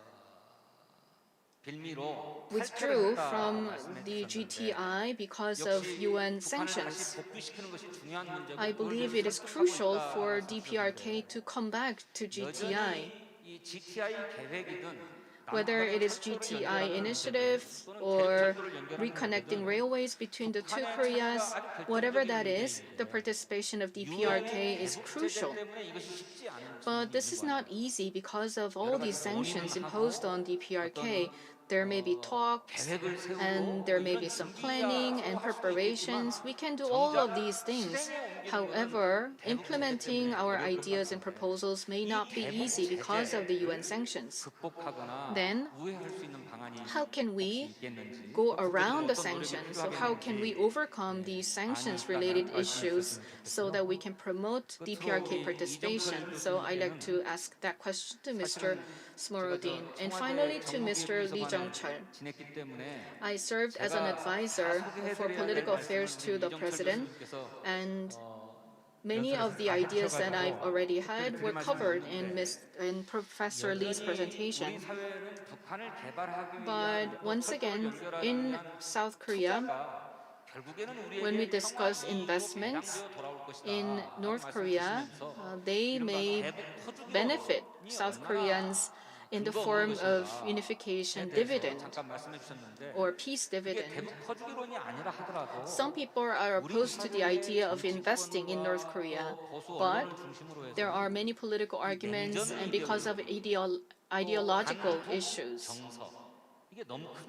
There are many different ideas and political conflicts. And because of the ideological constraints related to Cold War and anti-communism ideology, we cannot really make progress right now. So how can we overcome these ideological issues? Thank you. 네, 감사합니다. Thank you very much. Thank you, National Assemblyman Jin. Not only did he comment on this topic, but he also was able to share questions on behalf of the many participants joining us online. We have about 13 minutes left for this session. I would like to use this time to go back to our speakers, and we will go in the order that we spoke in. Well, we do have some questions for National Assemblyman Jin as well. We are talking about K-peace, peace on the Korean Peninsula. We need cooperation with neighboring countries. How can we bring about cooperation with the neighboring countries? And a question to Professor Lee. You talked about K-peace, making enemies into friends, and you talked about preemptive gestures for peace. That was quite impressive.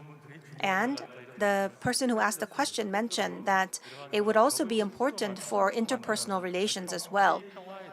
And the question is on elaboration of K-peace that can turn enemies into friends. We also have a question for the director of GTI.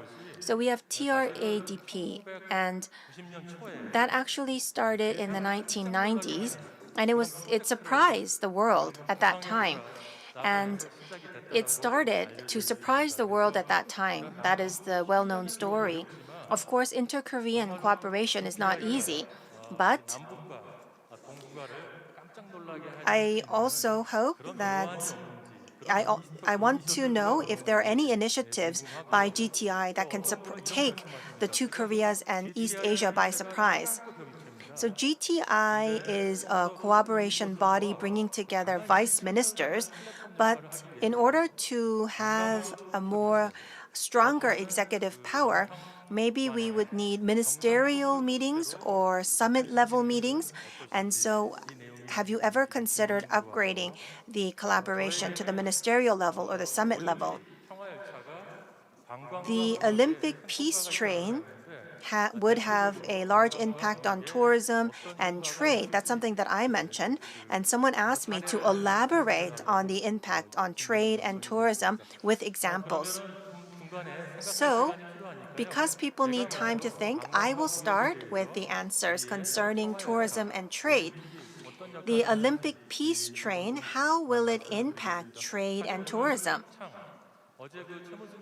Well, yesterday, Governor Che mentioned that the Chinese character for PyeongChang means the flourishing of peace. And so he mentioned that that's why we need the PyeongChang initiative. Through the Olympics, through the peace train, what would be the impact on trade and tourism? Concerning trade, we have the Trans-Siberian Railway, and that railway is conducting the project to upgrade the speed by twofold. In 5 years, the speed will be upgraded to twice the speed of the current speed.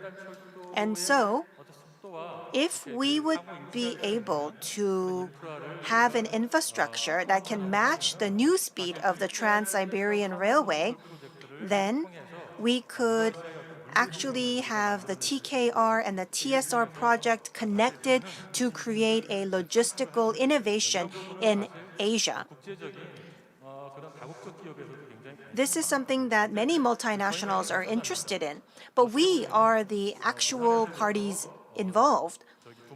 So connecting Busan to Tumen, that's about 1,500 kilometers, and if we could actually travel that distance in 1 day, then we can actually become a part of the TSR 7-day project. And we also need to work on connecting the high-speed railway of China to Korea. That is closely linked to trade. We usually board in Vladivostok and we would go to Moscow. That's something that we always imagine. But if all Europeans, because they have a bucket list, and on the top of their bucket list is to visit St. Petersburg in Russia during the holiday season, and they would be able to go all the way from St. Petersburg to Moscow, and then go down to Mongolia, and then back down to Beijing. And many Europeans take this route, and we interviewed many of the tourists taking this route, and we said, if we connect the train between the two Koreas, and we said, if you could take the train all the way to Seoul, what would you do? 10 out of 10 people mentioned that they want to visit Pyongyang. If we are able to connect the two Koreas with train, that actually means that we can open a new corridor for travel And this travel would not stop at Beijing, but that actually would continue to Pyongyang, Seoul, and PyeongChang. And they would go home back on the plane from the Incheon International Airport. And so we can create these new projects by connecting the rail. Then we will go to Director Smorden of GTI, then Professor Lee Jung-chul, and National Assemblyman Chin Seung-chun in that order. 네, 스모르딘 국장님 부탁드립니다. Mr. Smordin, please go ahead. Yes, thank you. All issues on Korean Peninsula, starting from peace, coming back to economic cooperation, they mainly depend on the two parts of the Korea to find a common language to speak. And of course, the return of North Korea to the work of the Secretariat of GTI could be kind of a facilitating a step to more involvement of North Korea into regional economic, transport, cultural, environmental, tourism, all such kind of activities. So what we are trying to do, we are trying to not convince, but to produce an example of advantages to our North Korean partners for returning to the participation in all these activities, which are, by the way, are not prohibited by the UN sanctions. It is not covered by the sanctions. So the return of North Korea to the work of the GTI Secretariat and revival of its activity within the scope of activities of GTI Secretariat. It's not a political issue. It's more kind of a goodwill issue. But of course, a lot will depend in this issue, in this point, to the state of relations between North and South. And without a substantial move towards negotiated peace on the Korean Peninsula, the return of the DPRK to the GTI Secretariat would be not that easy. Coming back to the issue of upgrading the level of meetings between present-day stakeholders of our entity, it's not that easy because it's not the organization, it's an intergovernmental structure which is actually acting under the auspice of the UNDP. And all participants of GTI are right now feeling quite comfortable to interact on the vice ministerial level, not because they do not want to upgrade it, but the present day of our activity is more relevant to that level. But of course, we are thinking about further institutionalization of our entity, and if such a development will be positive, well, maybe in future we'll come to the issue of upgrading our meetings, but it is not the issue for the coming foreseeable future. But in general, it could be considered as one of the ideas. So on its turn, the GTI, what depends on us, as I already mentioned, we are facilitating mechanism, and we are ready to do whatever depends on us to make contacts between North and South easy. And we think that it should be a step-by-step decision, a step-by-step way of solving this issue. And as I already mentioned, there are some totally unpolitical issues where it is quite easy to try to involve DPRK participating in our activity, especially in wildlife preservation, as I mentioned, and the issue of the birds, the issue of wild animals, and such kind of activity. Because, well, you know, well, that that's the region where it is very important to have a multilateral cooperation in these issues, because that's the place where a lot of birds are staying during the winter time, you know, and they're flying to and forth without noticing that there are some borders existing, and so such kind of sectoral cooperation could be quite conducive for more broad contacts between all states of Northeast Asia, DPRK including. So that's what I wanted to mention. Thank you. Thank you very much, Director, for your response. National Assemblyman Jin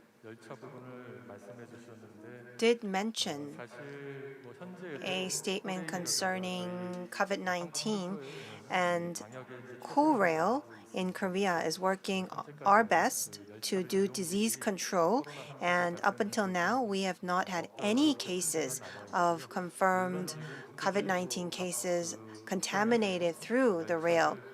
Of course, currently, there are no trains going through national borders in this area, and there are no trains going into North Korea currently. And so we look forward to COVID-19 improving, but we could use other technologies such as antivirus filters. And so operating peace trains with North Korea will be considered along these lines. Professor Lee? National Assemblyman Chin talked about the ideology and the sentiments between the two Koreas. So there are many hurdles that we need to overcome. Well, I think this is because we always picture ourselves to be a small nation. For the last 75 years, we have always talked about what a small country we are. And I think President Moon is now working to overcome that premise is by having that 100-year plan for the next century. So if we say that the Iran issue is more important than North Korea, then people would just nod. But for the US and the elite in US, North Korea is a very important issue. When President Obama turned his office to President Trump, he mentioned that the North Korean issue is the most important issue. But that is not being open to the public. I believe that the Korean Peninsula is a very important issue globally, and what we need to do is to overcome the view of seeing ourselves as a small nation.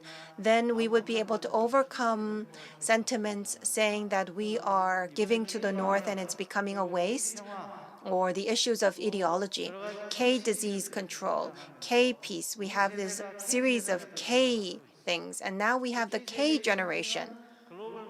The K generation have global mindsets, and so they are the generation that do not picture themselves to be from a small nation.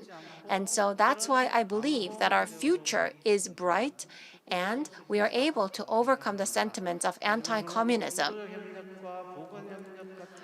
Cooperation in health and sanitation, North Korea has criticized that it's not important, but what is important is preemptive action for peace. And we need to persuade North Korea along the way in order to pave the new path for peace on the Korean Peninsula. If we're able to do that, then we would be able to create new peace on the Korean Peninsula. Thank you. Thank you. Finally, I'd like to ask Mr. Chin to say a few words.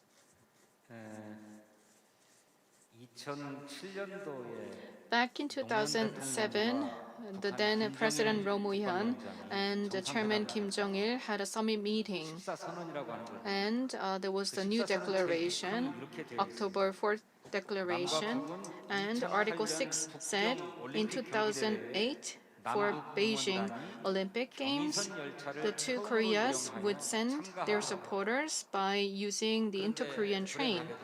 Unfortunately, this declaration was not implemented because there was power change in the administration, and this declaration was never implemented. The 2008 Beijing Olympics were gone, but now we have a new opportunity. 2022 Beijing Olympics.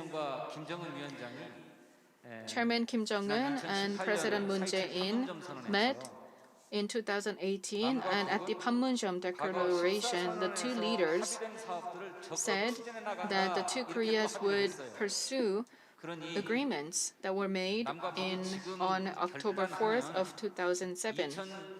So now when the two Koreas make this determination, then I believe that it is possible for them to implement this plan to send their Olympic supporters by using the Inter-Korean Railway. And this is something that should be initiated by one side more preemptively. There are surrounding nations on the Korean Peninsula, and there have been very active proposals to take some control over the railway through the Korean Peninsula. For instance,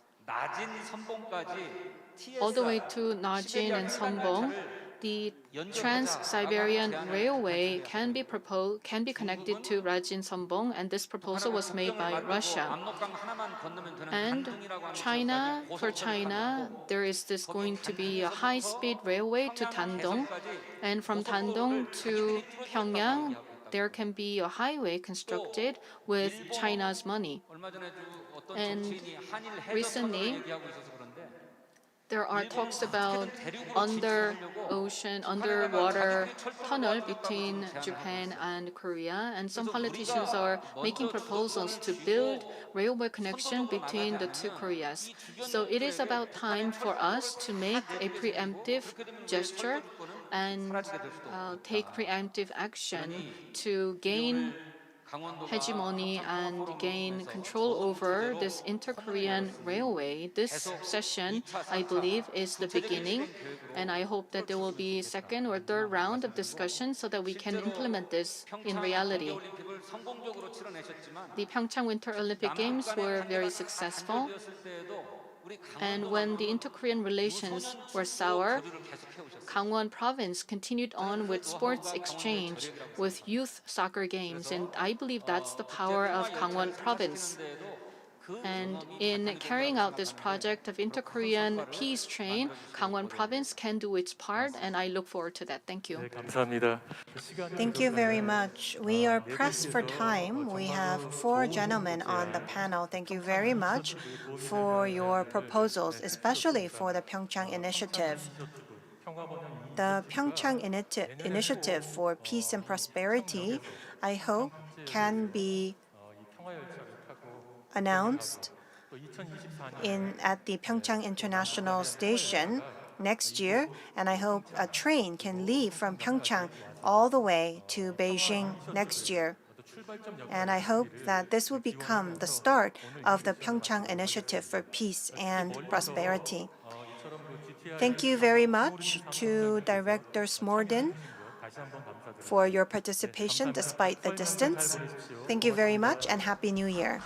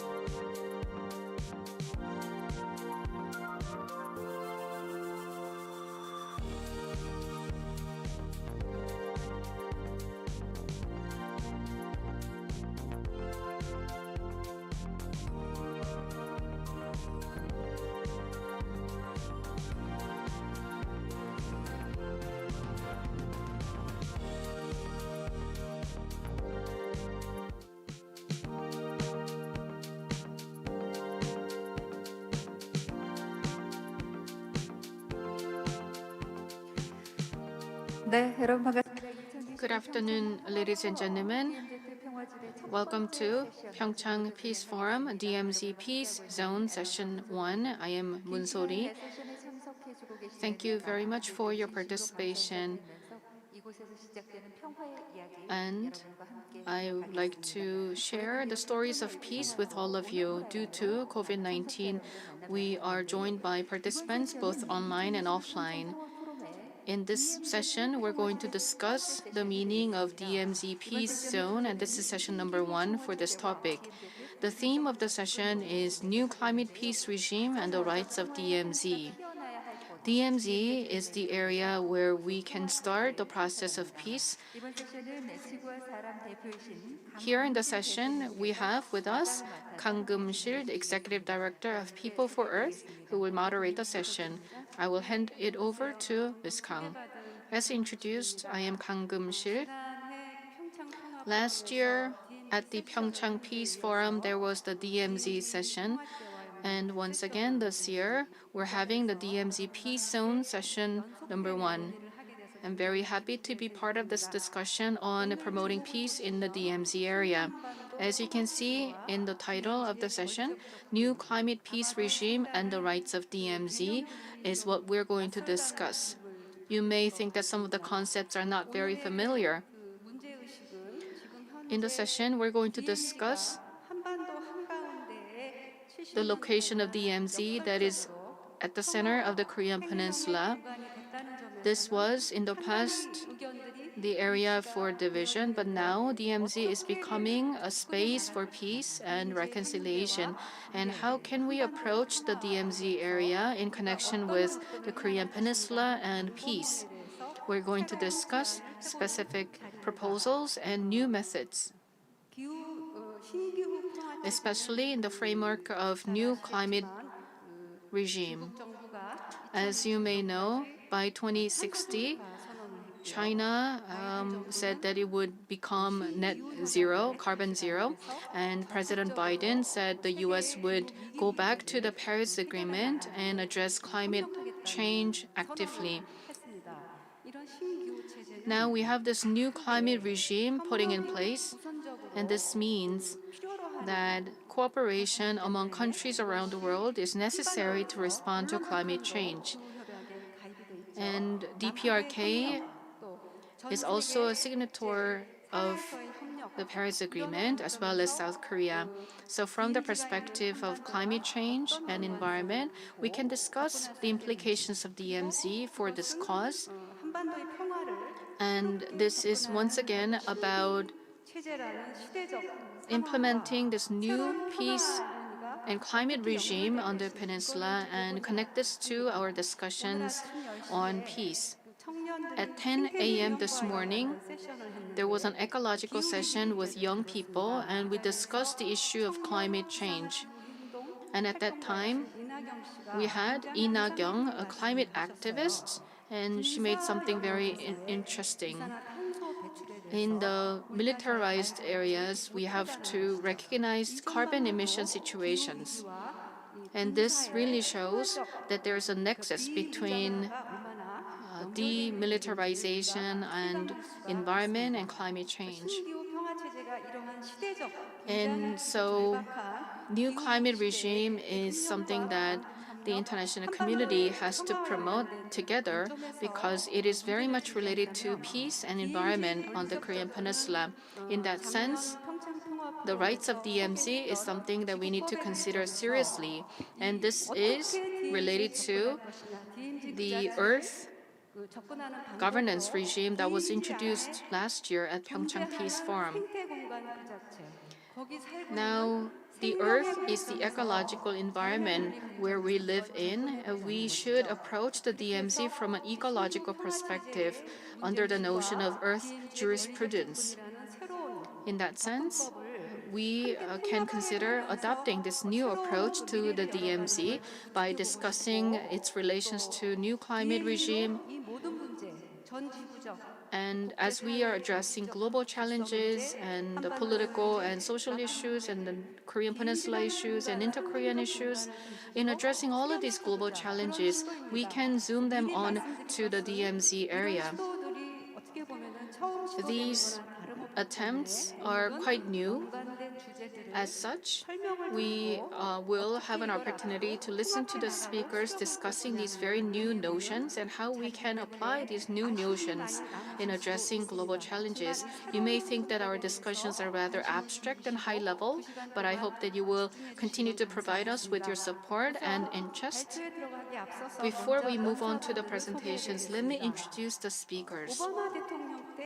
During the Obama administration, he served as an advisor on climate change. Here with us, we have Professor Nathan Holtman from the University of Maryland, and he will be the first speaker. He is going to discuss the Biden administration's vision for global cooperation for climate action. And secondly, we have Professor Lee Il-young from Hanshin University. He's going to discuss the meaning of new Korean Peninsula regime proposed by the Moon administration. He's going to make critical comments, and he will also discuss how we can apply the ecological perspective in approaching the new Korean Peninsula economy regime. This is a very important theory.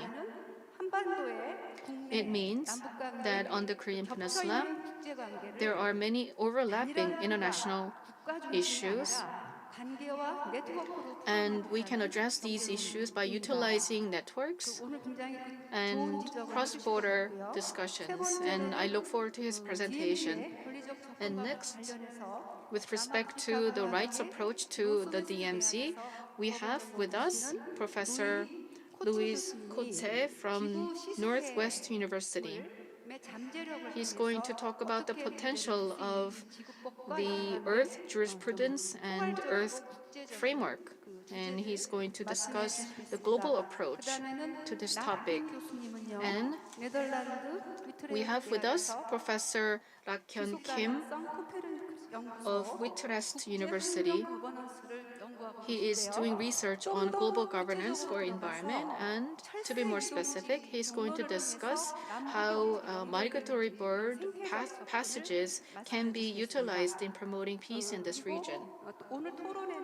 And for our panel discussions, we have with us Ms. So-young Lee, a member of the National Assembly. She's an expert on environment, and she was one of the proponents of the Inter-Korean environment law.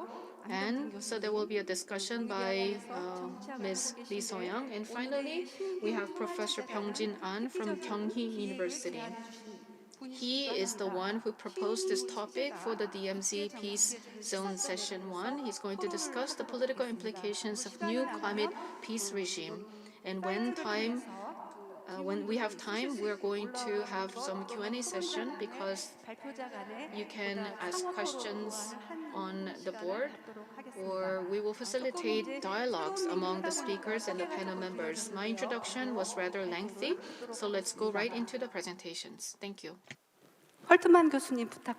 Professor Holtman. Hello, everybody.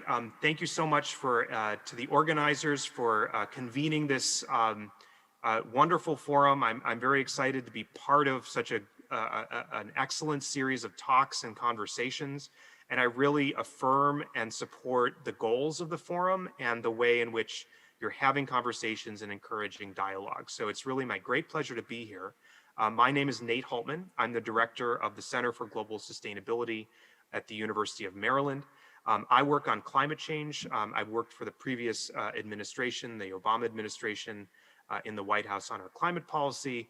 And for the past few years, I've been working to better understand the potential impact of subnational action on US emissions trajectories, and how we might, in the US, build a more ambitious climate policy in the next couple of years.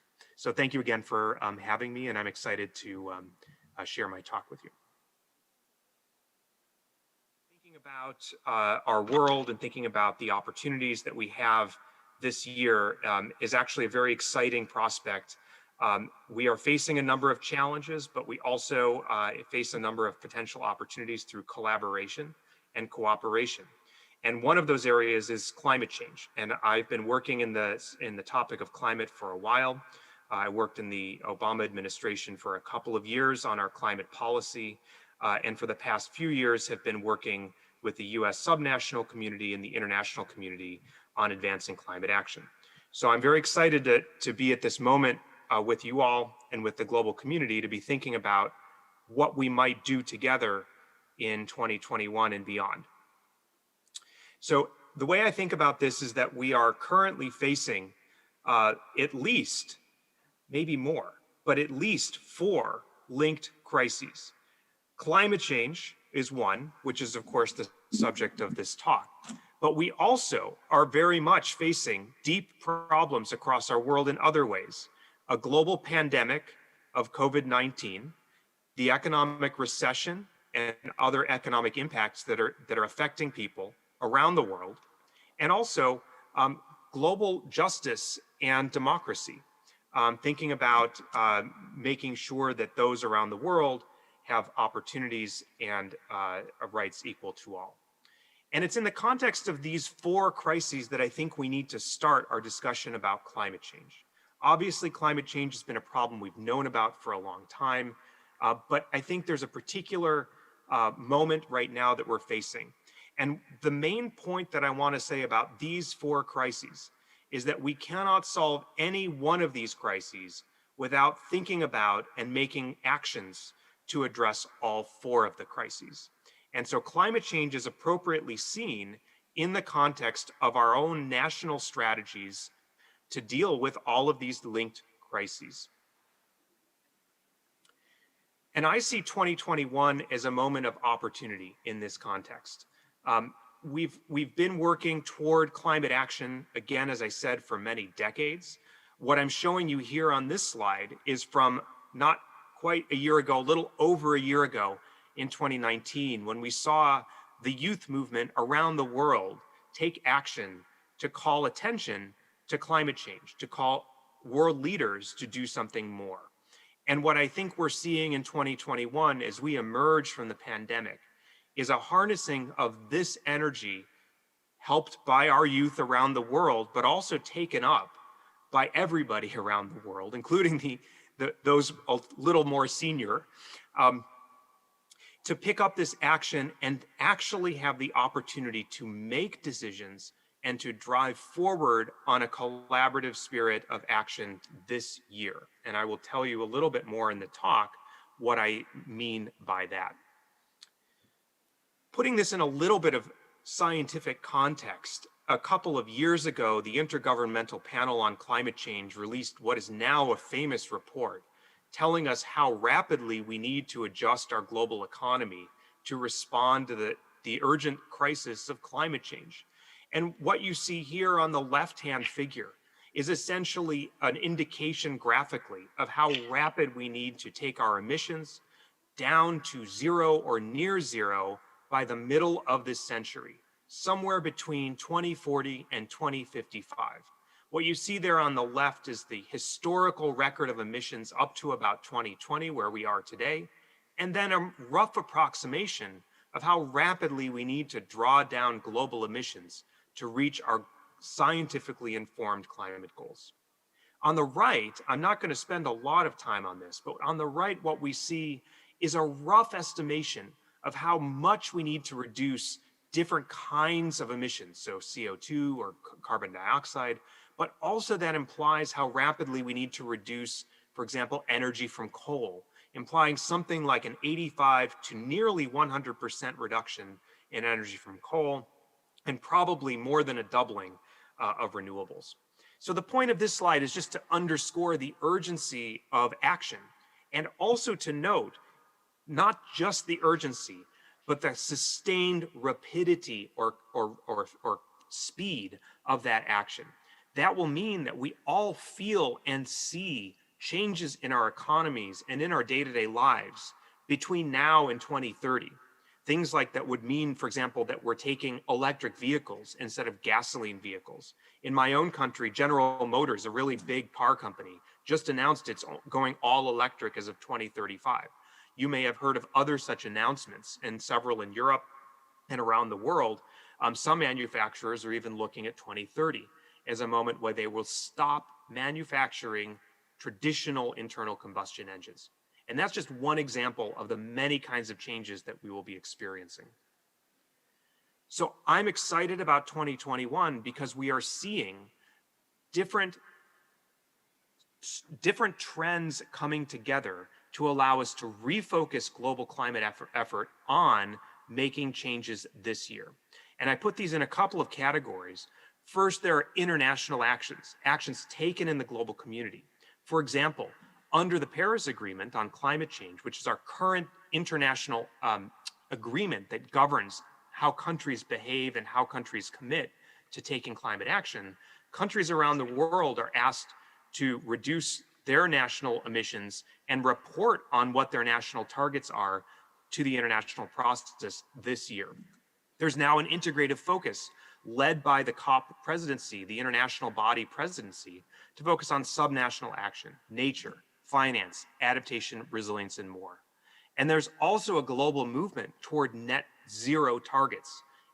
This was not even a thing a couple of years ago. Now we're seeing not only countries, but also businesses, investors, cities, and many others taking on targets to net zero emissions by mid-century. There are also two big events happening this year. I mean, actually, there's multiple events. I've highlighted two here. One is in my country, convened by President Joe Biden, of a global leaders summit on Earth Day in April. And at that summit, we in the United States will be getting back in the international community and talking to world leaders about what we intend to do about climate change. Of course, I'm sure you agree with me that that is a welcome change, and we're all excited about what this new administration will be announcing. In addition, later this year, there's the major international summit to deal with climate change in Glasgow in the UK. And those leaders are coming together to make new commitments, make new promises about where we're going to be going.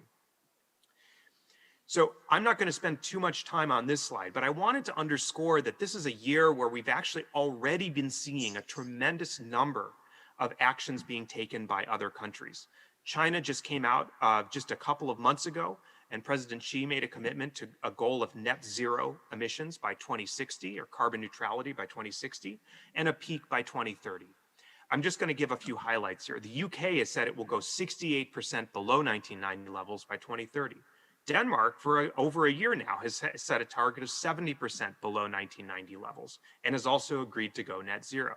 The EU has agreed to go net zero with a 55% reduction target. Korea has agreed to go net zero. Japan has agreed to go net zero. And the United States, we will see. Although I have to say, Joe Biden has already committed in his campaign to going to net zero. So that is probably one of the announcements that he'll be making over the course of this year.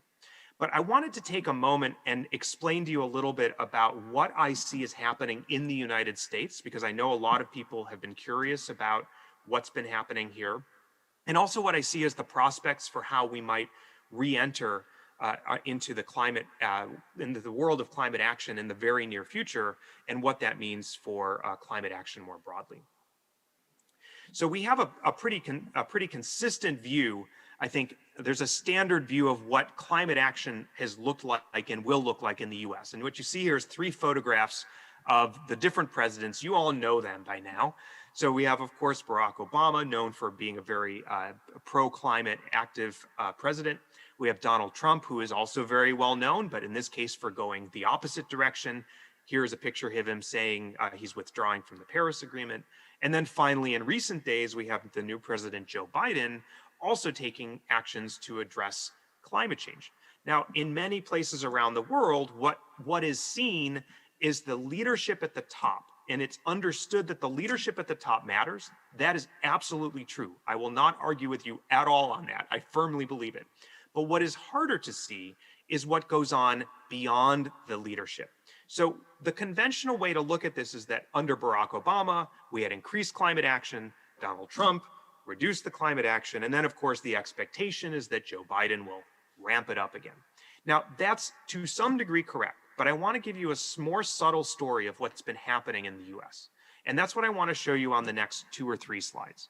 So over the course of the past few years, after Donald Trump came into office and made his announcement that he was going to withdraw from Paris, we saw a tremendous groundswell of effort across the different states, cities, businesses, investors, communities of faith, healthcare organizations, tribal groups, universities, and many more, saying that they were going to take action in their own institutions or in their own jurisdictions about climate change. Now that is exciting. And one of the activities that I've been involved in over the past few years has been to actually try to better understand how genuinely exciting it is. Because it's one thing to have a number of institutions step up and sign a document. It's another thing entirely to have them make real commitments that will actually make a difference to the emissions trajectory of a country. And that was the job I was involved in, and others were involved in this too. And I think that that tells an incredibly strong story that has resonance not only for climate action in the US, but for climate action globally, and in fact for action outside of climate change as well. So one of the things I want to point out is that this coalition of actors represents a GDP roughly the size of China's, the world's second largest economy. And the impact that they've been able to have already has been large, and it actually could grow even further. One of the things I want to note is that even just in the past few years, there's been tremendous action at this subnational level, a doubling of electric vehicles, 16 states, including California and other large states, committing to phase down of something that's a super pollutant called HFC. It's a high potency greenhouse gas, and that essentially amounts to a de facto standard. Many, many states and cities have now taken on clean electricity or clean energy commitments, now up to 13 states and 165 cities. We have 7 states and 25 gas companies committing to methane leak reduction. 6 million people across the US now live in cities with all electric new construction requirements. And finally, something approaching 80% of Americans think the country should prioritize renewable energy when we're building out our infrastructure.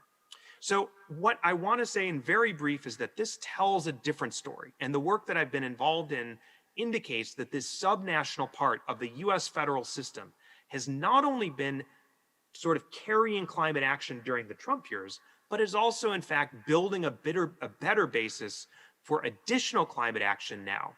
So instead of the old view where we have kind of an up and down and up again, what we see is that yes, climate action did increase under Obama, Trump did have a negative impact, but the coalition of actors under Trump actually made a pretty big difference even over the past couple of years. And we have the analysis to support this. This is just a diagrammatic representation.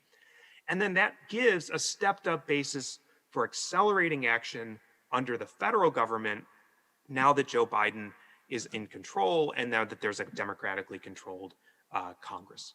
And so what that means is a different kind of story than many people kind of, I think, saw with Donald Trump being a very visible and very, if I can say it, hard to avoid presence in our global conversation, that there was in fact good work happening that in fact has taken the US into a better place than we were in many ways even a few years ago.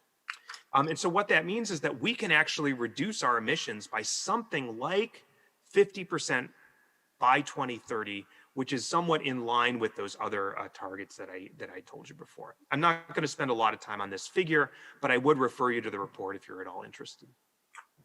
So where we are today then is that we now have a president and a team in the federal government that is committing to climate action. But I think the important thing is shown on the right-hand side here. First of all, that climate is one of the top 3 priorities of this administration, and that they're going to be working with states, cities, businesses, and citizens in an all-in strategy to deliver on an ambitious climate target. So that's the story of the United States. And what I want to say in conclusion is that I think that this story has a lot of resonance for us as global citizens and people in our own national contexts. Basically, if you look at the figure on the right, I think it's helpful to think about climate action happening as a function of 3 interlocked and interlinked sets of activities. One, of course, we all understand international climate coordination, for example, through the UN, is extraordinarily important.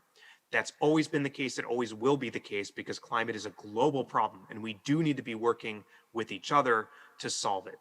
We also know on the left-hand side of the figure there that national climate policies are essential. National levels are often where the most strong legislation can come from, and it's often where most of the regulatory actions happen. So national climate policy is clearly critical for a rapid transition toward a low carbon economy. But one thing that I just want to underscore is that the bottom-up climate action not only helps support higher national policy, but it also builds the groundwork for more robust and long-term national climate policies that support higher global ambition. The way we do this is because all those organizations are now bought in and participating in the climate actions that support the national climate policies. So when I think about what we can do together, it's first of all building a basis for ambition and implementation through this subnational action. Second, pressing our global and national leaders for higher national ambition and cooperation. Third, at this time where we're re-emerging from COVID and where we have new leadership in the United States, I think it's critically important to reestablish global alliances for supporting increased action from individual countries and from the global international community. And finally, in all of our countries, we work with shared goals to recover from COVID, to address the justice and equity crisis, to respond to our economic slowdowns and build new innovative growth pathways with what I call broadly shared prosperity. So prosperity that goes to everybody, that's broadly shared so that all can partake in the benefits of a clean and healthy economy. And with that, I'd like to say thank you very much, and I'm happy to talk with the panel. 네, 감사합니다. Thank you very much, Professor Holtman. Through his presentation, I have been quite inspired by two things. When President Trump withdrew from the Paris Agreement, many people were quite worried, but we could see that states, cities, businesses, industries, and other groups have made their own subnational efforts. That is quite inspiring. And the fact that it will lead to a synergy effect for the Biden administration is quite inspiring. The U.S. has a target of reducing 50% by 2030. That was the evaluation of Professor Holtman. I think this brings us to the concern of Korea. Of course, we have the announcement of net zero by 2050, and we have enacted laws concerning the Green New Deal. But at the same time, in statistical figures, we can see that we are a great polluter. So we don't have actual reduction efforts. And so we need to call for more efforts on the part of the government. And Professor Lee Il-young's presentation on the new Korean Peninsula scheme is something that we should talk about. During the centennial anniversary of the March 1st independence movement, President Moon announced this new initiative. Let's turn to Professor Lee.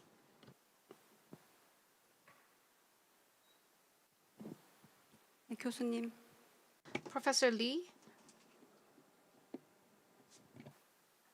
안녕하십니까? Good afternoon, everyone. As introduced, I am Lee Il-young. Hello?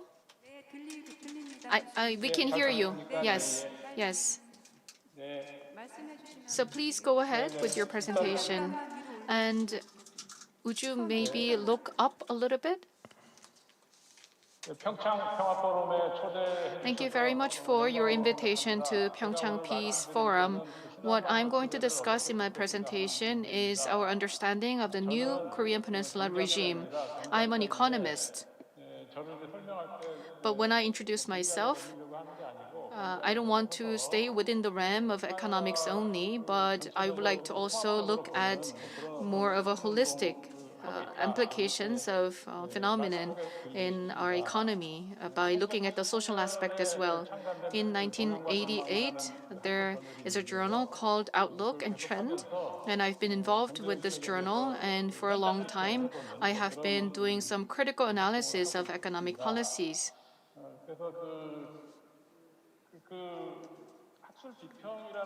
So through journal publications, I've been trying to change our reality and change our world by implementing various actions. Now, when it comes to our interpretation of the new Korean Peninsula regime, that was the given topic. But to be short, the Korean government has proposed a new vision called the New Korean Peninsula Regime. In my understanding, this is indeed the most or the broadest concept that includes not only the domestic affairs but also the regional affairs. It is a broad direction and a very ambitious vision. But this is once again about a system and a regime which is comprehensive. So in that sense, it is quite positive and it has been much of a progress. That's my evaluation of the regime. And here at the PyeongChang Peace Forum, I would like to raise some questions because when we say this is a regime and this is a system, and we need to take a step further.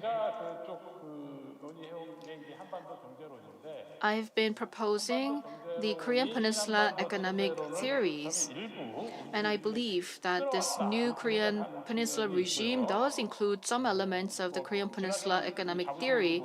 I may be too proud about my theory, but when you look at the new Korean Peninsula regime, this is indeed a government policy that should be realistic. And there are many elements that need to be further defined in order to implement this policy. In that sense, the regime, this proposal does not include all the ideal components in it. So there are some limitations. And this is something that I believe we need to discuss at this PyeongChang Peace Forum.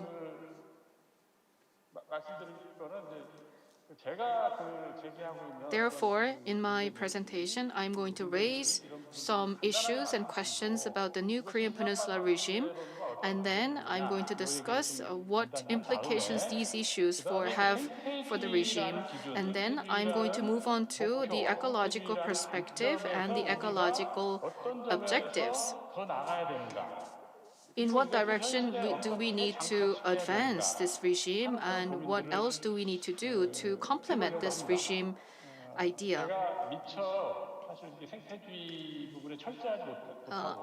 My presentation may not be thorough about the ecological perspective. I may offer some benign perspectives, but I would like to once again challenge you to further advance your thinking about the ecological aspect of the Korean Peninsula regime. As Kang Geum-sil mentioned, in 2019, at the March 1st Independence Movement celebration, there was the speech by President Moon, and he declared this new Korean Peninsula regime during his speech. But this regime idea has not been conceptualized in a detailed manner. In addition, when you think about the conceptual level and the philosophical level, there are some limitations, and this notion of new Korean Peninsula regime has not been advanced sufficiently.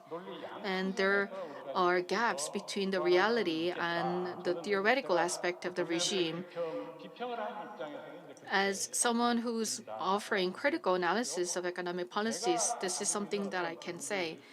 And so I'm going to include my own opinions and evaluations about the regime as well. And I'm going to also criticize my own thinking about the ecological approach to the Korean Peninsula regime.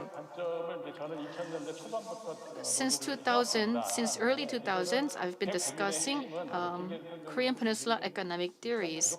I may not have enough time to delve into this theory in detail, but I'd like to say that democratization in Korea was very rapid and it was quite successful.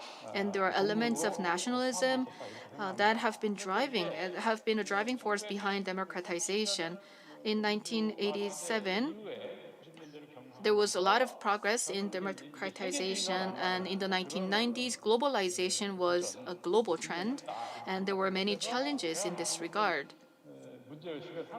So what I like to say is that Korean nationalism and our own national ethnic identity, how have they been connected with globalization? This is something that we need to discuss. As Professor Holtman mentioned, since 2019, there has been a lot of action, and 2021 can be a year of opportunity. And I was quite inspired by his remarks.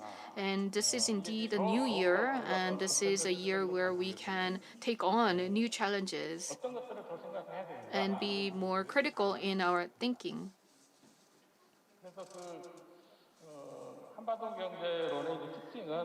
When you take a look at the characteristics of the Korean Peninsula economic theory, it argues for the need to have a holistic approach because there are multi-dimensional aspects. But so far, policies have been rather singular in their dimension, and there was lack of holistic approach, and there was a lack of connection between the reality and the policies and the theory.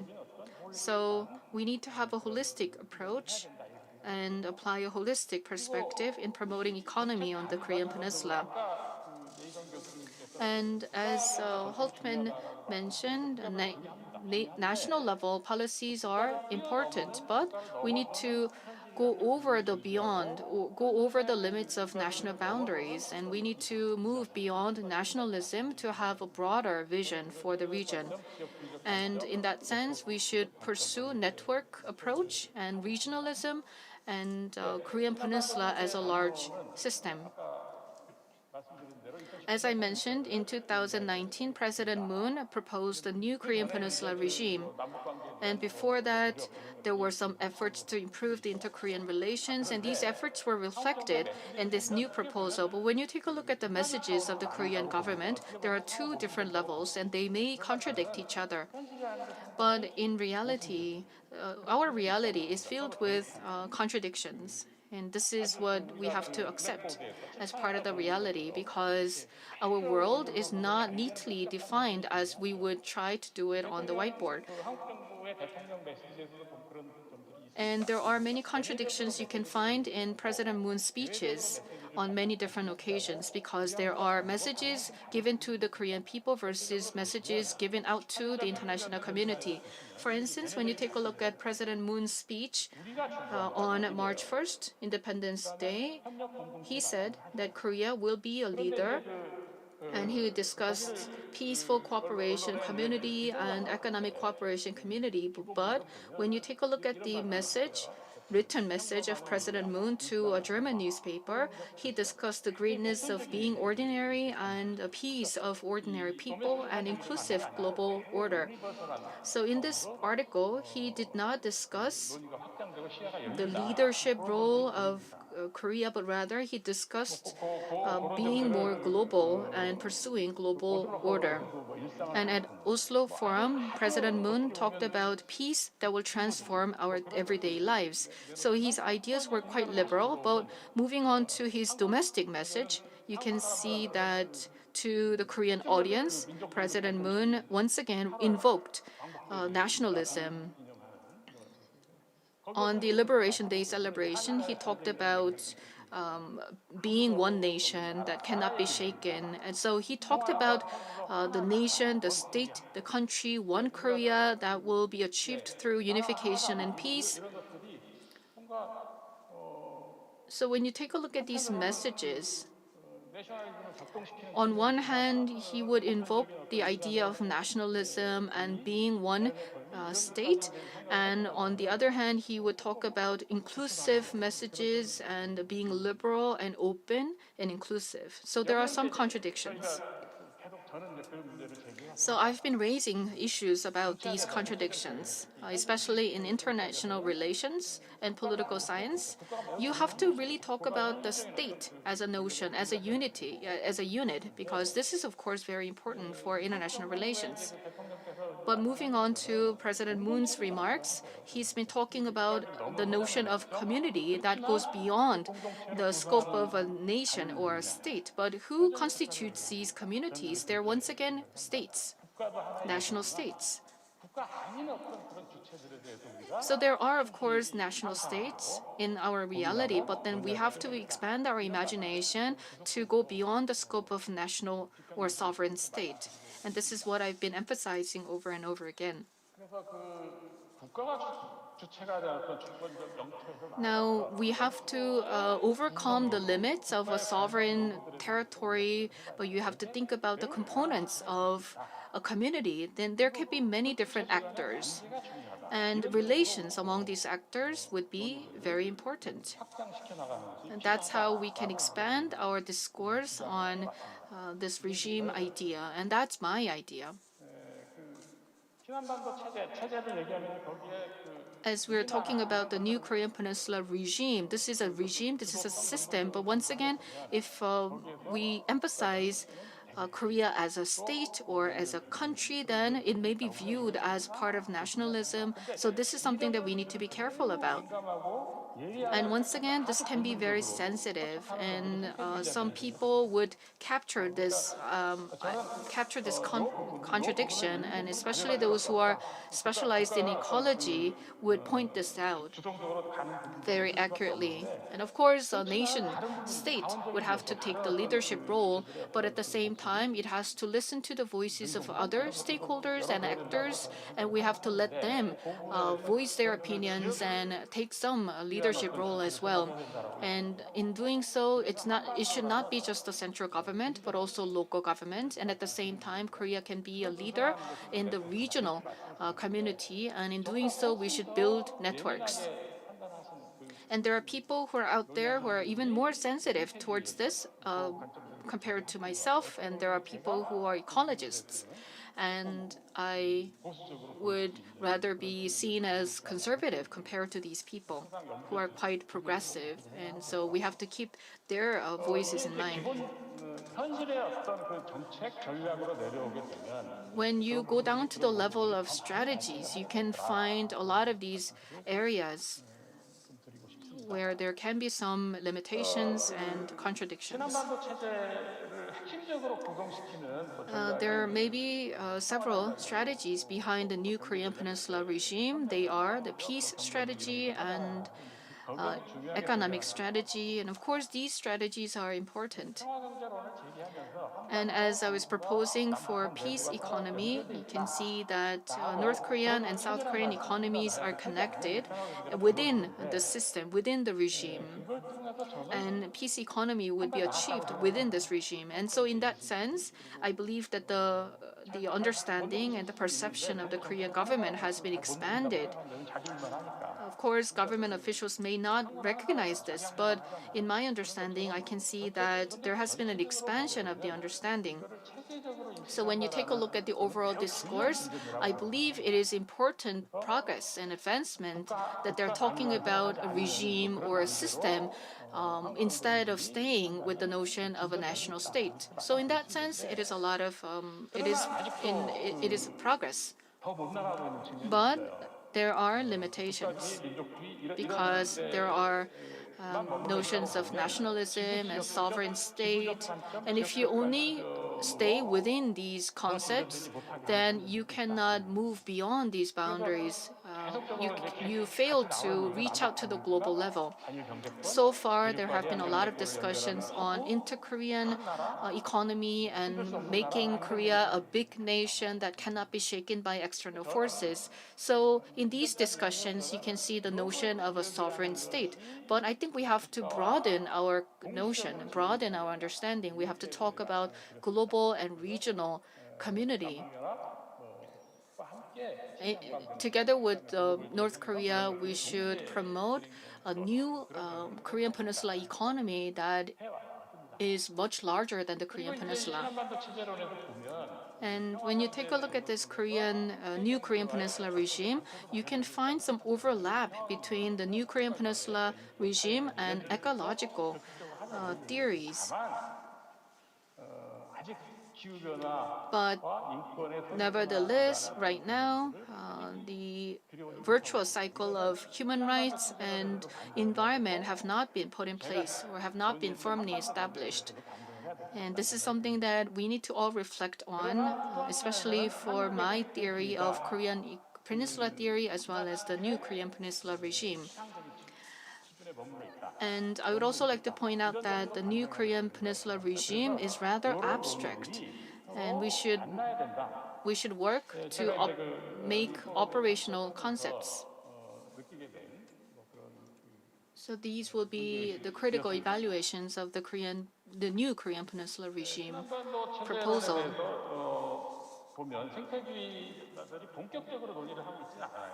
There has not been an active discussion on this topic by ecologists. So far, they have not been that active in making this discussion, but I've been involved with another journal where we had a special edition on ecological perspectives, and ecologists I was able to learn that they are very sensitive to these issues. When it comes to improving the inter-Korean relations and establishing the new Korean Peninsula regime, they criticize that these proposals lack ecological components. And they would say that if we exclude discussions on ecology, then such proposals will not be successful. So there are all these writings that have been produced in criticizing the new Korean Peninsula regime, and you can find all these quotations. Because so far, many discussions have been on development, and priority has been placed on development and expanding the territories and lands for development.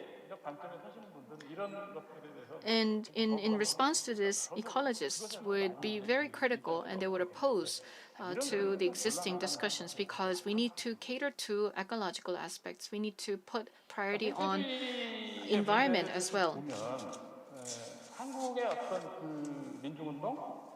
Now, when you look at these ecological discourse on the Korean Peninsula regime, I believe that this is very much related to agricultural and farm movement.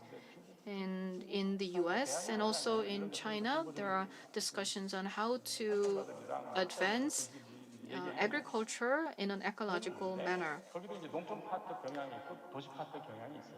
And there are some tensions between urban and rural theories. And I believe that my theoretical background is more rooted in agriculture and farm-related aspects. But at the same time, I think we have to promote harmony between these two sides.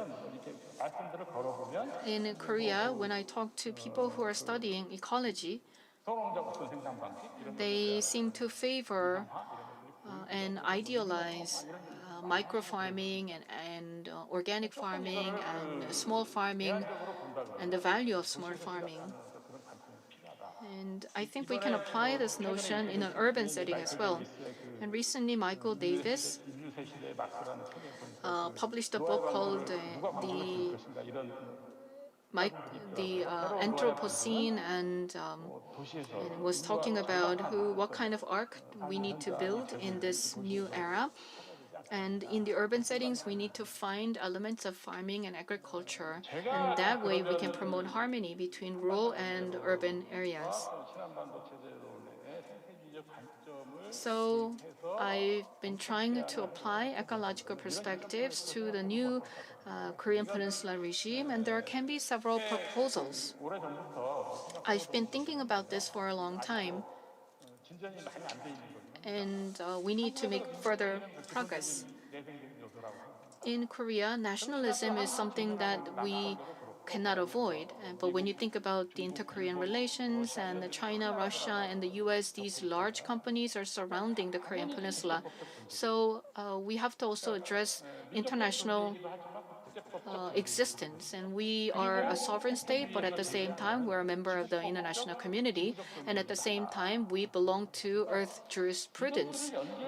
So we should be able to make connections between these three different levels. And we need to find a space or platform for that. So specifically, we can come up with a project of connecting Seoul and Chugaryong Valley and Wonsan. This can be a new belt that will connect the ecological systems of the two Koreas, and this can be a Korean Peninsula peaceful ecological area project. So this is an idea that we can consider. And the late Kim Seok-chol also had a similar idea. And there were discussions about this and some panel discussions about this. So centered on land property, of course, the land-related law is quite strong. So rather than being rooted on the land property, we can pursue this type of project by utilizing the waterways. And by tapping into this waterway and water resources, we can create a new ecological space for the two Koreas. And this is something we can implement. So the Chugaryong Valley has the source of it's a watershed, and we can connect this to the surrounding areas. And on the waterfronts, we can invite people to come and live and develop an urban area along the waterway, and then we can connect this to Seoul. And this can be an area where global citizens participate. So this is what I've been imagining. So this is one direction or one idea. Of course, there are the UN sanctions on North Korea, so there may be some constraints. But if we continue to discuss this idea and consider the international and national and the environmental aspects, then we can use our imagination and we can start all these preparations. So when the circumstances are right, this can become a reality. Likewise, we can make connections between urban and rural areas, and we can create more self-sufficient economy, local economies. So the agricultural farming in the urban setting, and by connecting these two, we can make advancement. So in short, focusing on the inter-Korean relations may have limits because it is only based on the sovereign state notion, and this is not appropriate when we think about the ecological aspect and the international community related aspect. So we, of course, have to be practical at the same time, but I think this is something that we can imagine in the future. Thank you. Thank you very much, Professor, for your presentation. As I was listening to your presentation, I was able to understand the implications and the limits of the new Korean Peninsula regime. The fact that it is talking about a regime and a system, it is a big advancement. But when you think about the new climate regime and transition to renewable energy and ecological preservation, these aspects are not included in the new Korean Peninsula regime. And this is something that we need to improve, especially the new Korean Peninsula regime is a reflection of our understanding of the Korean Peninsula, and this is once again linked to our notion and utilization of the DMZ. And from the ecological and civilization perspective, we need to think about this. For the past several years, there have been a lot of active discussions on this.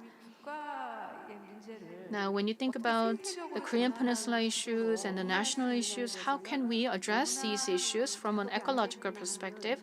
This is something that we need to increase our awareness and understanding. And the ecological belt that you proposed in your presentation was also very interesting. Thank you.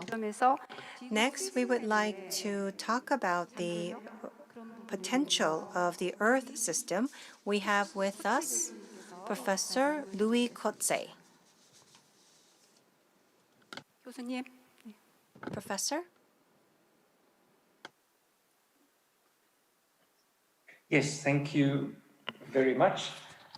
And thank you for the kind invitation to contribute to this extremely interesting discussion and forum.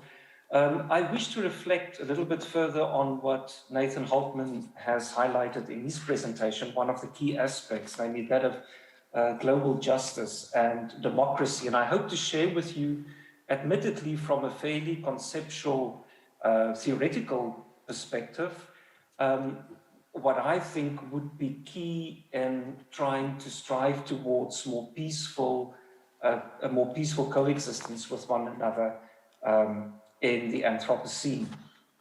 Now, the COVID-19 pandemic has certainly done many, many things. In the most general of terms, I believe the pandemic is foregrounding and highlighting in a frighteningly stark way many of the key characteristics of the current global geological epoch that has become known as the Anthropocene.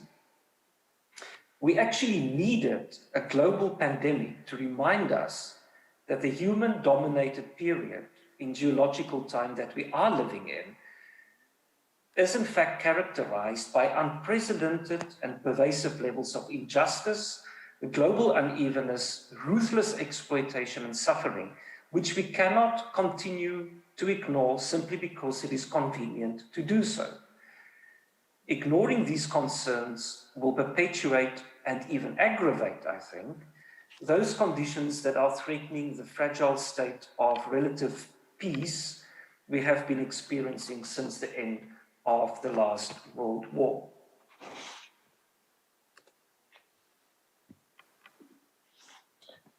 Now, what are some of the characteristics of the Anthropocene that are illuminated by the COVID-19 pandemic?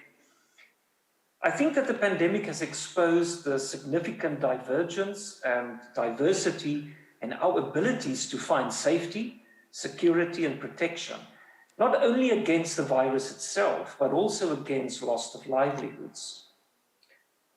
It has revealed the very stark differences that exist, notably along racial, gender, and income lines, with respect to the abilities of people to be resilient and to bounce back. As the unequal production and distribution of vaccines show, the pandemic is raising questions about the lofty ideals of proclaimed global solidarity, which is now being exposed, I think, for the high rhetoric that it is. Rightly or wrongly, in times of existential crisis, people and countries first protect themselves.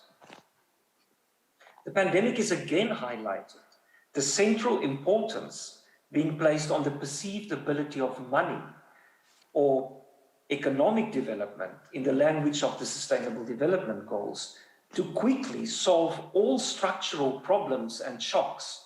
After all, extraordinary interventions in the form of economic stimulus packages have been agreed upon, almost always unanimously and swiftly, as a first response to preserving the tenacious status quo of a privileging neoliberal global economic system.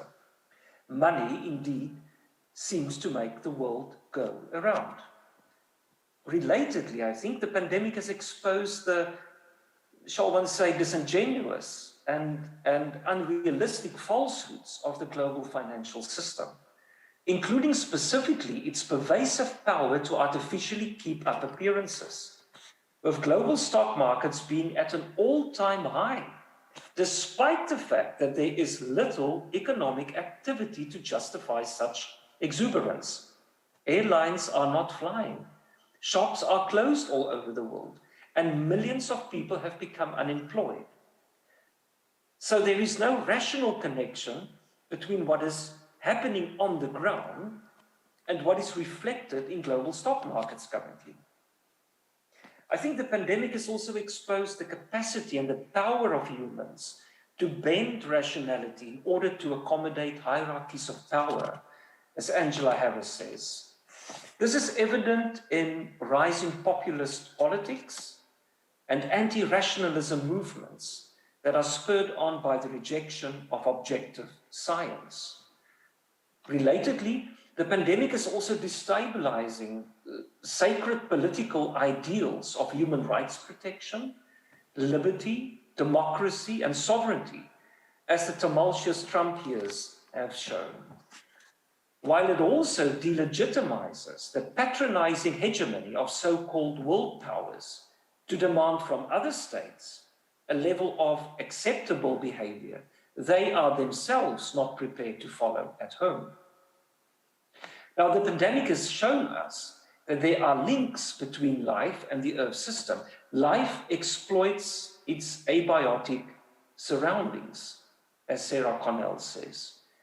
Where Earth system equilibrium is upset, as it is by powerful Promethean humans in the Anthropocene, being fully in step with Earth system complex dynamics, there is bound to be a correction of some sort to re-establish such equilibrium.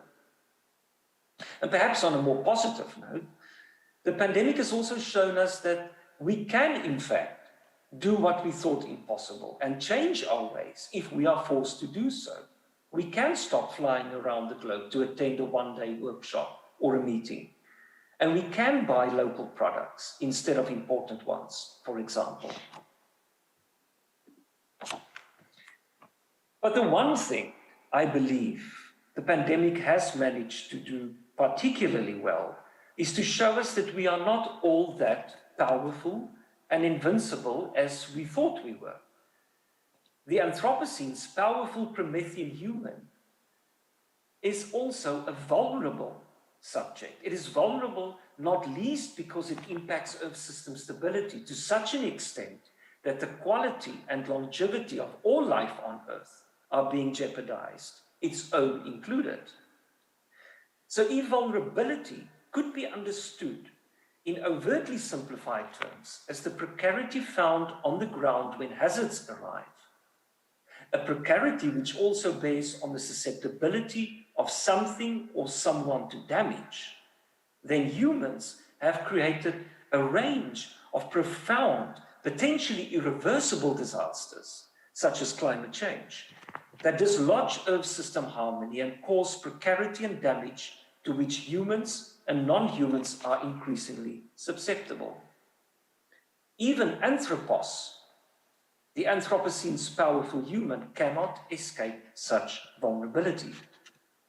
Importantly, however, while we are all vulnerable, some are more vulnerable than others, especially the marginalized sectors of society that are constantly being othered by those less vulnerable through predatory, privileging structures of entitlement that are deeply embedded in the legal system, the political system, and the economic system. It is through these structures of entitlement that privileged humans have been eluding responsibility for our destructive actions, while deliberately and cunningly sowing the seeds of doubt, false scientific balance, and constructed denial and ignorance, serving as thus destructive agendas in a quest for prosperity for a selective, privileged few. The vulnerability of the human is therefore not and should not be understood as homogeneous or monolithic. Injustice, I think, is key to the Anthropocene and to an understanding of vulnerability in the Anthropocene. Deeply intertwined and mutually reinforcing practices of legally sanctioned extractivism, colonialism, imperialism, industrialization, and slavery, all exemplars of modern progress, to be honest, have been identified as key drivers of the Anthropocene and as generators of multiple injustices and vulnerability. And this is a toxic mix, making for a world order that is characterized by short-termism, egocentric self-satisfaction, and unrestricted consumption and growth at the expense of the marginalized and oppressed human and non-human world on which it depends to sustain its, ultimately, unsustainable metabolism. Despite the evidence that we might soon be facing a sixth mass extinction event, with the COVID-19 pandemic offering only a partial preview of what this might entail, human progress continues to deploy long-standing and pervasive ideologies and doctrines that are entrenched in legal, social, economic, and political systems, such as developmentalism, extractivism, neoliberalism, that all fetishize growth and technology as solutions to the socio-ecological crisis that we find ourselves in. Now, the exigencies resulting from human progress at all costs are reinforced by anthropocentric palliatives that humans have constructed and institutionalized to further privilege certain privileged humans, including, among others, the three-pillared approach to sustainable development and the so-called green economies, natural capital.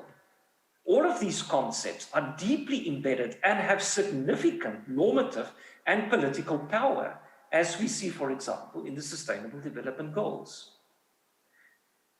And it is palliatives such as these that legitimize at a very high normative and political level the type of unrestricted development that pushes vulnerable living beings' interests to the periphery of regulatory concern, while prioritizing social and economic development for some humans at the expense of both global Earth system stability and meaningful interacting international solidarity between people.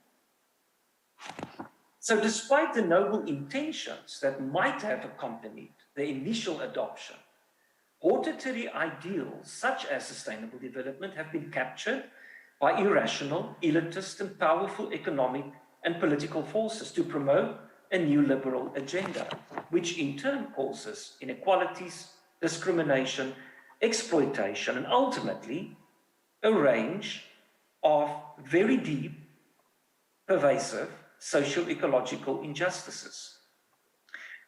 So it is difficult to evade the conclusion that the Anthropocene represents a crisis of human hierarchy that has also the potential to threaten the foundations of peace and stability, not only on the Korean Peninsula, but all across the world.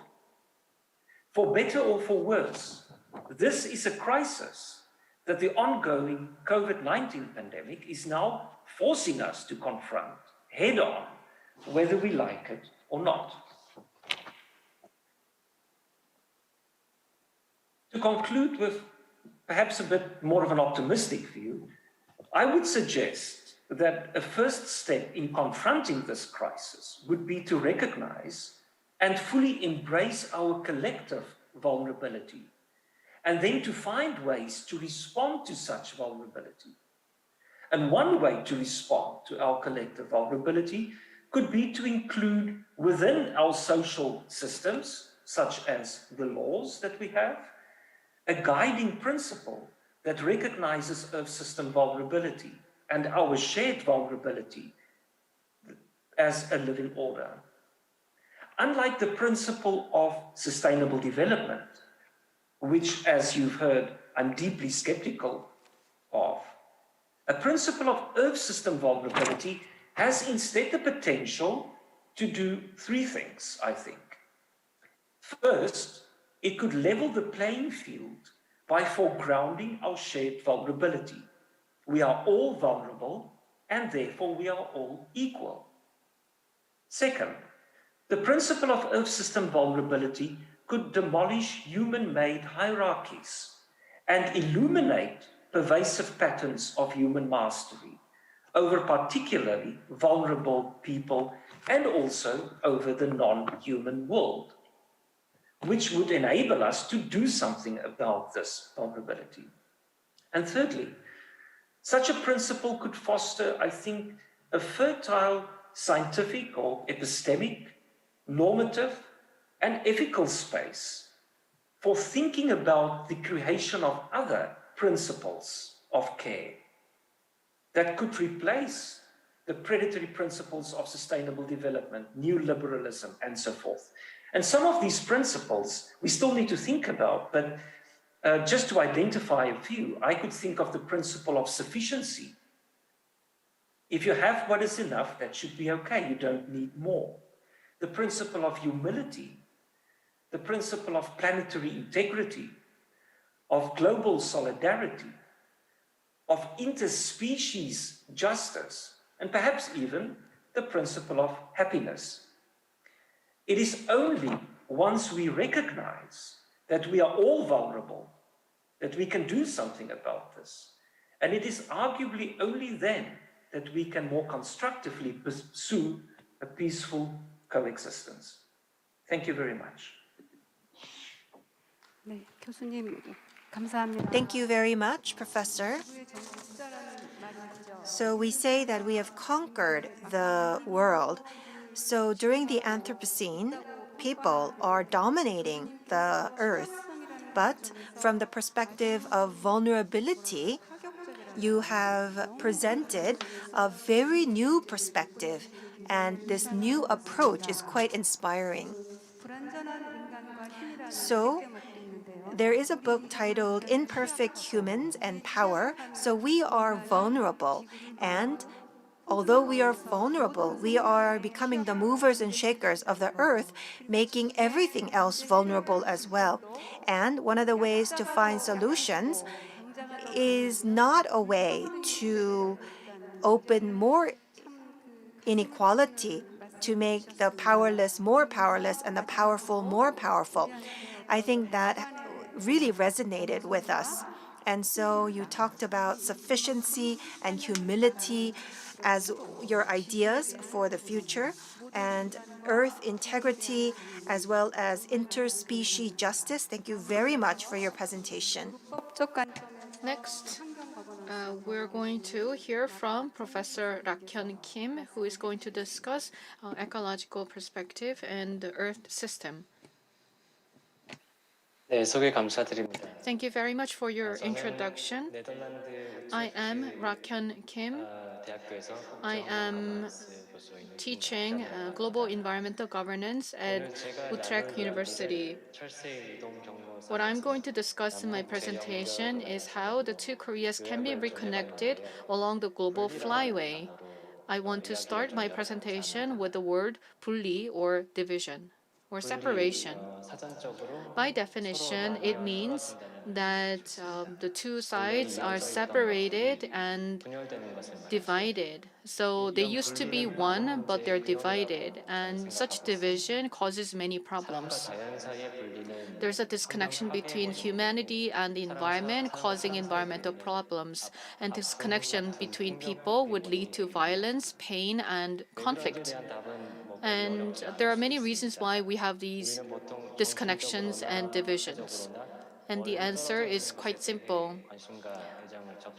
We pay less attention to those who are far away from us, and out of sight, out of mind is a well-known expression. And such disconnection and division shows that we don't know the consequences of our action on faraway places. For instance, we throw away trash and we don't feel guilty about it because we don't know where these trashes would end up.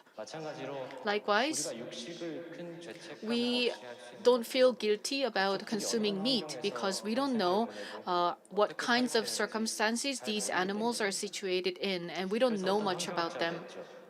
So one environmentalist said that small things are beautiful when there's no distance between human and nature. And I believe the same applies to personal relations.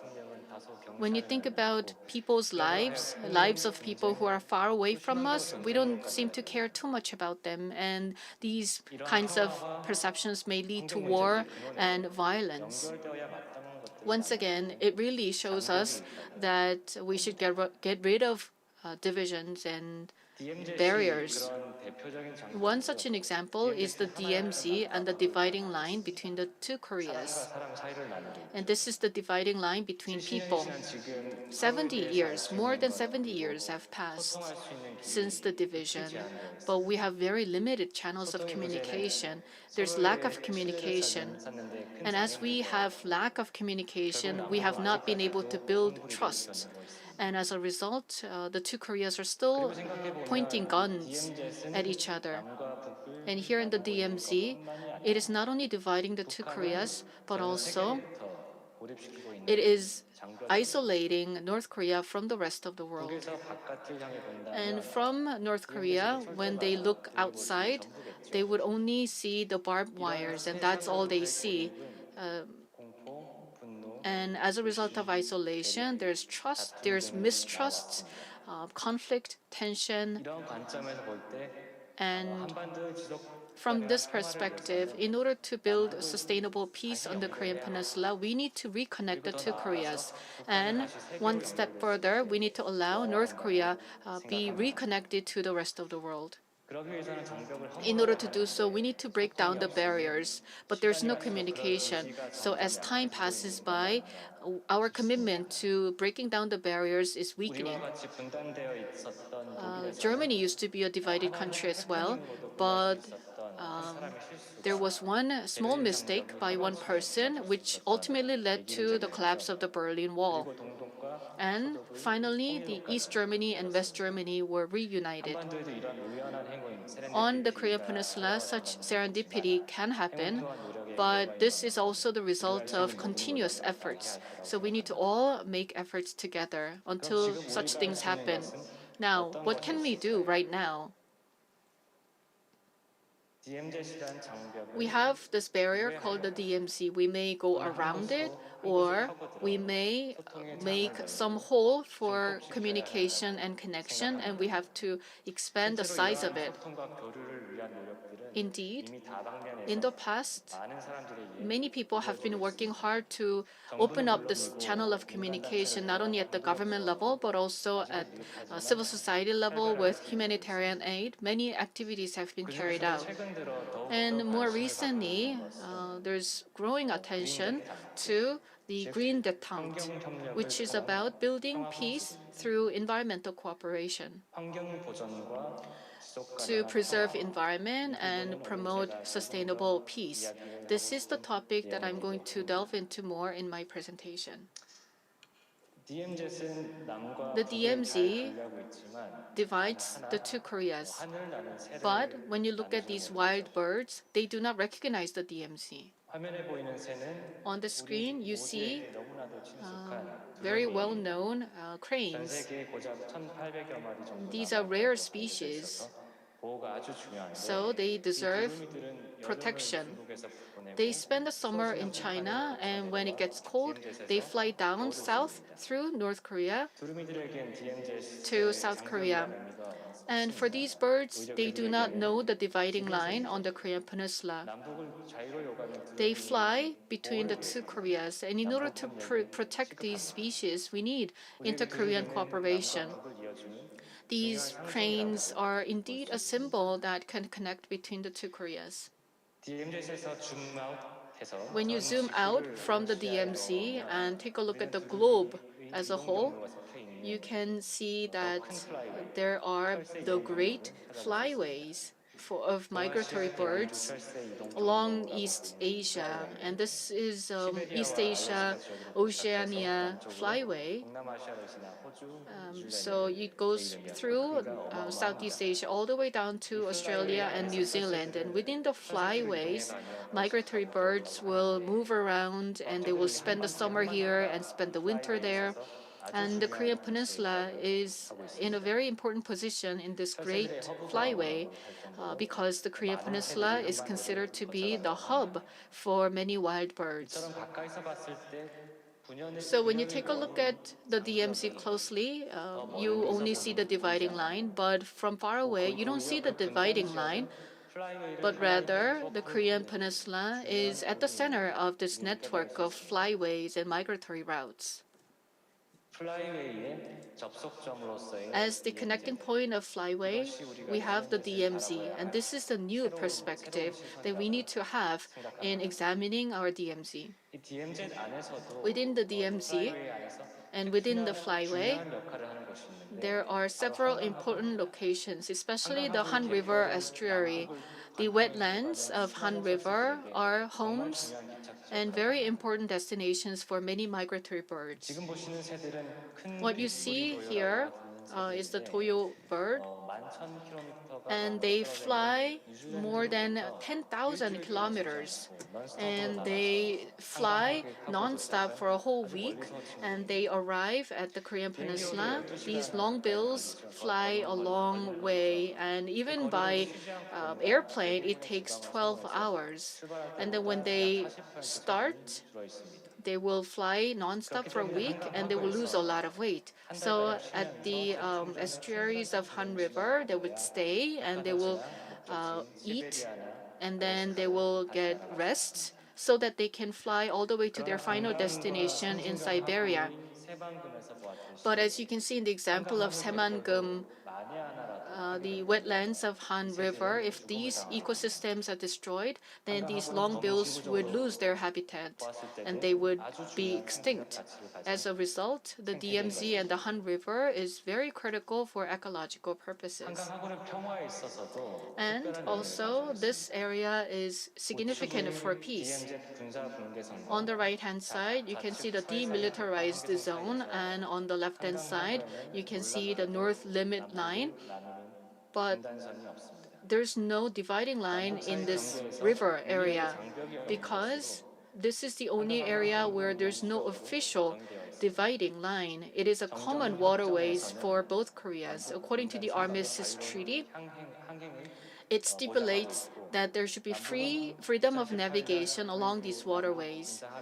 And with the new declaration in 2018, the two Koreas decided to develop this area together.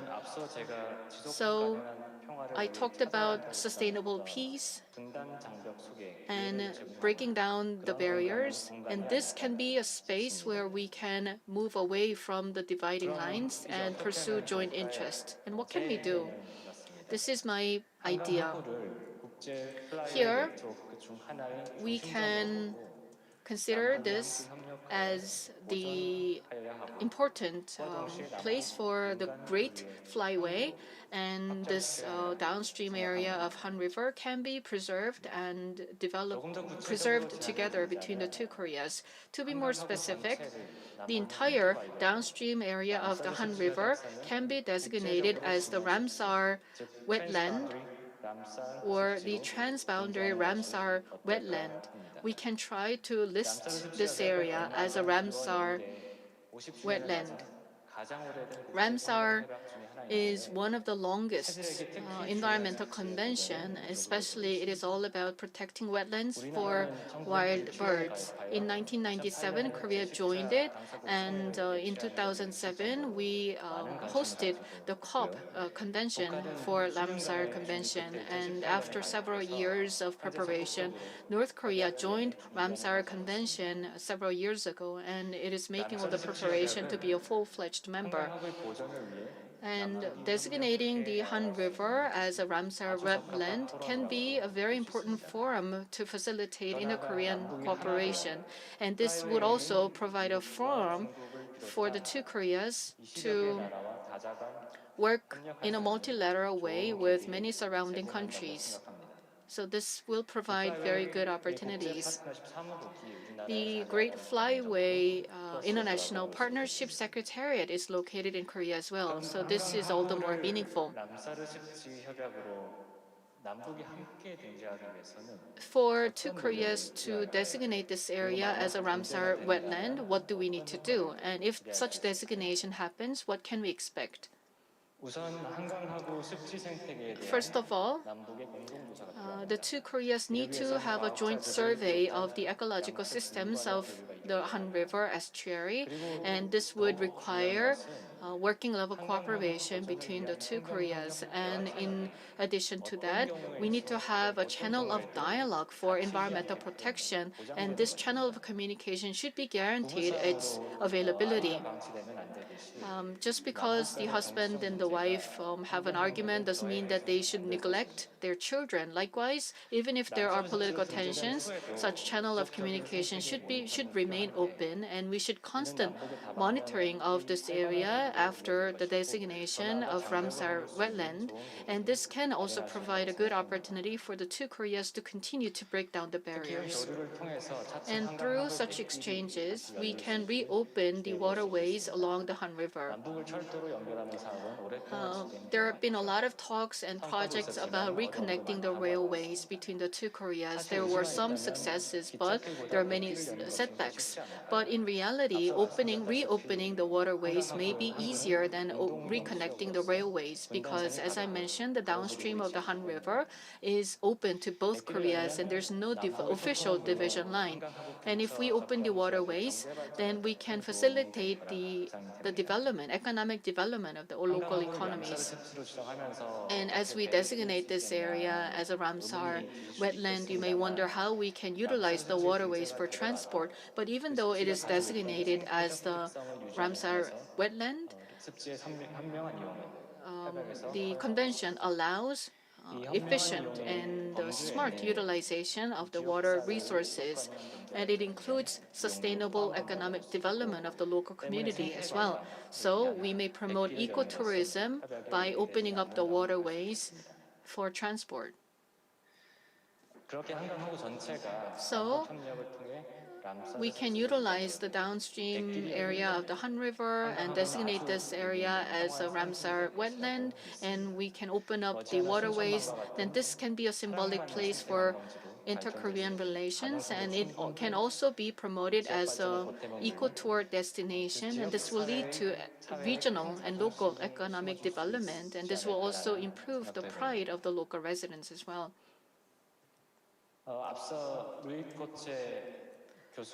Professor Koche and Professor Lee talked about Earth system jurisprudence, and this is the kind of paradigm that we need in Anthropocene. Now, when you think about the Earth system governance and Earth jurisprudence, what they want to achieve is indeed about breaking down the barriers and the dividing lines, so that we will have reconnection between people and nature, between people, and between countries and between communities, so that we can all be connected in an organic manner. And to do so, we need to approach the Earth as a single system. There are many dividing lines and disconnections, but there are dots that we can connect together. And by doing so, we can promote sustainable peace and environmental preservation at the same time. In that sense, we should not approach the DMZ as a symbol of division, but from the planetary perspective, we can consider the DMZ as a connecting point that can connect many different elements. So that is my idea that I wanted to share with you. I hope that my presentation would contribute to opening up our communication. Thank you very much for your attention.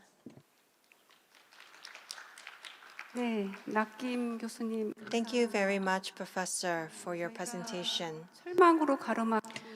There are barbed wires and disconnections along the DMZ, but it was very nice to see that there are no physical divisions on the waters along the Han River. So it was a very good reminder.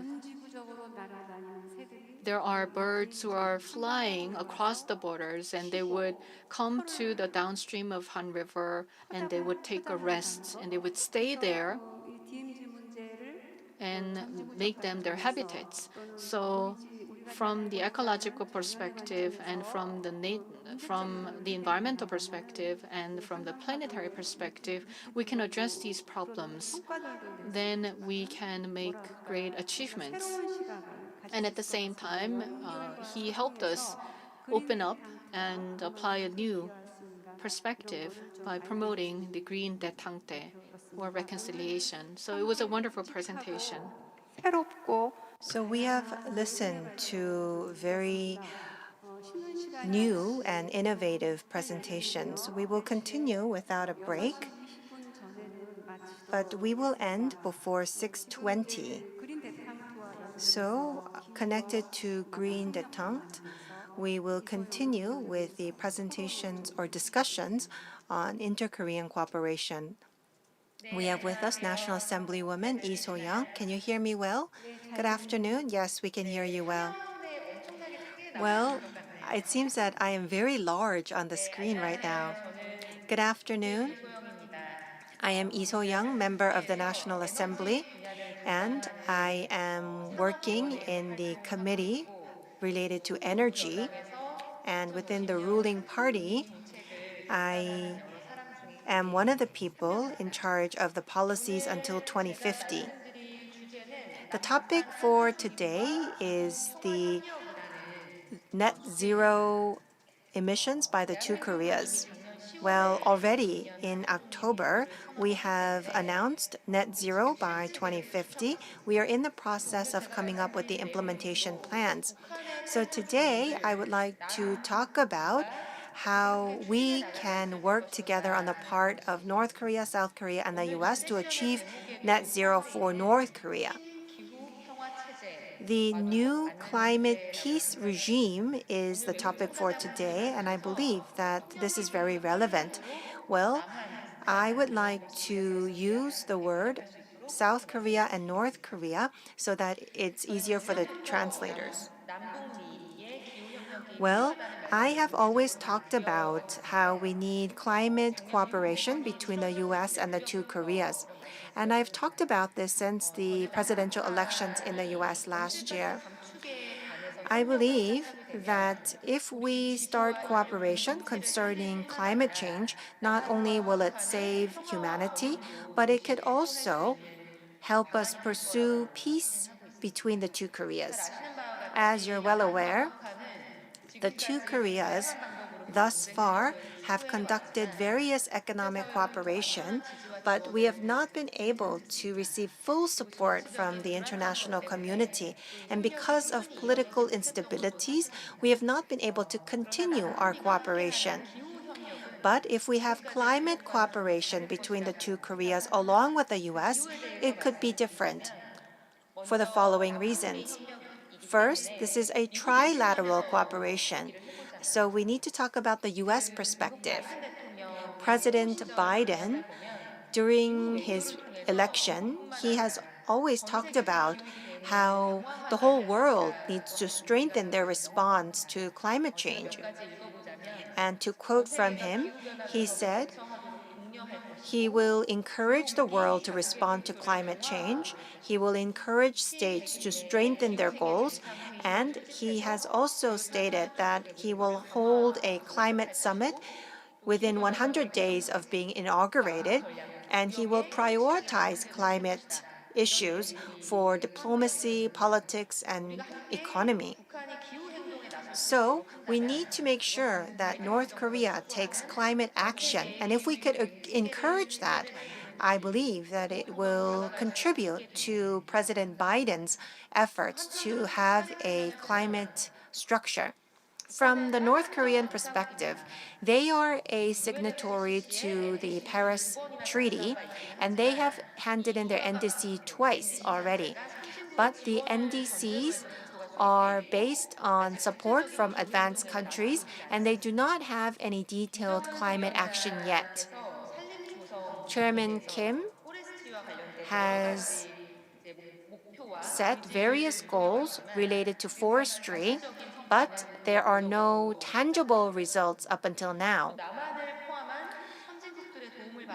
With the help of advanced countries such as South Korea, they wish to convert from old coal power plants to nuclear plants, and they also wish to replant their mountains, and that definitely will become a turning point for the North Korean economy.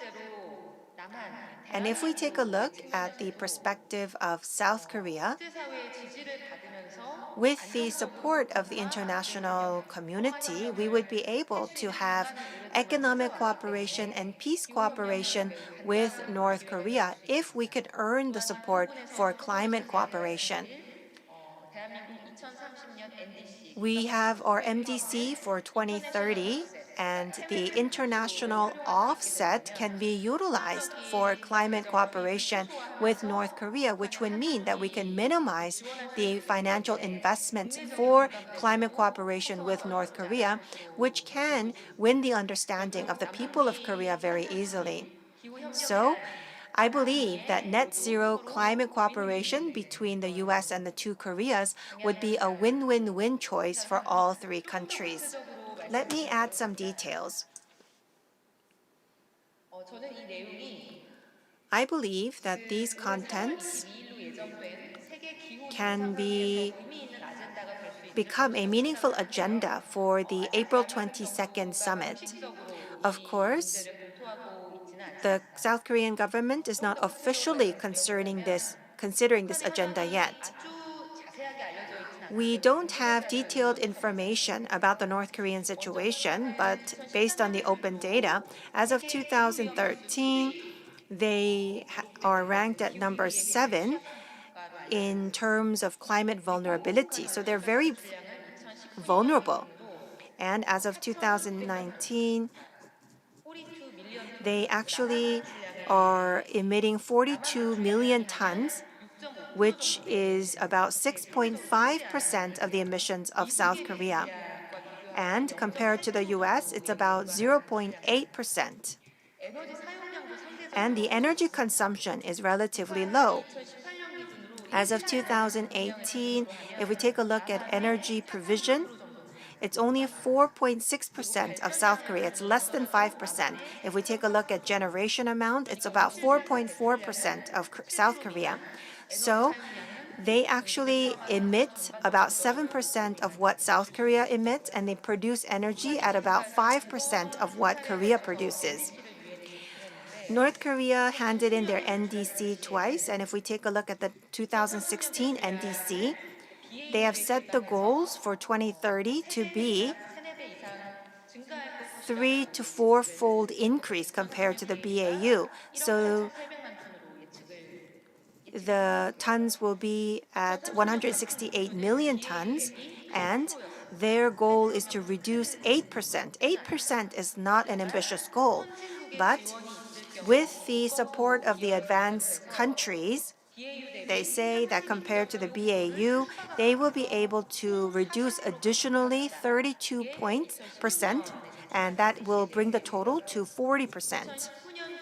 If we take a look at the 2019 revised NDC, the BAU is calculated to be 219 million tons, and they said they will reduce 16.4%, and with the support of the advanced countries, they can reduce a total of 52%.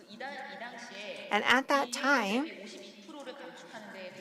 the cost for the 52% reduction is about $30 billion. So if we take a look at the BAU and the NDC, is probably exaggerated according to many people. Their emissions are not high right now, and so compared to what countries are announcing as being net zero until 2050, North Korea may be able to become net zero in 2040 or even before that. Concerning the areas for reduction, they are focusing on energy generation and forestry. North Korea has emphasized efforts for reforestation. For example, the official from the Ministry of Diplomacy participating in a forestry-related international organization has mentioned that North Korea has a massive project to reforest the whole country. And they actually have a war on deforestation. So you can see that they're using the word war. And at COP22, at a high-level meeting speech, they have emphasized their response to climate change through reforestation. If we take a look at the 2016 NDC of North Korea, they mentioned that with the support of advanced countries, there are various ways to make reductions. First, to reduce the waste from transmission to 6% and to have solar energy worth 1 giga, to have a 5 megawatt wind power in the west, and additional 5 million megawatt wind power. And there are many households that use coal power, but that can be changed to heat power and other energy effective measures. In supporting these efforts, I believe that the US and the two Koreas can achieve net zero for North Korea together. What we need to focus on is that the NDC for 2030 submitted by South Korea includes the international offset of 16.2 million tons. Before the signing of the Paris Agreement, we handed in the NDC to the UN, and we actually mentioned that 100 million tons will not be reduced in Korea, but it will be an international offset, which is 1/3 of the total amount. In 2018, we had a revision of the NDC, and the international offset amount was reduced, but still 16.2 million tons are included as international offset. This means that in order to achieve our goals for 2030, we will need to have at least 16.2 million tons outside of Korea every year. According to the calculation of the Korean government, concerning the reduction costs and the carbon credit set overseas, this could be different. But according to estimation of the government, 16.2 million tons of international offsets would call for tens or hundreds of billions. And so, such international offsets are usually planned for Indonesia and other Southeast Asian countries. But if we conduct this in North Korea, then we can achieve not only climate action, but also peace. Currently, according to the Constitution of the Republic of Korea, North Korea is a part of our country. We are one country. But if we take a look at the UNFCCC, North Korea is outside of Korea's inventory, so this can be used as international offsets. So I tried to share with you the big picture as well as changes in perspective. Many of the speakers have provided us with the big picture, and I would like to talk about this detailed. In April 22nd, we will have a climate summit, and now we need to start the agenda for April 22nd. So concerning this agenda that I mentioned, I look forward to the interest and support of many people, which will contribute to reducing carbon emissions around the world, as well as achieving peace on the Korean Peninsula. Thank you very much. Thank you very much. So for the new peace regime and the peace on the Korean Peninsula can all be linked together to this initiative that you have mentioned. I believe that this is a very important issue for Korea. Next, I'm going to invite Professor An for his comments. So we need to wrap up in time, so I hope that you will make your remarks brief. As introduced, I am An Byung-jin from Kyung University. Let me make my comments very brief and ask a question to each speaker.